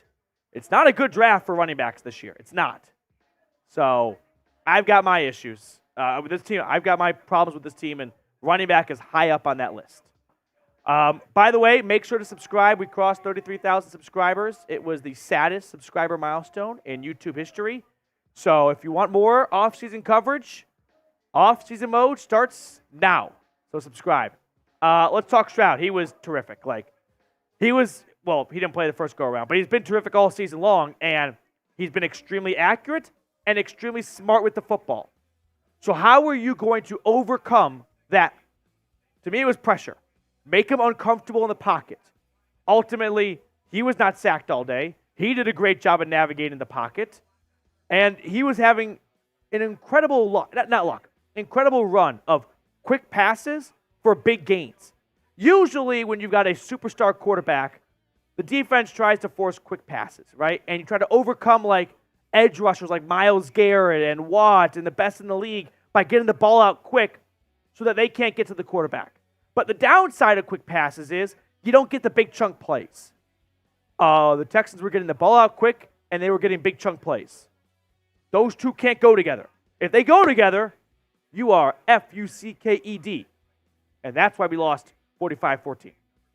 Flacco today, 34 for 46. Up until the pick six, I thought Flacco was playing fine. They were down by 10 at the half. It was 24-14, and it was not the offense's fault, right? That's not on Joe. He put up 14 points in the first half. Ultimately, the first pick six was a little bit of bad decision and a little bit unlucky because Nelson had a 70-yard convoy return. Usually you don't get 70-yard pick sixes. The second pick six was just 100% a bad throw and a bad decision by Flacco at a bad spot on the field. And Houston capitalized on it. David Njoku was awesome. I mean, I don't think anyone can be awesome today. So Njoku had a big play in the first half that really gave the Browns a jolt offensively. Harrison Bryant also, I guess, became best friend. Maybe they were roommates, hotel mates. I don't know. But he had a nice day. And Amari Cooper, that heel was probably bothering him more than we wanted him to. And the Texans had a much better game plan for Coop today. He only had 4 grabs for 59 yards. Now, before we talk about what's next for the Browns, make sure to check out our awesome sponsor, Prize Picks. Thanks to Prize Picks, I had an absolute blast watching football all regular season. And I'm going to stay locked in on all these postseason games, right? Dolphins, Chiefs, Cowboys, Packers, Eagles, Bucks. And if you want to stay locked in on all these games, make sure you visit Prize Picks, where all you got to do is just download Prize Picks and then pick 2 to 6 players, pick more or less on their projected stats. And if you go 2 for 2, 3 for 3, 4 for 4, and so on and so forth, well, the more entries you make, the more potential winnings are out there for you. So download Prize Picks today. Here are my selections, by the way, for the weekend slate of games. I took the Goblin on all these, which means lower stat projections, easier to get to, but not as lucrative of a payout. I like the more on CD Lamb, just 69.5 receiving yards. I like the more on Jahmyr Gibbs, 39.5 rushing yards, and the more on Matthew Stafford at 224.5 passing yards. Prize Picks. Download that today. Go to prizepicks.com/CLNS and use code CLNS for a first-time deposit match up to $100. I put that link in the comments and description of today's video. Prize Picks, daily fantasy sports made easy. Kareem Hunt had 8 carries for 26 yards, 2 total touchdowns. I mean, he really, in my eyes, he had 7 carries for 12 yards because he had that 14-yard run at the very end, which was meaningless. So 7 carries for 22 yards. That's kind of the story of the Browns' ground game in the last 7 or 8 weeks. 3 yards a pop. And that's just not going to cut it. And for the Browns' offensive line to be just this ineffective and the running back room to just be tripped up after arm tackles and have no burst, it put a lot of pressure on Joe Flacco, and ultimately it hit a boiling point. Jerome Ford, he was nothing today. 9 carries, 17 yards. He had 8 carries for 10 yards if you remove 1 run. Like, this ground game had nothing today. It had absolutely nothing. So for the Browns now, we enter the offseason. I've got 3 things I want the Browns to really kind of hone in on this offseason. Okay? Number 1 is don't burn the tape from this. Like, this needs to be learned from. This needs to be used as motivation and as fuel for the entire offseason to go into 2024 ready to roll. This is not a game where you go, like, burn the tape. I never want to talk about that game again. You should rewatch this game, and you should learn from it because the Browns have a lot of learning to do from that game. Number 2, get healthy. They're going to get healthy, and I'm not going to chalk this game up to injuries, but, like, it was unfortunately very painfully evident in the second half of this game, not having your starting right tackle, your backup right tackle, your starting left tackle, your starting quarterback, and your starting running back out there really played a factor. So get healthy. It's not the reason why they lost today, but get healthy. And then number 3, figure out what you want to do to improve the ground game. Because whether Deshaun Watson, Joe Flacco, PJ Walker, DTR, Jeff Driscoll was in the game today, when you can't run the football at all in the postseason, you are asking superstar play from your quarterback. And that just isn't sustainable. Right? Maybe one quarterback catches lightning in a bottle, and maybe it's you, but maybe it's not. Chances are it's not. So figure out if Nick Chubb's going to be back. Figure out how healthy he's going to be. Figure out what you want to do with Jerome Ford, whether you want to bring him back as the same RB2 kind of role or what. But the ground game and the offensive line, like Callahan, Stump Mitchell, they've got a lot of work cut out for them this offseason. So let's go. Describe the Browns season in 1 word. I know right now it hurts and it stings a lot. There were some great moments this year. The comeback in Baltimore, PJ Walker taking down the 49ers. And this team showed a lot of guts. It showed a lot of resilience. It showed a lot of fight. And did they get a lucky break along the way of a Jake Moody missed field goal? Maybe a little bit, but hey, who doesn't get a break or two throughout the season? But ultimately, they're going to be having a tougher schedule next year in terms of opponents, right? They got the Cowboys, they got the Chiefs, they got the Eagles, but they're also hopefully going to be healthier. And maybe that helps balance things out a little bit. That's going to do it for us on our post-game show today. Thank you. Not to make it about me, but I really appreciate everyone that's been hanging out with us all season long. Don't go anywhere because we're going to have plenty of off-season coverage, and I don't want you to miss a single thing.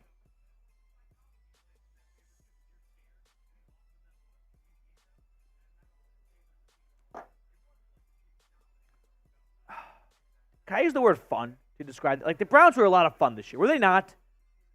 Like, I had a lot of fun for most of the year. I mean, I was going to cheat a little bit. What hyphen if? What if all of those guys hadn't gone down? What could this team have been? I mean, this is a team that almost competed to be the number 1 seed in the AFC. Remove Week 18 because they sat all their starters. So, in a 17-week schedule, 16 games, I had fun 11 out of 16 weeks. You can't say the same for a lot of other teams did not have fun 11 out of 16 weeks. So, yeah, I'm not going to be super depressed over this now. Corey Dots, you guys should do a show with Quincy Carrier. You and him are my go-to channels for everything Browns. Corey, I appreciate that. Quincy definitely puts out excellent content. Go over his channel. Super chat him. See what he thinks. Matt and King.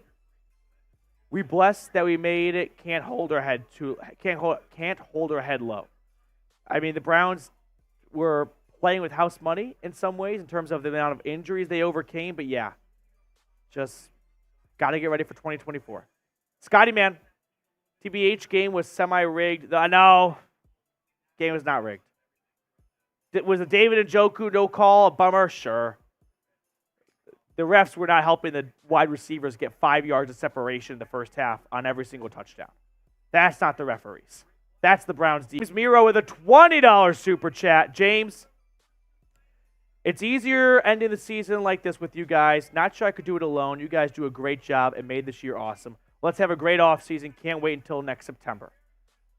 Like, James, I really appreciate all that. And now it's really just setting in the offseason. The offseason is a lot of fun in some ways with free agency and the draft, but it's also the biggest piece of hibernation in sports.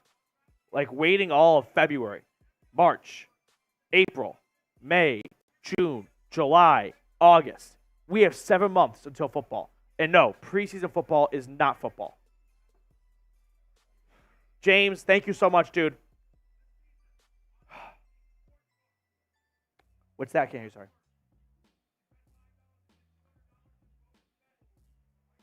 What's that?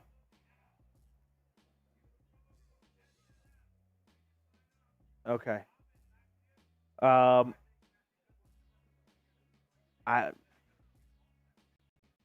think that's gonna do it for us. I can't quite hear you, so I don't really know what you're saying.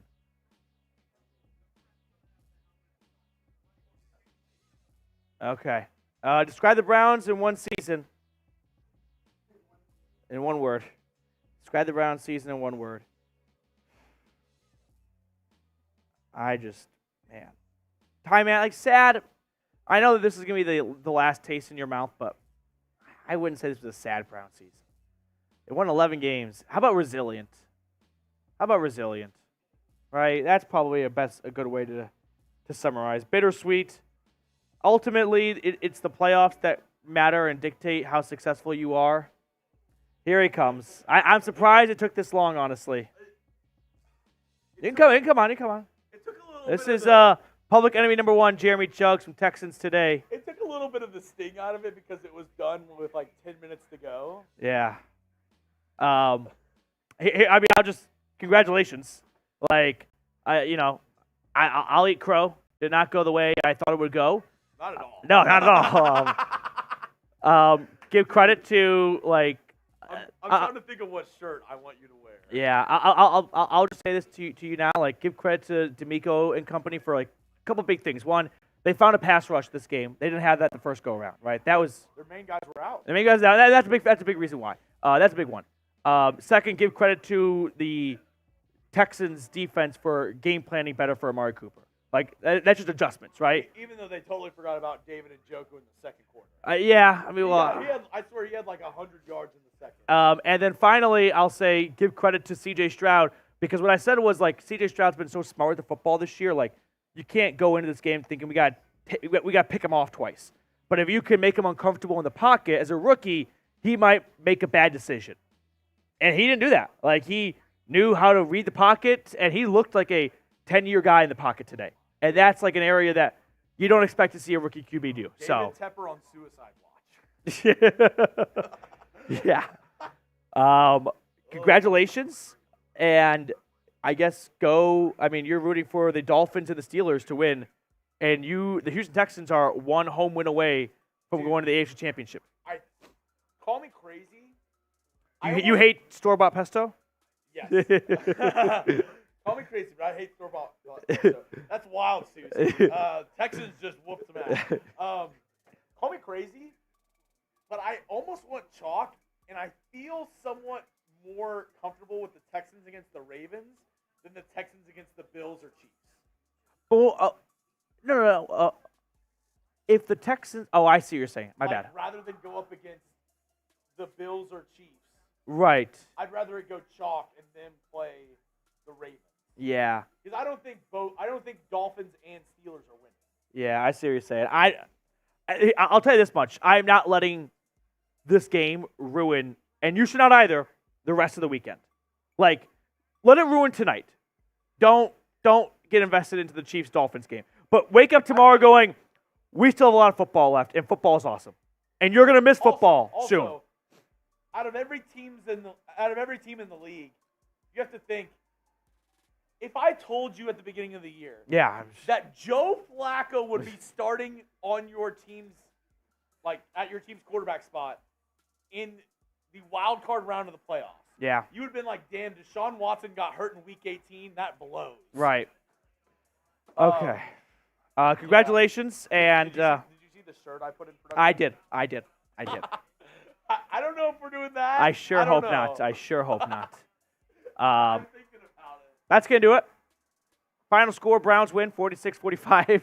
No. Thank you guys for an incredible season, for tuning in, for all of your support. You know who you are. We're going to sign off, and we're not going anywhere. We're not going to hibernation. We're going to see you guys for the rest of the offseason, baby. Go Brownies.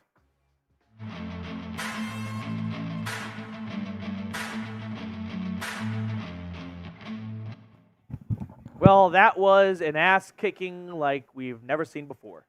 Texans win 45-14. Obviously, this stinks. This is painful. This sucks. Season is over. A lot of good memories this season. A lot to be proud of. A lot to hang your head on. But ultimately, when we boil down this game alone, the Browns lost 45-14. The defense failed this team in the first half, and the offense failed this team in the second half, and you put it together, and you lose by 31 points. So no one should be too surprised at the result when the defense was that bad in the first half, and the offense, mostly just the back-to-back pick sixes, which was a backbreaker, failed this team in the second half. The big takeaway I've got is, if you're really looking to point a finger, and right now there's plenty of blame to go around when you lose 45-14. That's not on one person. That's not on one unit. But the one that's going to maybe keep me up the most at night is Greg Newsome in the Browns secondary. Like, they just had an awful day. Give credit to the Texans. They played well. They played very well. But it wasn't like Nico Collins was mossing guys, right? They were just wide open. I mean, if C.J. Stroud does not overthrow that one pass, they would have lost 52-14. So Texans receivers were in their own zip code all day. No one was within 5 yards of them. This was as basic as it gets in terms of a failed execution loss. This was not a coaching issue. This was not a poor game plan coming in. This was simply the Browns looked like an XFL team playing with an NFL team today. They just could not execute. Play call came in, couldn't get the job done. Time and time and time again on offense and defense. Like, blame goes around when you lose by 45-14. But the big one that sticks out to me was that first half. You're down by 10 at the half, so already you were going to need to mount a major postseason comeback. And why were you down by so much? Because the secondary was letting guys run wide open. Sure, the Joe Flacco pick sixes were not good.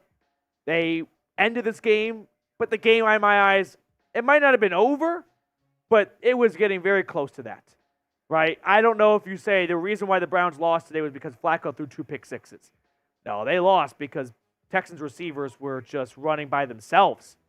I mean, they were being guarded by Casper the Ghost. The offensive line, too, was atrocious. Like, the tackles were bad. Joe Flacco, and this is what I talked about all week leading up to this game, was you go back in time to week 16 when Joe Flacco had all the time in the world because there was no pass rush. The pass rush came to play today for Houston. So give Houston a ton of credit for recognizing their shortcomings on Christmas Eve and going 180 today.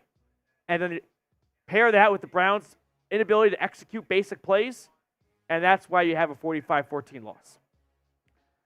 So I'll toss this question your way. Name a position the Browns have to address. I know a viewer of the channel, Jacob Kistner, talked about running back. And Jerome Ford took over from Nick Chubb in week 2. Him and Kareem Hunt did, I don't even want to say a solid job. Like, the touchdowns happened. There was no spark on the ground for the last 2 months of the season. They have got to figure out what to do at running back going into next year. Do you believe Nick Chubb can return to his old form? He's under contract for 1 more year. Do you want to run it back with Jerome Ford? I surely don't. Is there anyone in the draft? It's not a good draft for running backs this year. It's not. So I've got my issues with this team. I've got my problems with this team, and running back is high up on that list. By the way, make sure to subscribe. We crossed 33,000 subscribers. It was the saddest subscriber milestone in YouTube history. So if you want more off-season coverage, off-season mode starts now. So subscribe. Let's talk Stroud. He was terrific. He didn't play the first go-around, but he's been terrific all season long, and he's been extremely accurate and extremely smart with the football. So how are you going to overcome that? To me, it was pressure. Make him uncomfortable in the pocket. Ultimately, he was not sacked all day. He did a great job of navigating the pocket. And he was having an incredible incredible run of quick passes for big gains. Usually when you've got a superstar quarterback, the defense tries to force quick passes, right? And you try to overcome edge rushers like Myles Garrett and Watt and the best in the league by getting the ball out quick so that they can't get to the quarterback. But the downside of quick passes is you don't get the big chunk plays. The Texans were getting the ball out quick, and they were getting big chunk plays. Those two can't go together. If they go together, you are F-U-C-K-E-D. And that's why we lost 45-14. Flacco today, 34 for 46. Up until the pick six, I thought Flacco was playing fine. They were down by 10 at the half. It was 24-14, and it was not the offense's fault, right? That's not on Joe. He put up 14 points in the first half. Ultimately, the first pick six was a little bit of bad decision and a little bit unlucky because Nelson had a 70-yard convoy return. Usually you don't get 70-yard pick sixes. The second pick six was just 100% a bad throw and a bad decision by Flacco at a bad spot on the field. And Houston capitalized on it. David Njoku was awesome.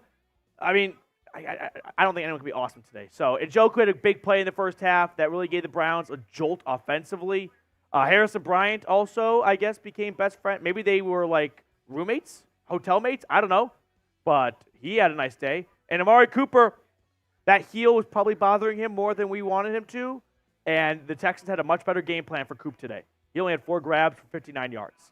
Now, before we talk about what's next for the Browns, make sure to check out our awesome sponsor, Prize Picks. Thanks to Prize Picks, I had an absolute blast watching football all regular season, and I'm going to stay locked in on all these postseason games, right? Dolphins, Chiefs, Cowboys, Packers, Eagles, Bucks, and if you want to stay locked in on all these games, make sure you visit Prize Picks, where all you got to do is just download Prize Picks and then pick 2 to 6 players, pick more or less on their projected stats, and if you go 2 for 2, 3 for 3, 4 for 4, and so on and so forth, well, the more entries you make, the more potential winnings are out there for you. So, download Prize Picks today.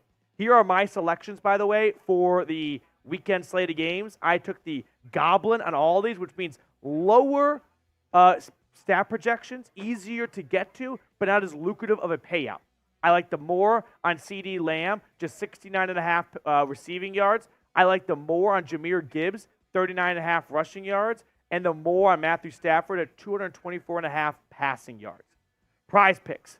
Download that today. Go to prizepicks.com/CLNS and use code CLNS for a first-time deposit match up to $100. I put that link in the comments and description of today's video. Prize Picks. Daily fantasy sports made easy. Kareem Hunt had 8 carries for 26 yards, 2 total touchdowns. I mean, he really, in my eyes, he had 7 carries for 12 yards because he had that 14-yard run at the very end, which was meaningless. So 7 carries for 22 yards. That's kind of the story of the Browns' ground game in the last 7 or 8 weeks. 3 yards a pop. And that's just not going to cut it.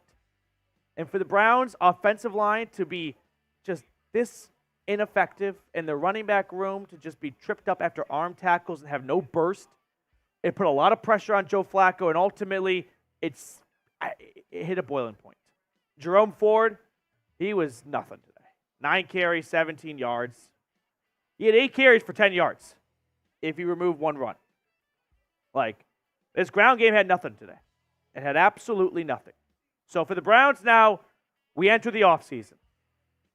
I've got 3 things I want the Browns to really kind of hone in on this offseason. Okay? Number 1 is don't burn the tape from this. Like, this needs to be learned from. This needs to be used as motivation and as fuel for the entire offseason to go into 2024 ready to roll. This is not a game where you go, like, burn the tape.